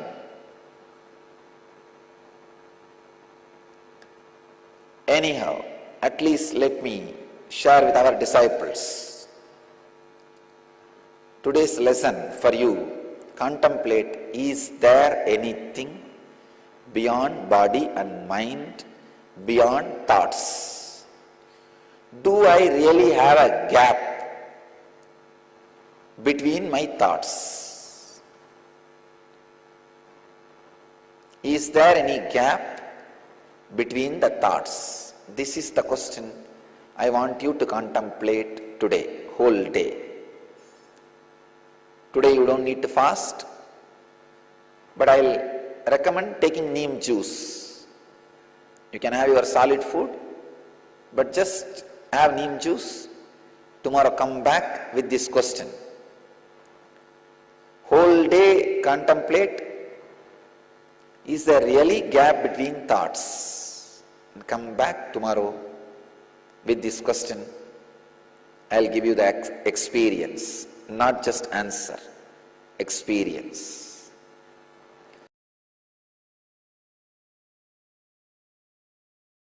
It's very powerful words Bhagavan is giving. The sacred secret from these verses, if an enlightened being does not perform, that will become a trend, the whole world will follow, and that will become the center of confusion. Finally, men will be destroyed. Imaha prajaha. These beings will be destroyed. Buddha puts it very beautifully in one of his sutras. Zen has popularized the sutra like anything. Before enlightenment, mountain is a mountain, hill is a hill, river is a river, forest is forest. During the enlightenment process, mountain is not a mountain, hill is not a hill, river is not a river, forest is not a forest. After enlightenment, hill is a hill, river is a river, mountain is a mountain, forest is a forest. means even if you have achieved the highest perfect state,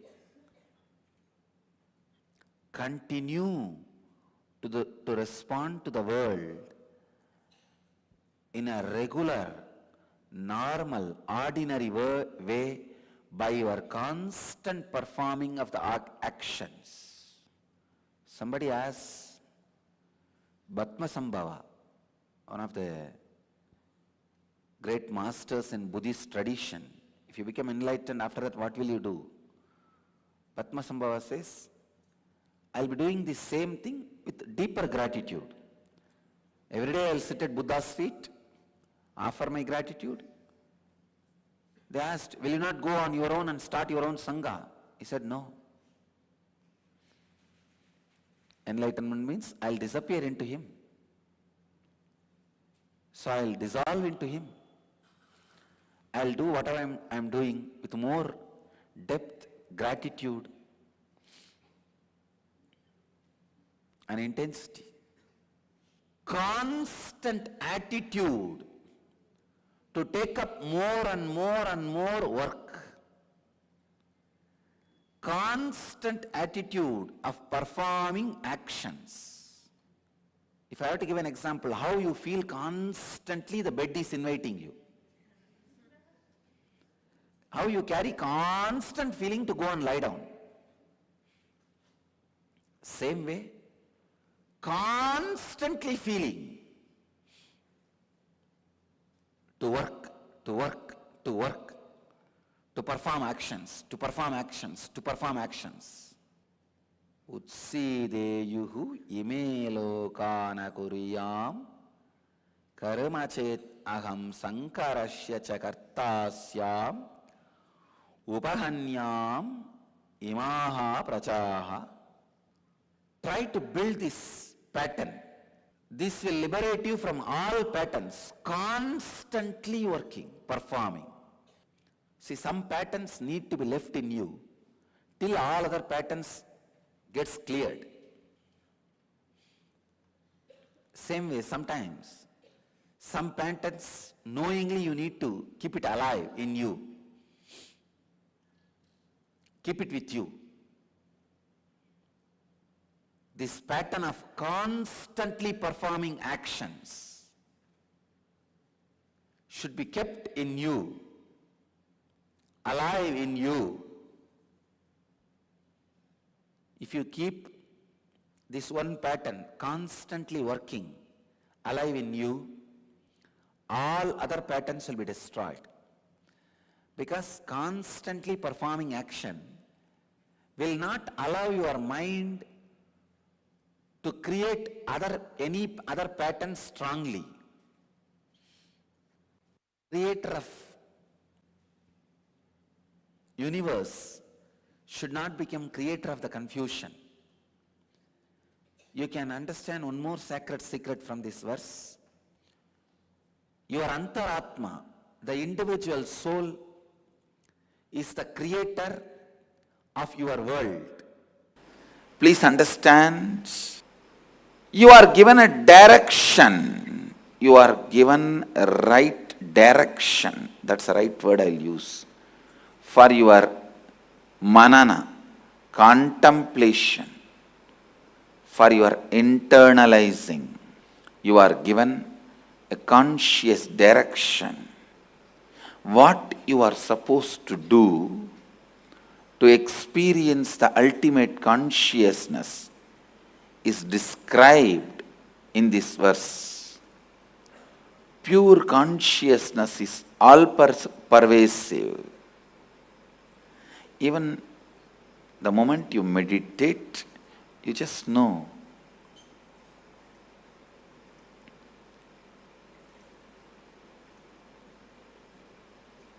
You are something more than the body, because all-pervasiveness, the amount you can experience, only that much you can visualize. Please understand. Physical things, for example, this seat, this asana, even if you don't experience what it is made of and how it feels, you can see it. You can grasp it. But the more and more things become subtle, it's the depth of your experience, how much you feel one with it, that much only you will know it. For example, physical, I already gave the example. You don't have to become one with this seat to see this seat or to use this seat, but a mental idea. You may need to become one with that idea to grasp the emotion and context behind that idea. Spiritually, how much you experience oneness with that idea, that much only you will even understand it. If there is a thought or a poetry about love, it's a thought.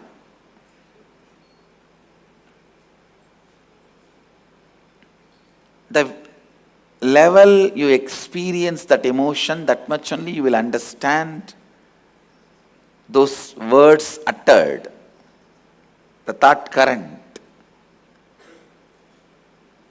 Otherwise you will be like, that day I shared the story of Shiva sitting with Vandi and eating the roadside idli. One of my Swamis said the moral of the story is, even Mahadeva ate roadside idli. Eating roadside idli is not wrong. When you don't understand the emotion, this is the word, this is the meaning you will make for the words. Understand,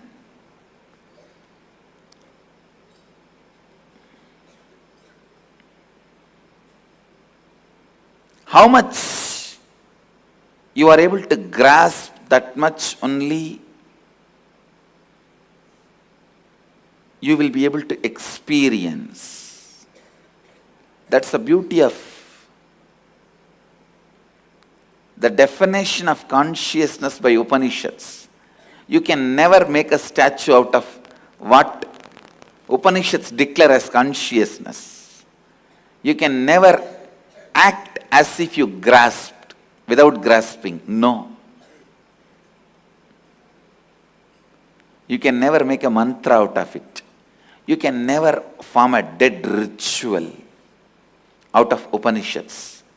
Any ritual you develop out of Upanishads has to be alive. I tell you, that is why agamas are so alive. You can't make the agamas dead.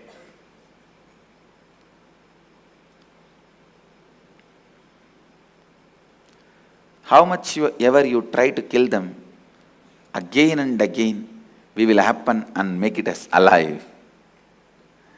Agamas can never be dead. Nigama means Vedas. Agama means applied Vedas. User-friendly version of Vedas. Manual, how to use Vedas, is Agama. Please understand, pure consciousness is all-pervasive. Meditate on it. What is it? All-pervasive. Is it ocean? No. Even water is not all-pervasive. Is it air? No. Beyond the Valimandala, the air field, it's not all-pervasive. Then what is the all-pervasive? Space? No. Like space. Because even in our space only there are some few billion planets. But universe is much beyond. Few billion planets we have ever understood or imagined. Vyakta, avyakta, manifest and unmanifest. Manifested and unmanifested. Vyakta Vyakta, manifest and unmanifest.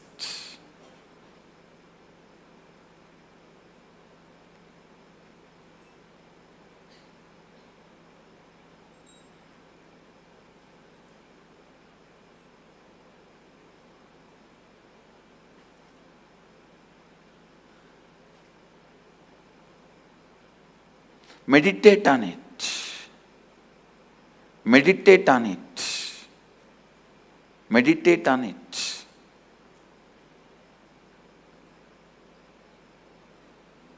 Pure consciousness is all pervasive, beyond the coming and going, absolute radiant and self-effulgent, unembodied, boundaryless, whole.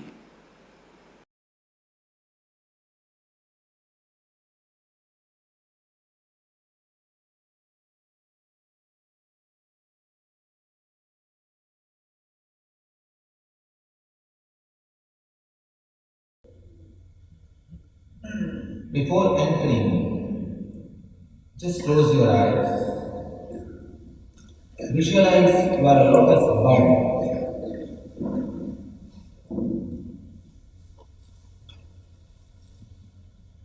Feel you are opening your petals, you are opening yourself completely to the Master.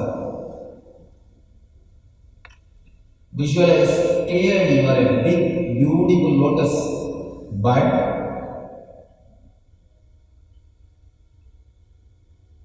Step by step, visualize you are opening to the presence of the Master. Master is a sun, shining, radiating.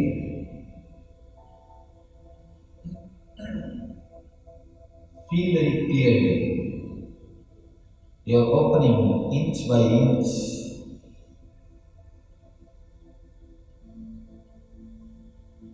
Petal by petal. You are opening your whole being.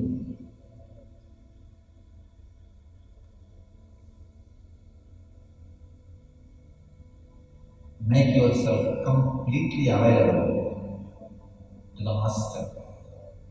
Your emotions are open for Master's love to fill. Your being is open for the Master's presence to flow. Completely open yourself. You can open your eyes. Just feel your lotus in the presence of the Master, letting you into your being.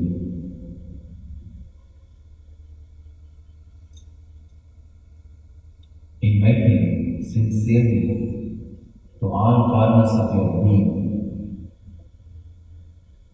to stay in yourself completely. Occupy yourself fully. All of you should understand the basic thing about life. By your very nature, you don't have something called ego or mind. By your very nature, you are an independent being. By your very nature, you are an unclutched shaft. Be very clear. What you think as you, what you think as mine, is purely connections which you make. For example, if you think your life is filled with sorrow and suffering, the suffering which came 10 years ago, the suffering which came 9 years ago, the suffering which came 4 years ago, the suffering which came 1 year ago, you are connecting all of them and creating a chain Seeing that chain, you are making a decision. Your life is suffering. First thing you need to understand, your life is an independent, causeless, unconnected, illogical incidents. Let it be very clear, your life is illogical, causeless, uncontrollable, independent incidents. I have added one more word, uncontrollable. You may drive properly, but there is no guarantee the opposite way also will drive properly. Uncontrollable incidents. By the very nature, your life is uncontrollable, illogical, causeless incidents. And by the very nature of your mind also uncontrollable, illogical, causeless thoughts. Please be very clear. Whether your thoughts are the incidents of the life, simply you can't help it. You can't help it. Neither you can change the outside incident, nor you can change the inner thought structure. Listen carefully.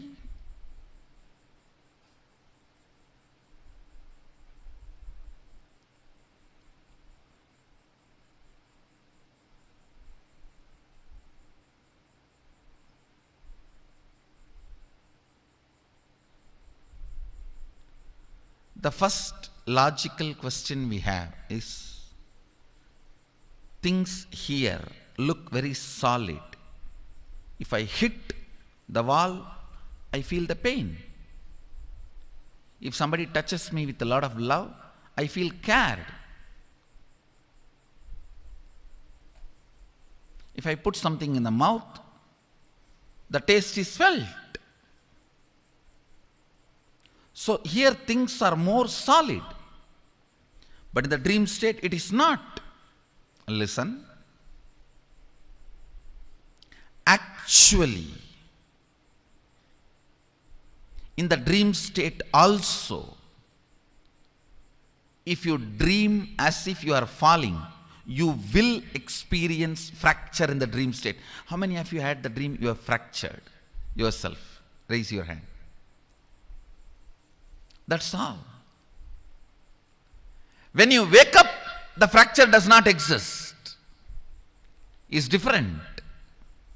But in that state itself, as long as you are in that state, there also everything is solid. Everything is solid, just like this state. When you are in the waking state, how you feel everything is solid. That is exactly the way precisely it is felt in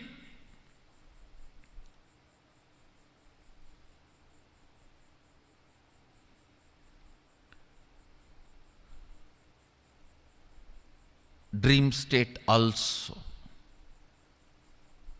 The next question we will all be having is, oh, in the waking state I can see I am almost living 100 years.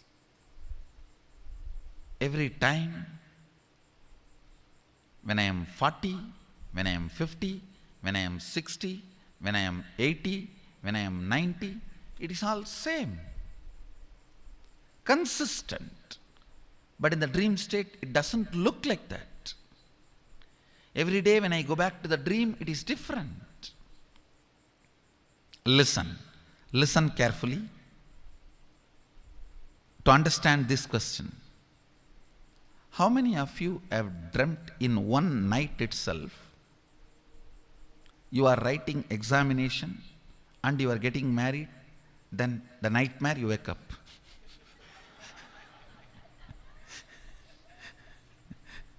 Now, how many of you have experienced in the one night dream itself few years? Raise your hand.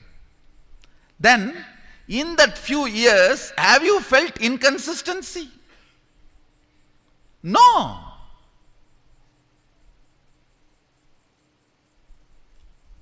So who knows, this whole 100 years is not one night dream. Maybe you are writing examination,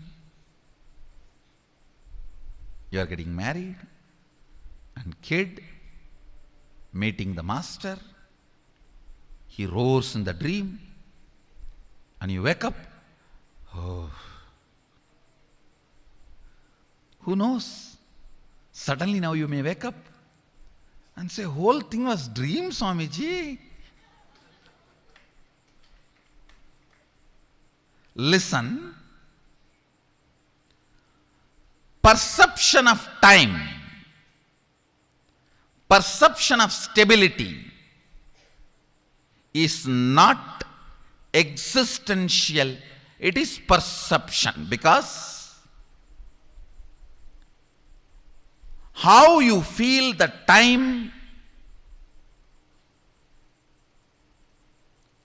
looks very solid in this waking state. You feel the same way in the dream state. But when you wake up, you understand it was not true as you felt in the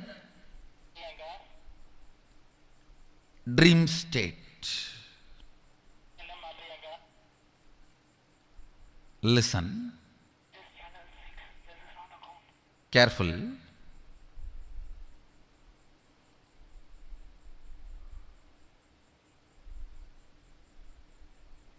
When you are out of the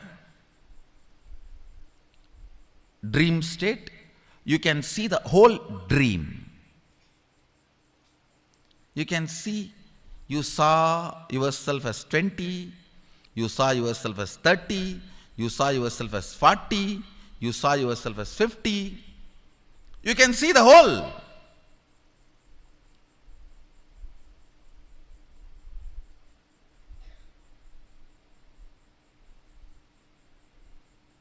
Actually, when you are awakened, you can see the whole of this waking state. Suddenly you feel the fear. Oh God, then what about all the plans I did, all my ambitions? I put so much energy, intelligence, and I fought for it. What is this? Suddenly whole thing is dream. No. Even if it is dream, it's okay. I want to live here because I have put too much energy in it. That is what I call pattern. Pattern means not letting your consciousness evolve in the natural flow of the existence. Even if I don't appear to you as a guru, the natural flow of existence, life, is hardwired to remind you by the continuous mild shocks about the true existential experience of life in the form of change. Every time when you lose a relationship or when you lose somebody near and dear one, either you lose them or you lose their love, you are reminded about the impermanence. This whole thing is perceptional existence, not existential existence. This whole thing is perceptional reality, not existential reality. Listen.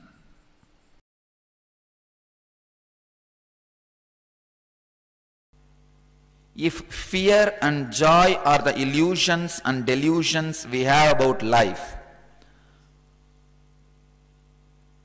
are not real, then what is reality, Swamiji? Understand, when you understand the fear and joy, pain and pleasure are illusion and delusion, that very understanding will make a huge change in you.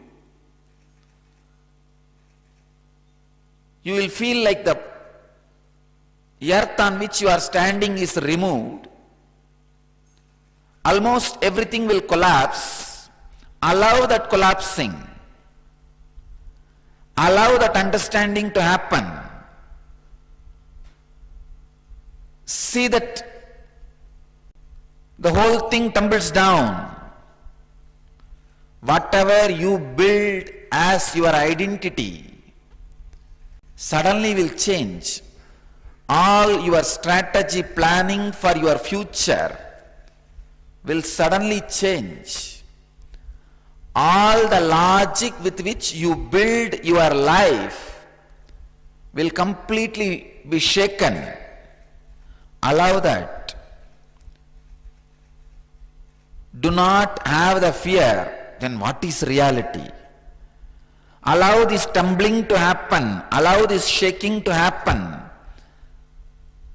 By understanding that our courage, our fear, our greed, our pains and our pleasure all are illusion and delusion. Yesterday I was giving you a beautiful example.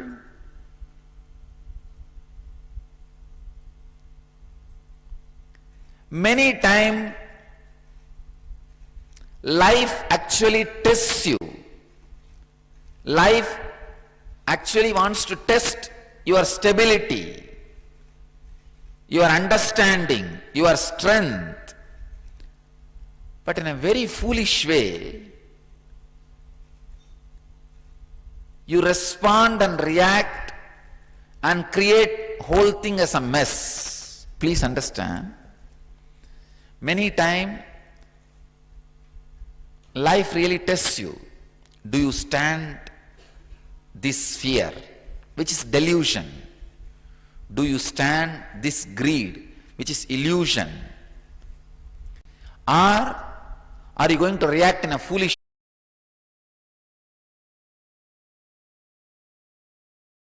way? Life solutions are problems to whatever the solutions to the problems which you are facing in the life. Anything related to intelligence is directly connected to this topic, from subconsciousness to superconsciousness. Whenever your activities, your thoughts, your mental setup are subconscious, you directly go towards suffering. You travel towards mithya, means which is ephemeral. The moment your words or your deeds are with consciousness, you simply travel towards superconsciousness, Nithya, the eternal or eternity. All our growth, if at all you consider that somebody is growing, it can be only in this direction, from subconsciousness to superconsciousness. If you are moving from subconsciousness to superconsciousness, only then you are growing. Otherwise, you are only getting aged, getting old. Getting old is not growing. Anubhava is not anubhuti. In Sanskrit we have two words, anubhava and anubhuti. Anubhava means just getting old. Anubhuti means learning from the experiences. Anubhava is getting experiences. Anubhuti means learning from that experiences. A simple example. There are people who learn from experiences. First they touch the cigar fire and then they understand, oh, cigar fire will burn. Then they touch the matchbox fire. They say, oh, matchbox fire burns. Then they touch the oven fire. Oh, oven fire burns. They touch one by one all fires. By the time they come to the conclusion, all fire burns. They will be old, their body will be ready to be burnt. This is anubhava. You learn from experiences. But we don't have enough time to learn from experiences. We don't have enough time to commit all the mistakes and learn. It's an old saying, learn from your mistakes. I say, learn from others' mistakes. You don't have enough time to do all the mistakes and learn. Anubhava is the path of subconsciousness. Next, another beautiful word, anubhuti, means learning straight away from one mistake. It's like when you touch once on fire, when it burns, immediately you realize all fire will burn. Coming to a clear understanding and conclusion, all fire will burn. Anubhuti is what I call superconscious state. Anubhuti is what I call a pure consciousness.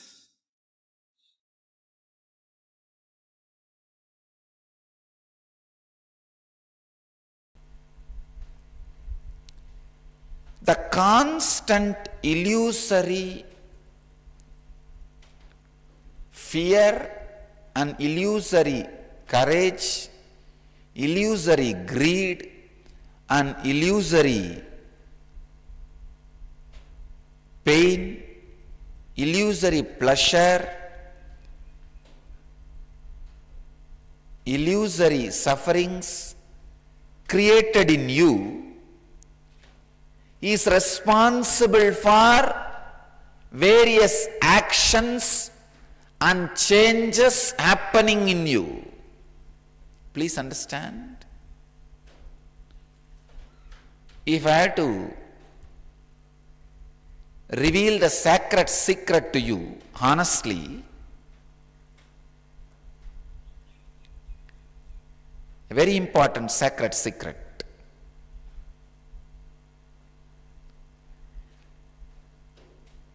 This illusory fears,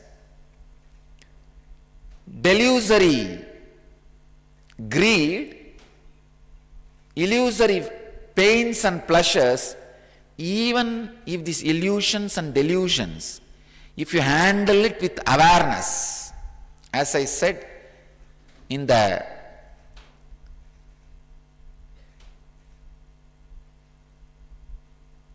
previous satsangs,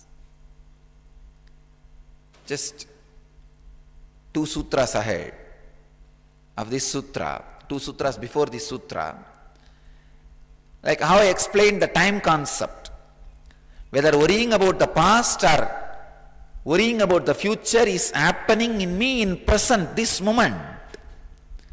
So same way, whether illusory fear or delusory greed is happening in me, which is reality. I am real in me, in this delusion and illusions are happening. Have this understanding and face the illusion and delusion. That very illusion and delusion will lead to evolution. Please understand. All changes, whether getting more and more caught in illusion and delusion, or evolving out of illusion and delusion and reaching enlightenment. Both happens by the illusion and delusion. How you handle it? See, the cyclone of fear and greed, courage and fear, fame and defamation, pain and pleasure is constantly attacking you. If you give up the restful awareness or balance, understand, whatever is said and done, this kind of an experience and knowledge can never be received second hand. I tell you all, before the scandal, I was talking, I'll make at least few lakh people enlightened. Now I tell you courageously, at least few million people I will make them enlightened.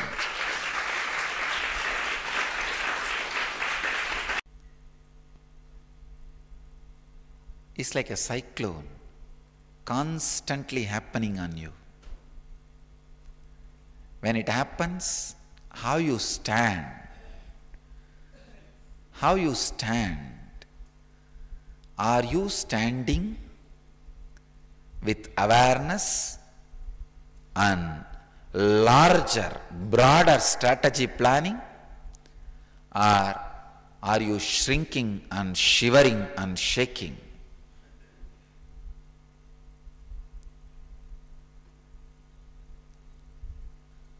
Stand with the larger strategy. Stand with a broad understanding.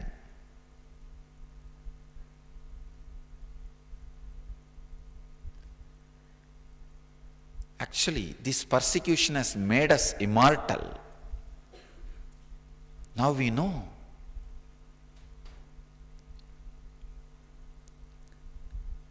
Many of our own disciples and ashramites were always wondering and worrying how to be non-controversial, how to be non-controversial, how to be accepted by the whole society. And because of this fear, they were diluting the truths I was delivering to the world. And the truths and the great teachings, the sacred secrets were not being told to the world.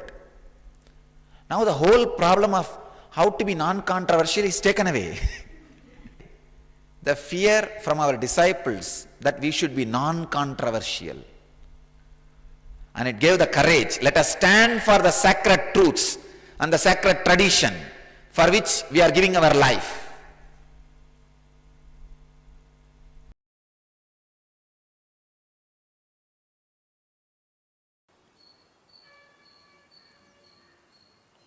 In my experience, I have always seen, only when the right understanding clicks, something starts bubbling in your heart, gushing. That is what I call bhakti. Oh God, I was wasting my time so much with this foolishness. Whenever some great understanding happens, past just withers away from your system as a load. It just withers away. It's like some big cancer tumor with which you are suffering, just dried and fell out of your body. How you feel, oh God, I was supporting it so long, unnecessarily. I'm relieved.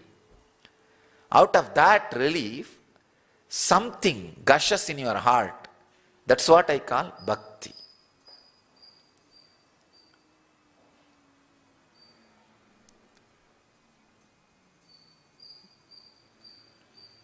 Bhava balathinal bhavanadida sat bhavathirutthale undipara parabhakti tattvam undipara.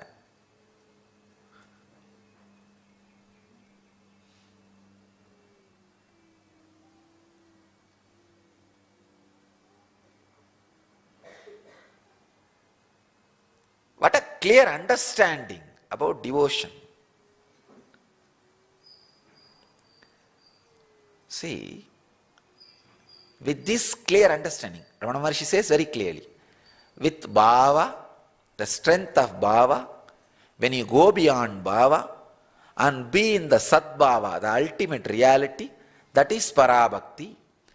Now, with this base, if he sings, Aru kavenai andanai agattidil agilam padittidum arunachala, it's Mathura bhava.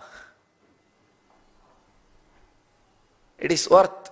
When he says, oh God, for whose sake you took over me, and you now if you forsake me, world will abuse you, world will disrespect you.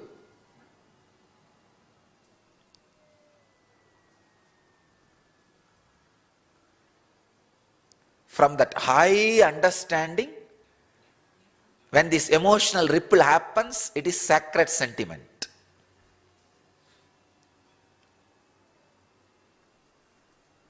So the base for bhakti is non-suffering. Because any suffering you have means still the understanding has not happened. That is why I am afraid of the people who show their devotion to me, who still have suffering in them. Very beautifully Manikavasagar sings. He says, Putrilval aravum anjen. I am not afraid of the snake which stays in the snake hole. He describes, I am not afraid of this, I am not afraid of that. But he says, I am afraid of people who don't apply vibhuti, bhasma, a sacred ash in their face. He says, I don't even want to see them. I am afraid of people who show devotion, who still have suffering inside them. Because it is not out of understanding. Any time the sacred sentiment can become sentiment. When the sacred sentiment becomes sentiment, that fellow is cunning, dangerous, much worse than snake. And I really feel bad for so many ex-disciples. The only trouble is their sacred sentiment becomes sentiment. The understanding, before it became complete and matured, they missed it. That is why I always tell people, first thing, heal your suffering means come to the right understanding.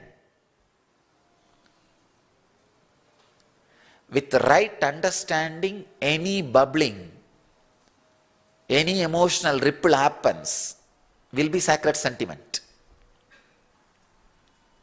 Actually, Ramana Maharshi is threatening Arunachala. Aru kavenai andanai agattidil agilam padittidum Arunachala. If I have to crudely translate, for whose sake you took me over. Andanai means you snatched me.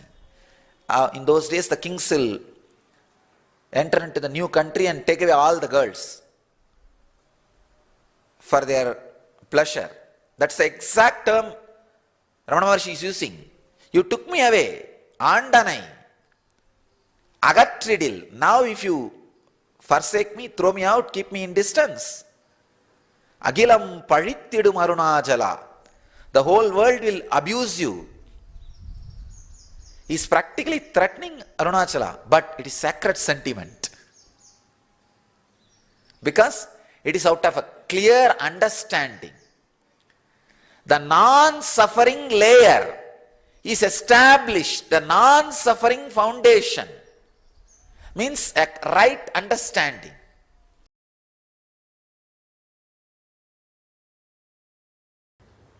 This is the solution, understand? This is the solution for sleeping your way to enlightenment. and sleeping your way to health. Own your body. When I say word, own your body, your own body, own it, build it as you want with yoga. Owning your body means, yes, that is the closest object you have. If you don't own your body, what do you mean? It is just there, like a garbage can. For most of us, it's there. Because it is dumped on you, you just dump everything on it. That's all, like a garbage can. Own your body. That's the first step for enlightenment. Sarira matrang kaladharma sadhanam. Means, it is the body which is base for all achievements. Own your body. Feel it, it is yours.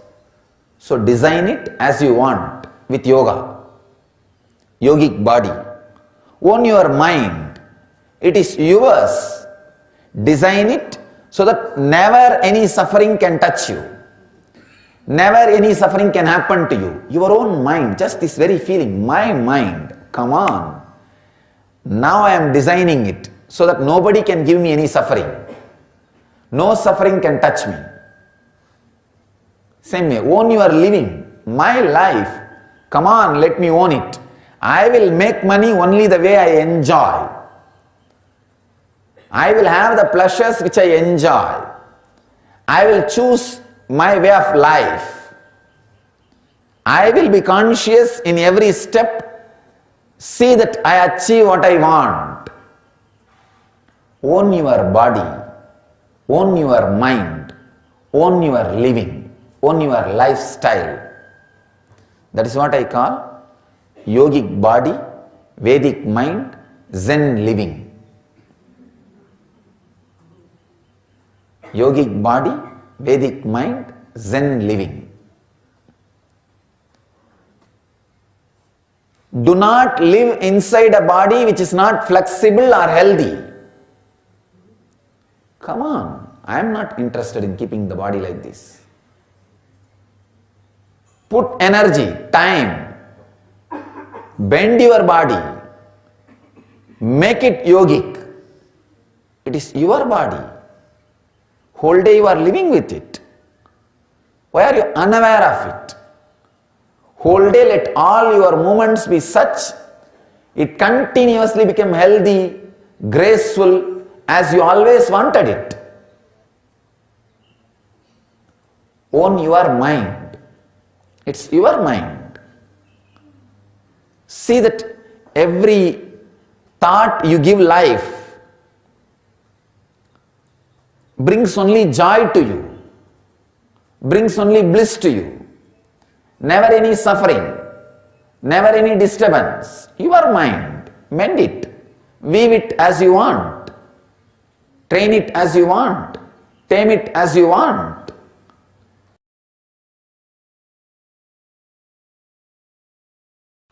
Why suffering as various answers? The question why suffering is the eternal question.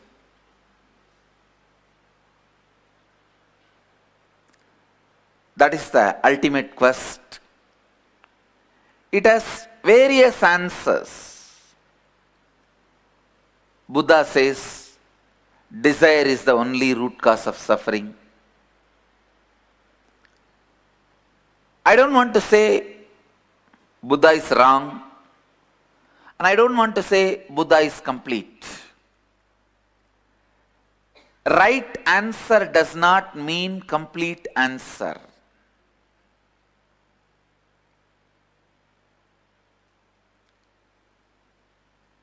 Sometimes answer like Buddha's answer, desire is the root cause of suffering, can be all inclusive, but it has lost preciseness which is necessary to find a solution. Please understand, whenever there is a question, the preciseness of the answer leads you to find solution.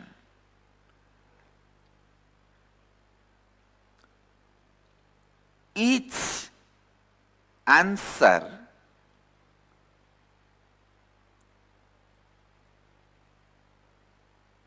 has its own advantages and disadvantages.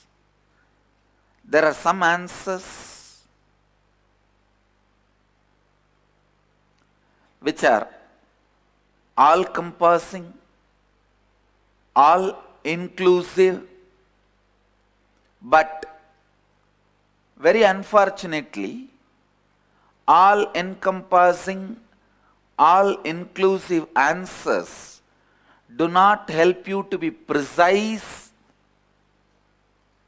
do not help you to find the precise solutions.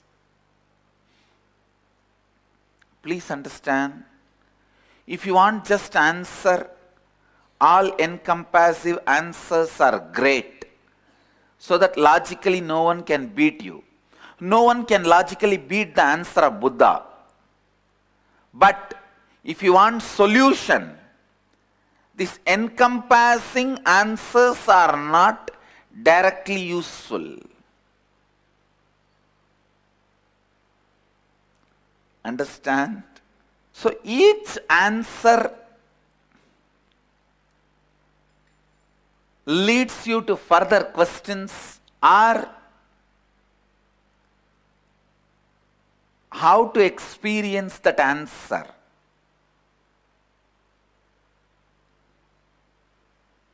When you go for solution, what, how, why? Please understand, when you go behind each answer, you develop one new theology. You develop solutions for one kind of mental setup, one kind of pattern.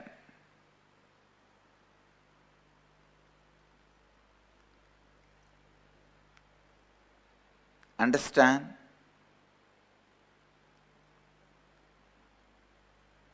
If you want to answer to others who may attack you logically with more questions, all-encompassing answers like Buddha's answer is useful.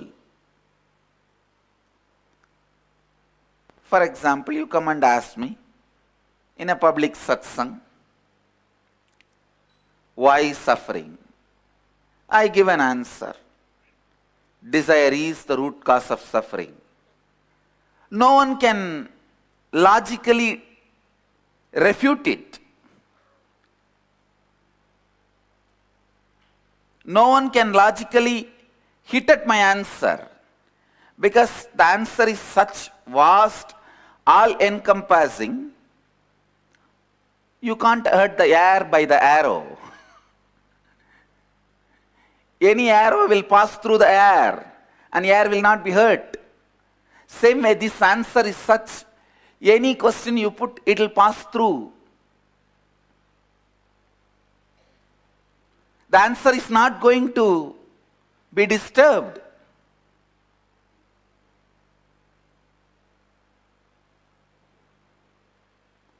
Anybody asks, oh, how can you say desire is the root cause of suffering? No. Yesterday I hit my head on the wall.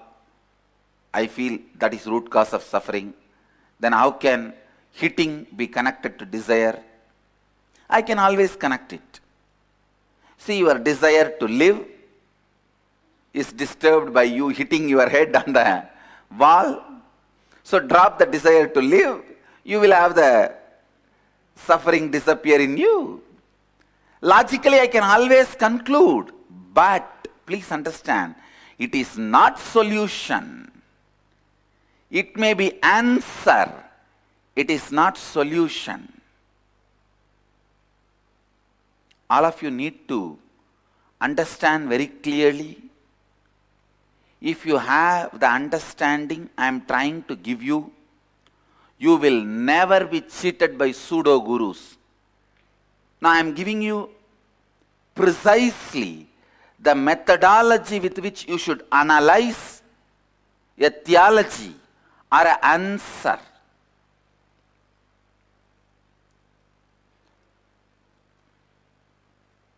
If I give you the answer which is all encompassing, but not solving your problem directly, what is the use? It may be a good entertainment for you. Instead of watching that same foolish sob shows in the TV and sobbing and the TV serials, you can watch this kind of answers, this kind of discourses, a little better entertainment, but not solution. Please understand, just because the answer should be irrefutable,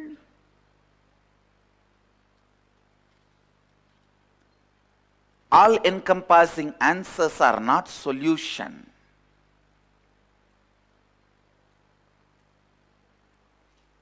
All-encompassing answers are brain candies, intellectual treat, but not solution. Please understand,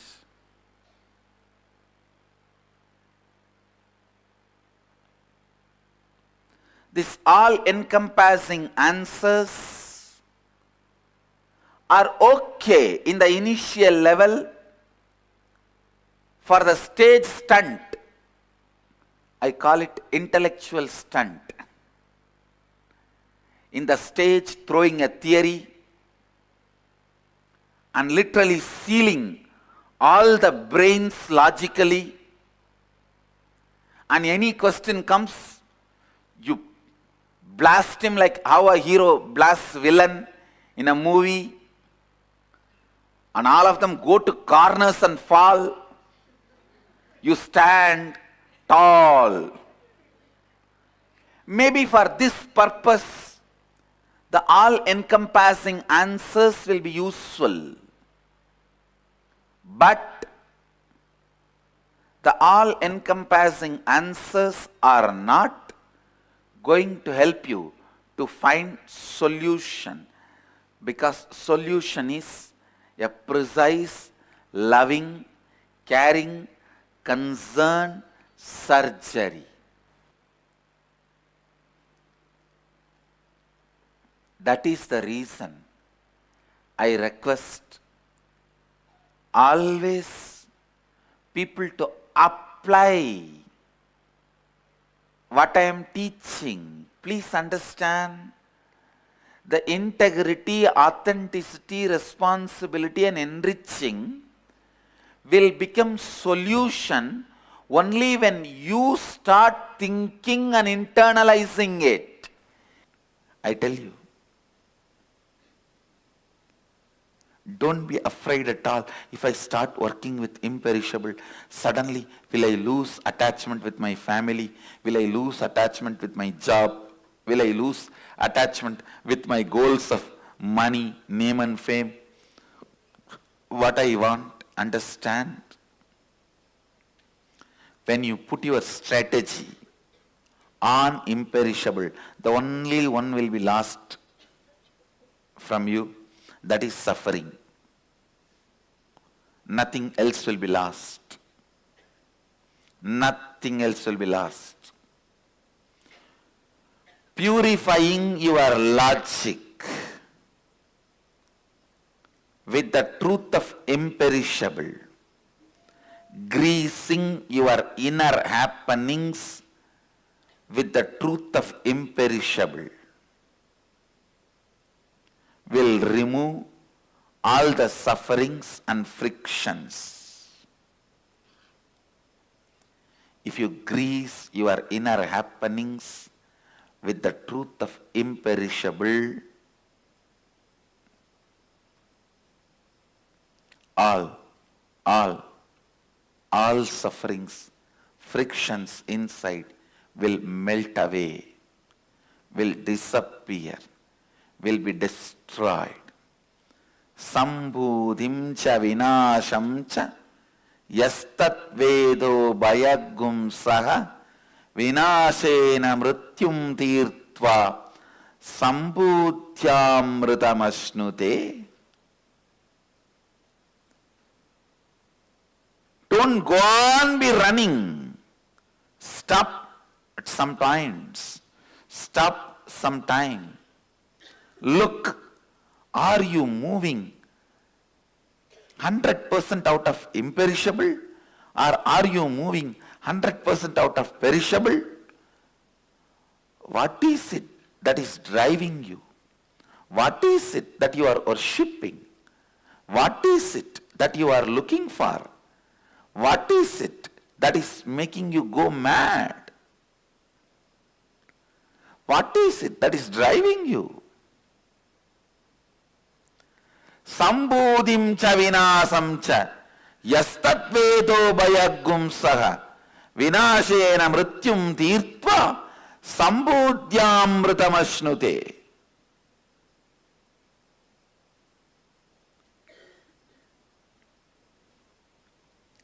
I can see the courage and confidence in the voice of the Upanishadic Rishi who uttered this statement. The guy must have built not just his bone, even the muscles on imperishable. Even his muscles will be singing the song of imperishable.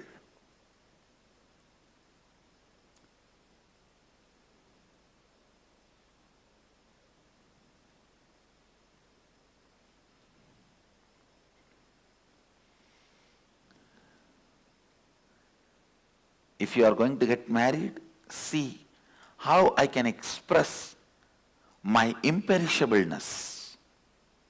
If you are going to take up a job, see how I can express my imperishableness.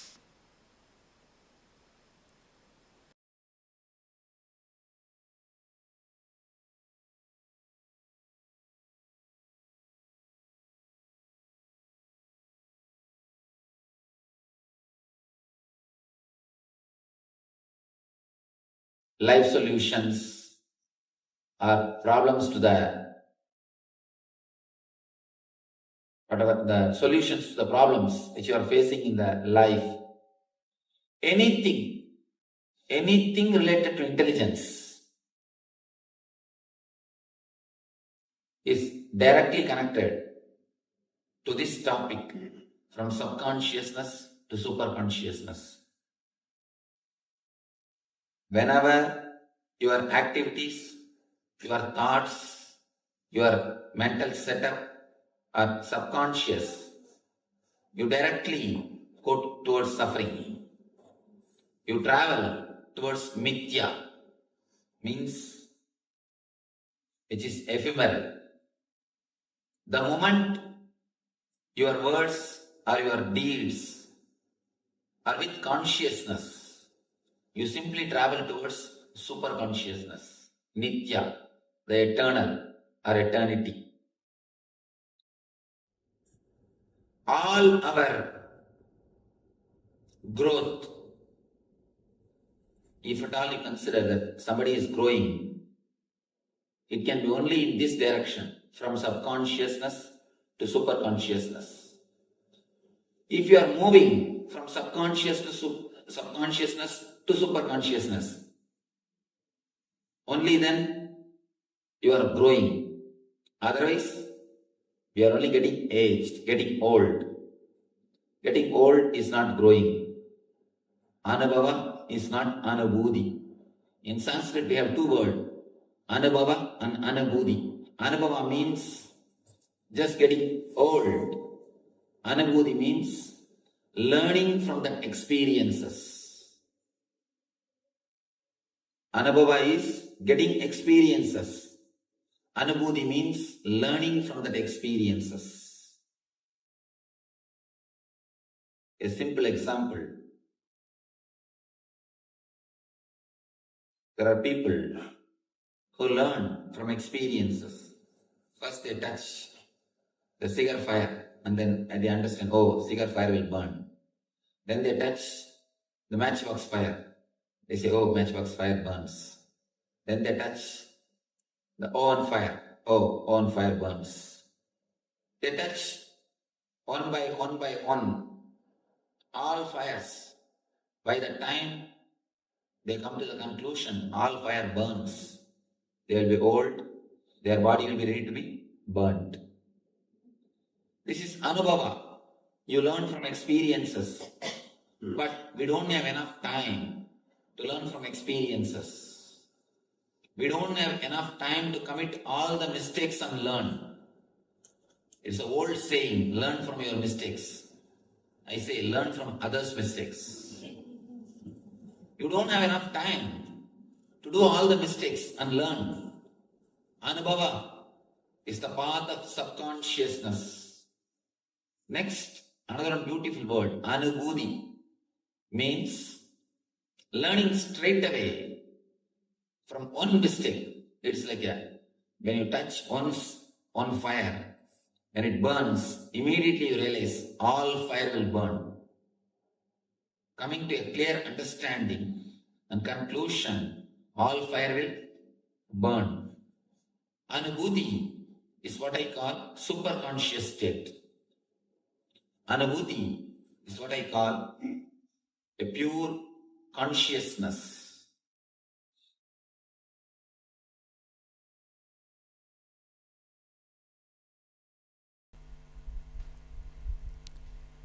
The constant illusory fear and illusory courage, illusory greed and illusory pain, illusory pleasure, illusory sufferings created in you is responsible for various actions and changes happening in you. Please understand. If I had to reveal the sacred secret to you, honestly, a very important sacred secret.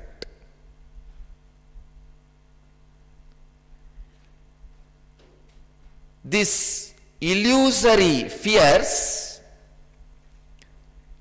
delusory greed, illusory pains and pleasures, even if these illusions and delusions, if you handle it with awareness, as I said in the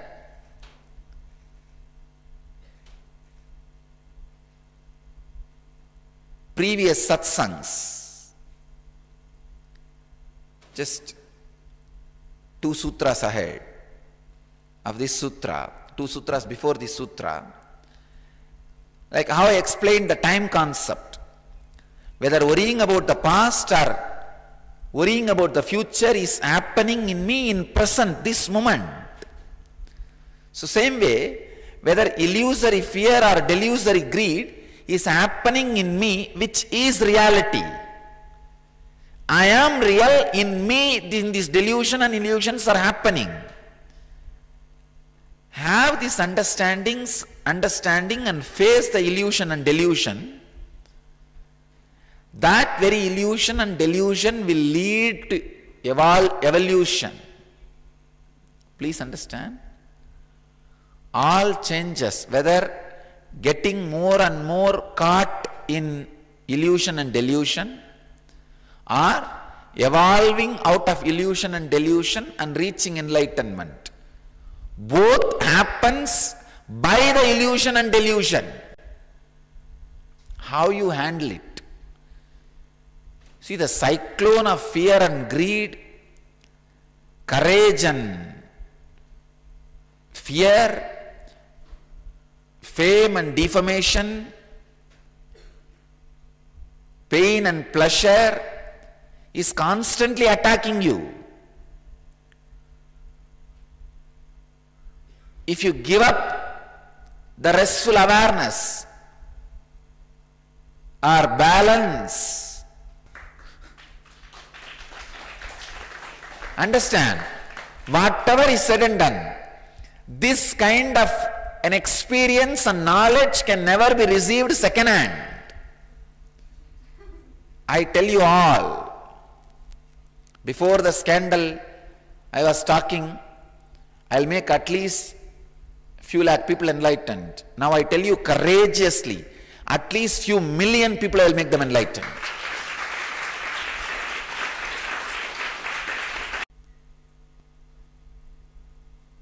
It's like a cyclone constantly happening on you. When it happens, how you stand. How you stand. Are you standing with awareness and larger, broader strategy planning?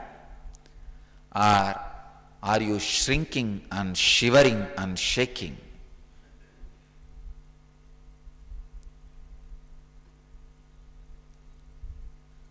Stand with the larger strategy. Stand with a broad understanding.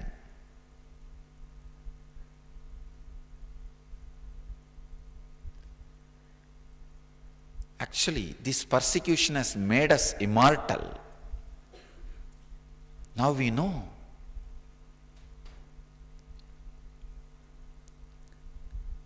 Many of our own disciples and ashramites were always wondering and worrying how to be non-controversial, how to be non-controversial, how to be accepted by the whole society. And because of this fear, they were diluting the truths I was delivering to the world. And the truths and the great teachings, the sacred secrets were not being told to the world. Now the whole problem of how to be non-controversial is taken away. The fear from our disciples that we should be non-controversial. And it gave the courage. Let us stand for the sacred truths and the sacred tradition for which we are giving our life.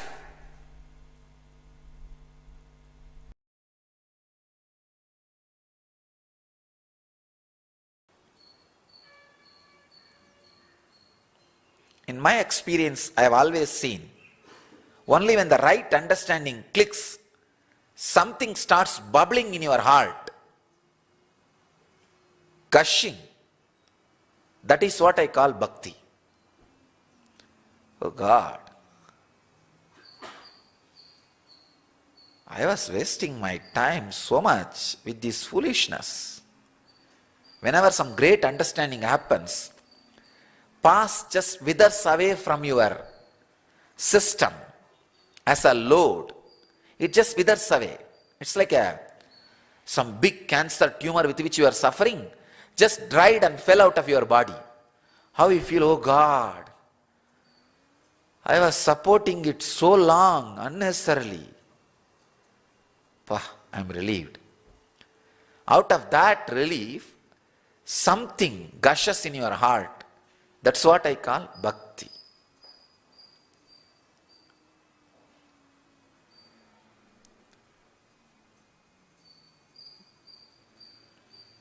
Bhava balathinal bhavanadida sat bhavathirutthale undipara parabhakti tattvam undipara.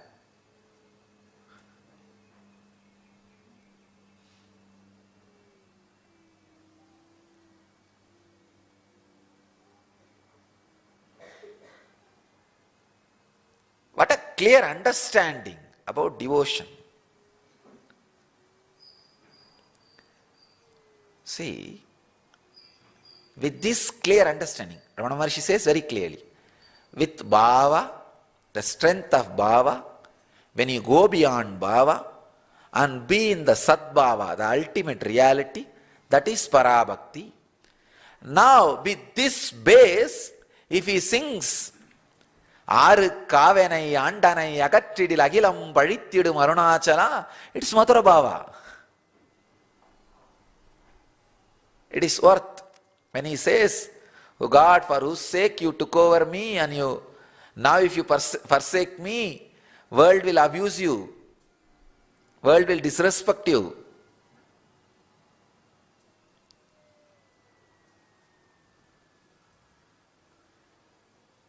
From that high understanding, when this emotional ripple happens, it is sacred sentiment.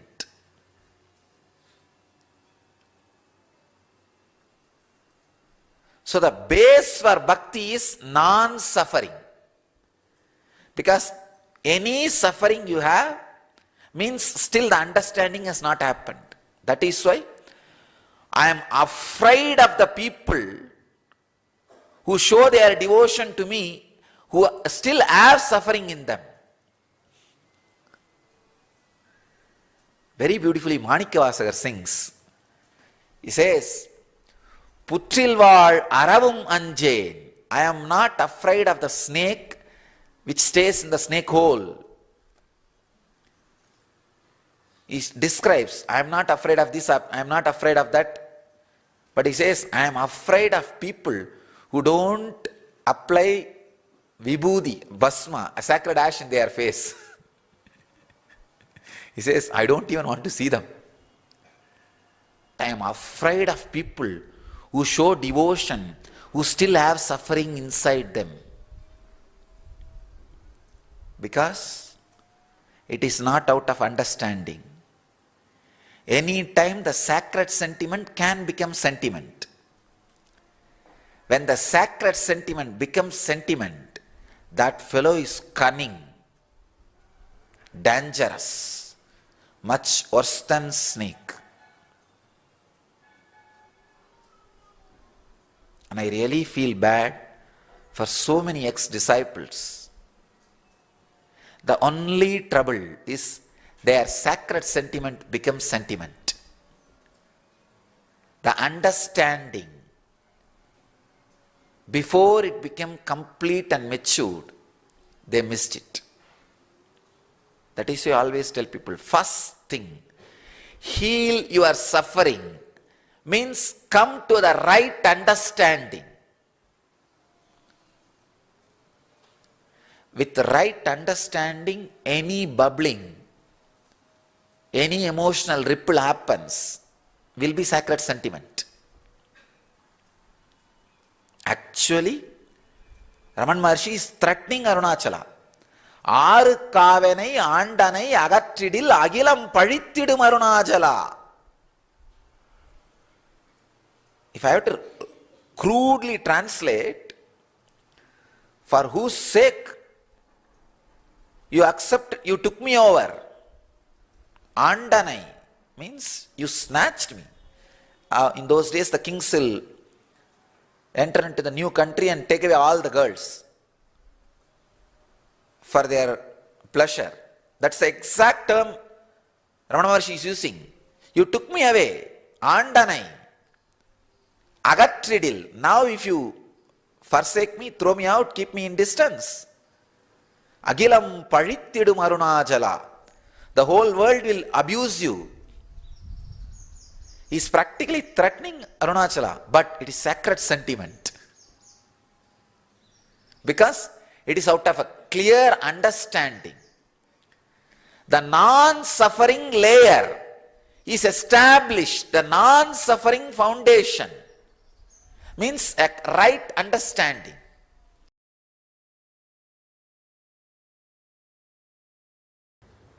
This is the solution, understand? This is the solution for sleeping your way to enlightenment and sleeping your way to health. Own your body. When I say word, own your body, your own body, own it, build it as you want with yoga. Owning your body means, yes, that is the closest object you have. If you don't own your body, what do you mean? It is just there, like a garbage can. For most of us, it's there. Because it is dumped on you, you just dump everything on it. That's all, like a garbage can. Own your body. That's the first step for enlightenment. Sarira matrang kaladharma sadhanam. Means, it is the body which is base for all achievements. Own your body. Feel it, it is yours. So design it as you want with yoga. Yogic body. Own your mind. It is yours.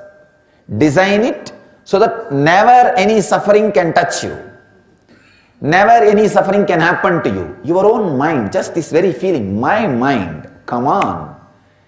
Now I am designing it so that nobody can give me any suffering. No suffering can touch me. Same way, own your living, my life, come on, let me own it. I will make money only the way I enjoy. I will have the pleasures which I enjoy. I will choose my way of life. I will be conscious in every step, see that I achieve what I want. Own your body, own your mind, own your living, own your lifestyle. That is what I call yogic body, Vedic mind, Zen living. Yogic body, Vedic mind, Zen living. Do not live inside a body which is not flexible or healthy. Come on, I am not interested in keeping the body like this. Put energy, time, bend your body, make it yogic. It is your body. Whole day you are living with it. Why are you unaware of it? Whole day let all your movements be such, it continuously become healthy, graceful, as you always wanted it. Own your mind. It's your mind. See that every thought you give life brings only joy to you, brings only bliss to you, never any suffering, never any disturbance. Your mind, mend it, weave it as you want, train it as you want, tame it as you want.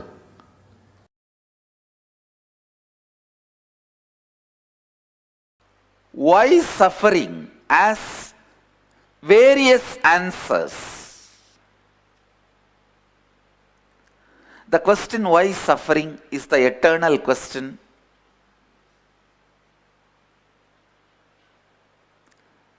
That is the ultimate quest. It has various answers. Buddha says, desire is the only root cause of suffering. I don't want to say Buddha is wrong, and I don't want to say Buddha is complete. Right answer does not mean complete answer.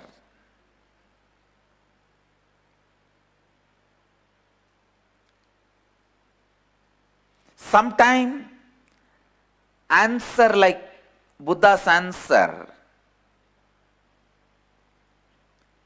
desire is the root cause of suffering, can be all inclusive, but it has lost preciseness which is necessary to find a solution. Please understand.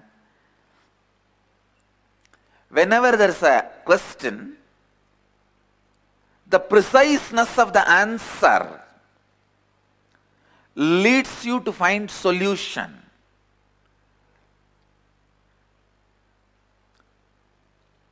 each answer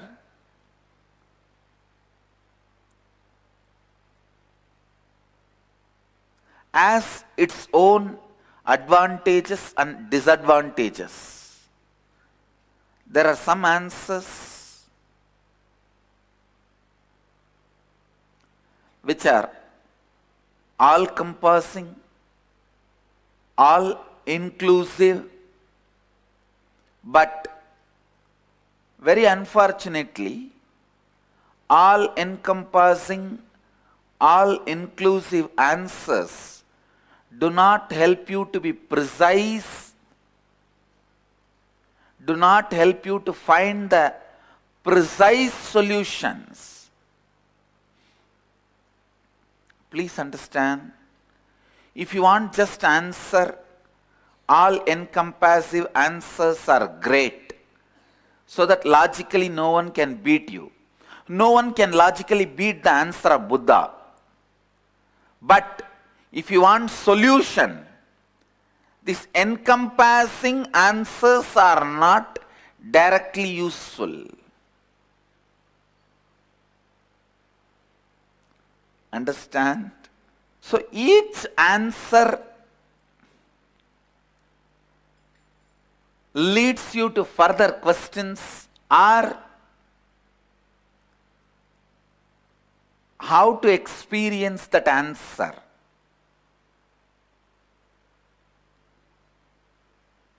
When you go for solution, what, how, why? Please understand, when you go behind each answer, you develop one new theology. You develop solutions for one kind of mental setup, one kind of pattern.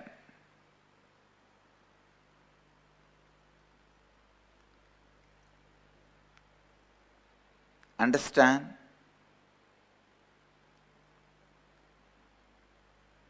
If you want to answer to others who may attack you logically with more questions, all-encompassing answers like Buddha's answer is useful. For example, you come and ask me in a public satsang, why suffering? I give an answer. Desire is the root cause of suffering. No one can logically refute it. No one can logically hit at my answer, because the answer is such vast, all-encompassing, you can't hurt the air by the arrow. Any arrow will pass through the air and air will not be hurt. Same way, this answer is such, any question you put, it will pass through. The answer is not going to be disturbed.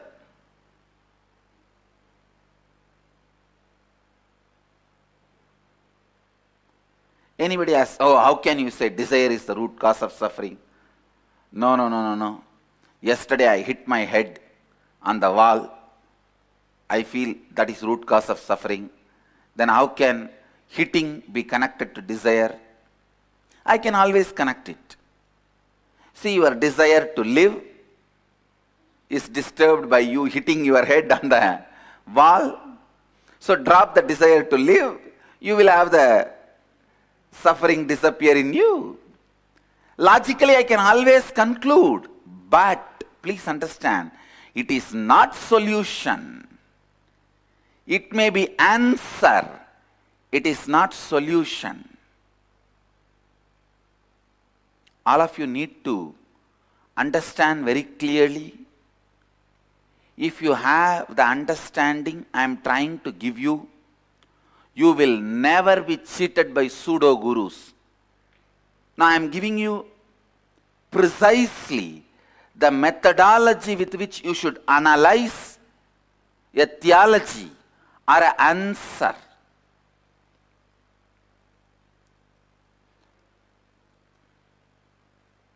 If I give you the answer which is all-encompassing, but not solving your problem directly, what is the use? It may be a good entertainment for you. Instead of watching that same foolish sob shows in the TV and sobbing and the TV serials, you can watch this kind of answers, this kind of discourses, a little better entertainment, but not solution. Please understand, just because the answer should be irrefutable,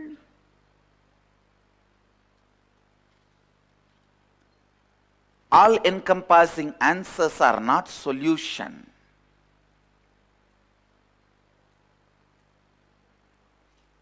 All-encompassing answers are brain candies, intellectual treat, but not solution. Please understand,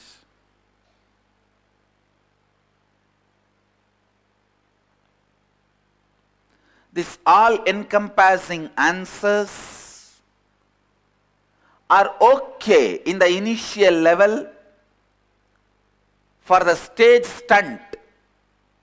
I call it intellectual stunt. In the stage, throwing a theory and literally sealing all the brains logically, and any question comes, you blast him like how a hero blasts villain in a movie, and all of them go to corners and fall. You stand tall. Maybe for this purpose, the all-encompassing answers will be useful. But the all-encompassing answers are not going to help you to find solution, because solution is a precise, loving, caring, concerned surgery. That is the reason I request always people to apply what I am teaching. Please understand, the integrity, authenticity, responsibility and enriching will become solution only when you start thinking and internalizing it. I tell you,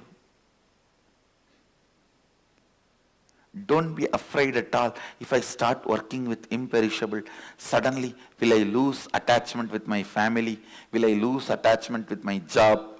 Will I lose attachment with my goals of money, name and fame?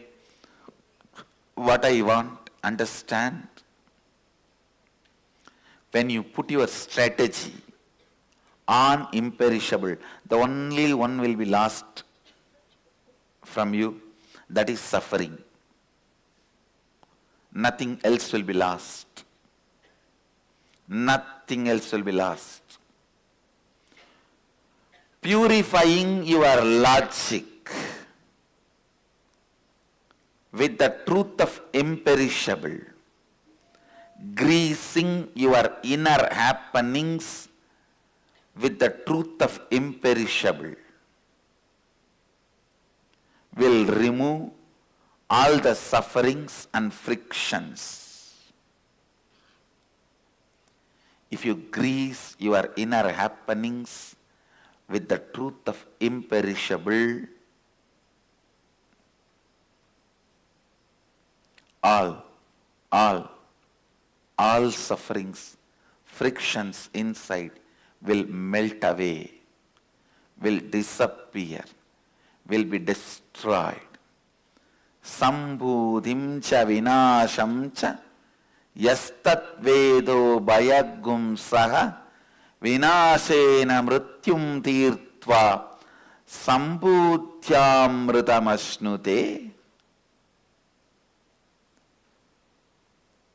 Don't go on be running. Stop at some points. Stop some time. Look, are you moving 100% out of imperishable, or are you moving 100% out of perishable?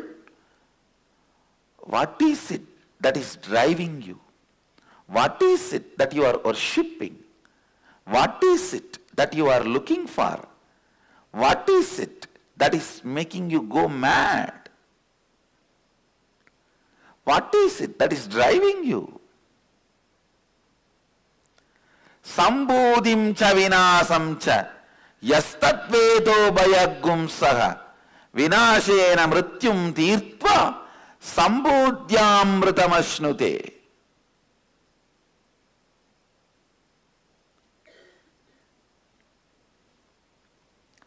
I can see the courage and confidence in the voice of the Upanishadic Rishi who uttered this statement.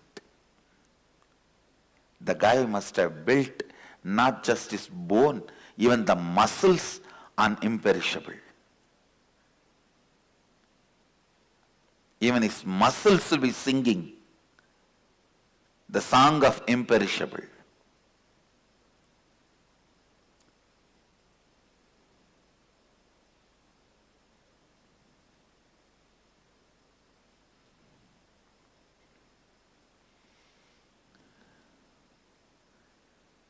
If you are going to get married, see how I can express my imperishableness.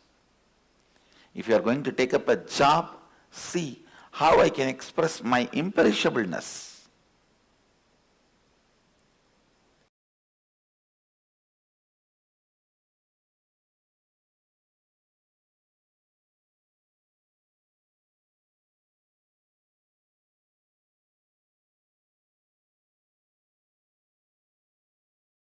Life solutions are problems to whatever the solutions to the problems which you are facing in the life. Anything related to intelligence is directly connected to this topic, from subconsciousness to superconsciousness. Whenever your activities, your thoughts, your mental setup are subconscious, you directly go towards suffering. You travel towards mithya, means which is ephemeral. The moment your words or your deeds are with consciousness, you simply travel towards superconsciousness, Nithya, the eternal or eternity. All our growth, if at all you consider that somebody is growing, it can be only in this direction, from subconsciousness to superconsciousness. If you are moving from subconsciousness to superconsciousness, only then you are growing. Otherwise, you are only getting aged, getting old. Getting old is not growing. Anubhava is not anubhuti. In Sanskrit, we have two words, anubhava and anubhuti. Anubhava means just getting old. Anubhuti means learning from the experiences.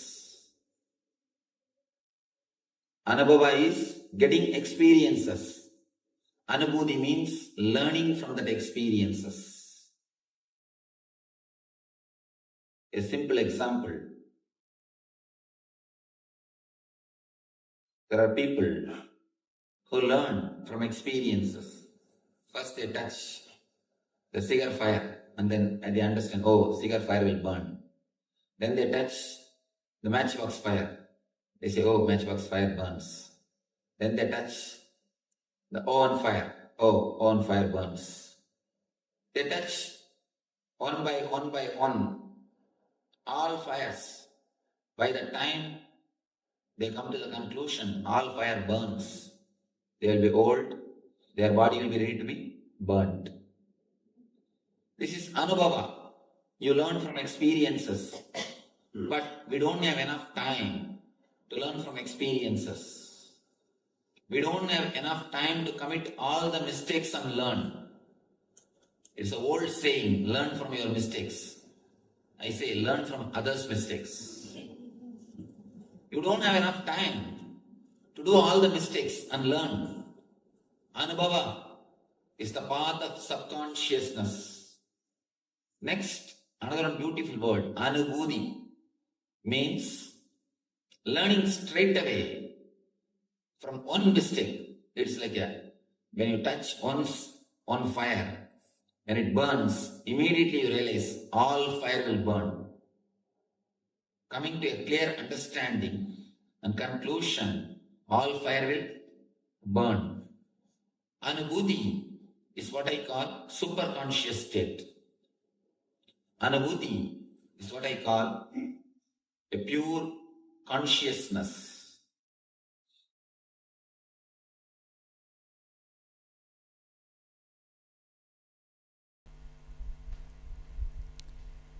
The constant illusory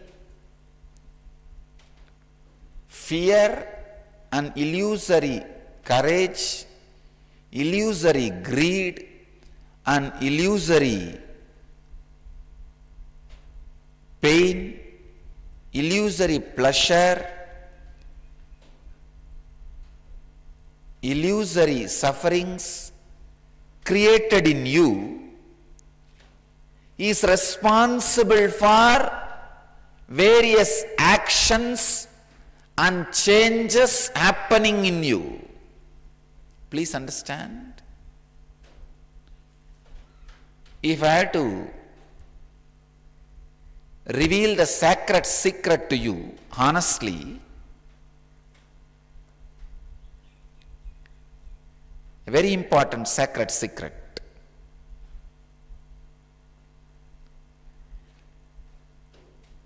This illusory fears, delusory greed, illusory pains and pleasures, even if these illusions and delusions, if you handle it with awareness, as I said in the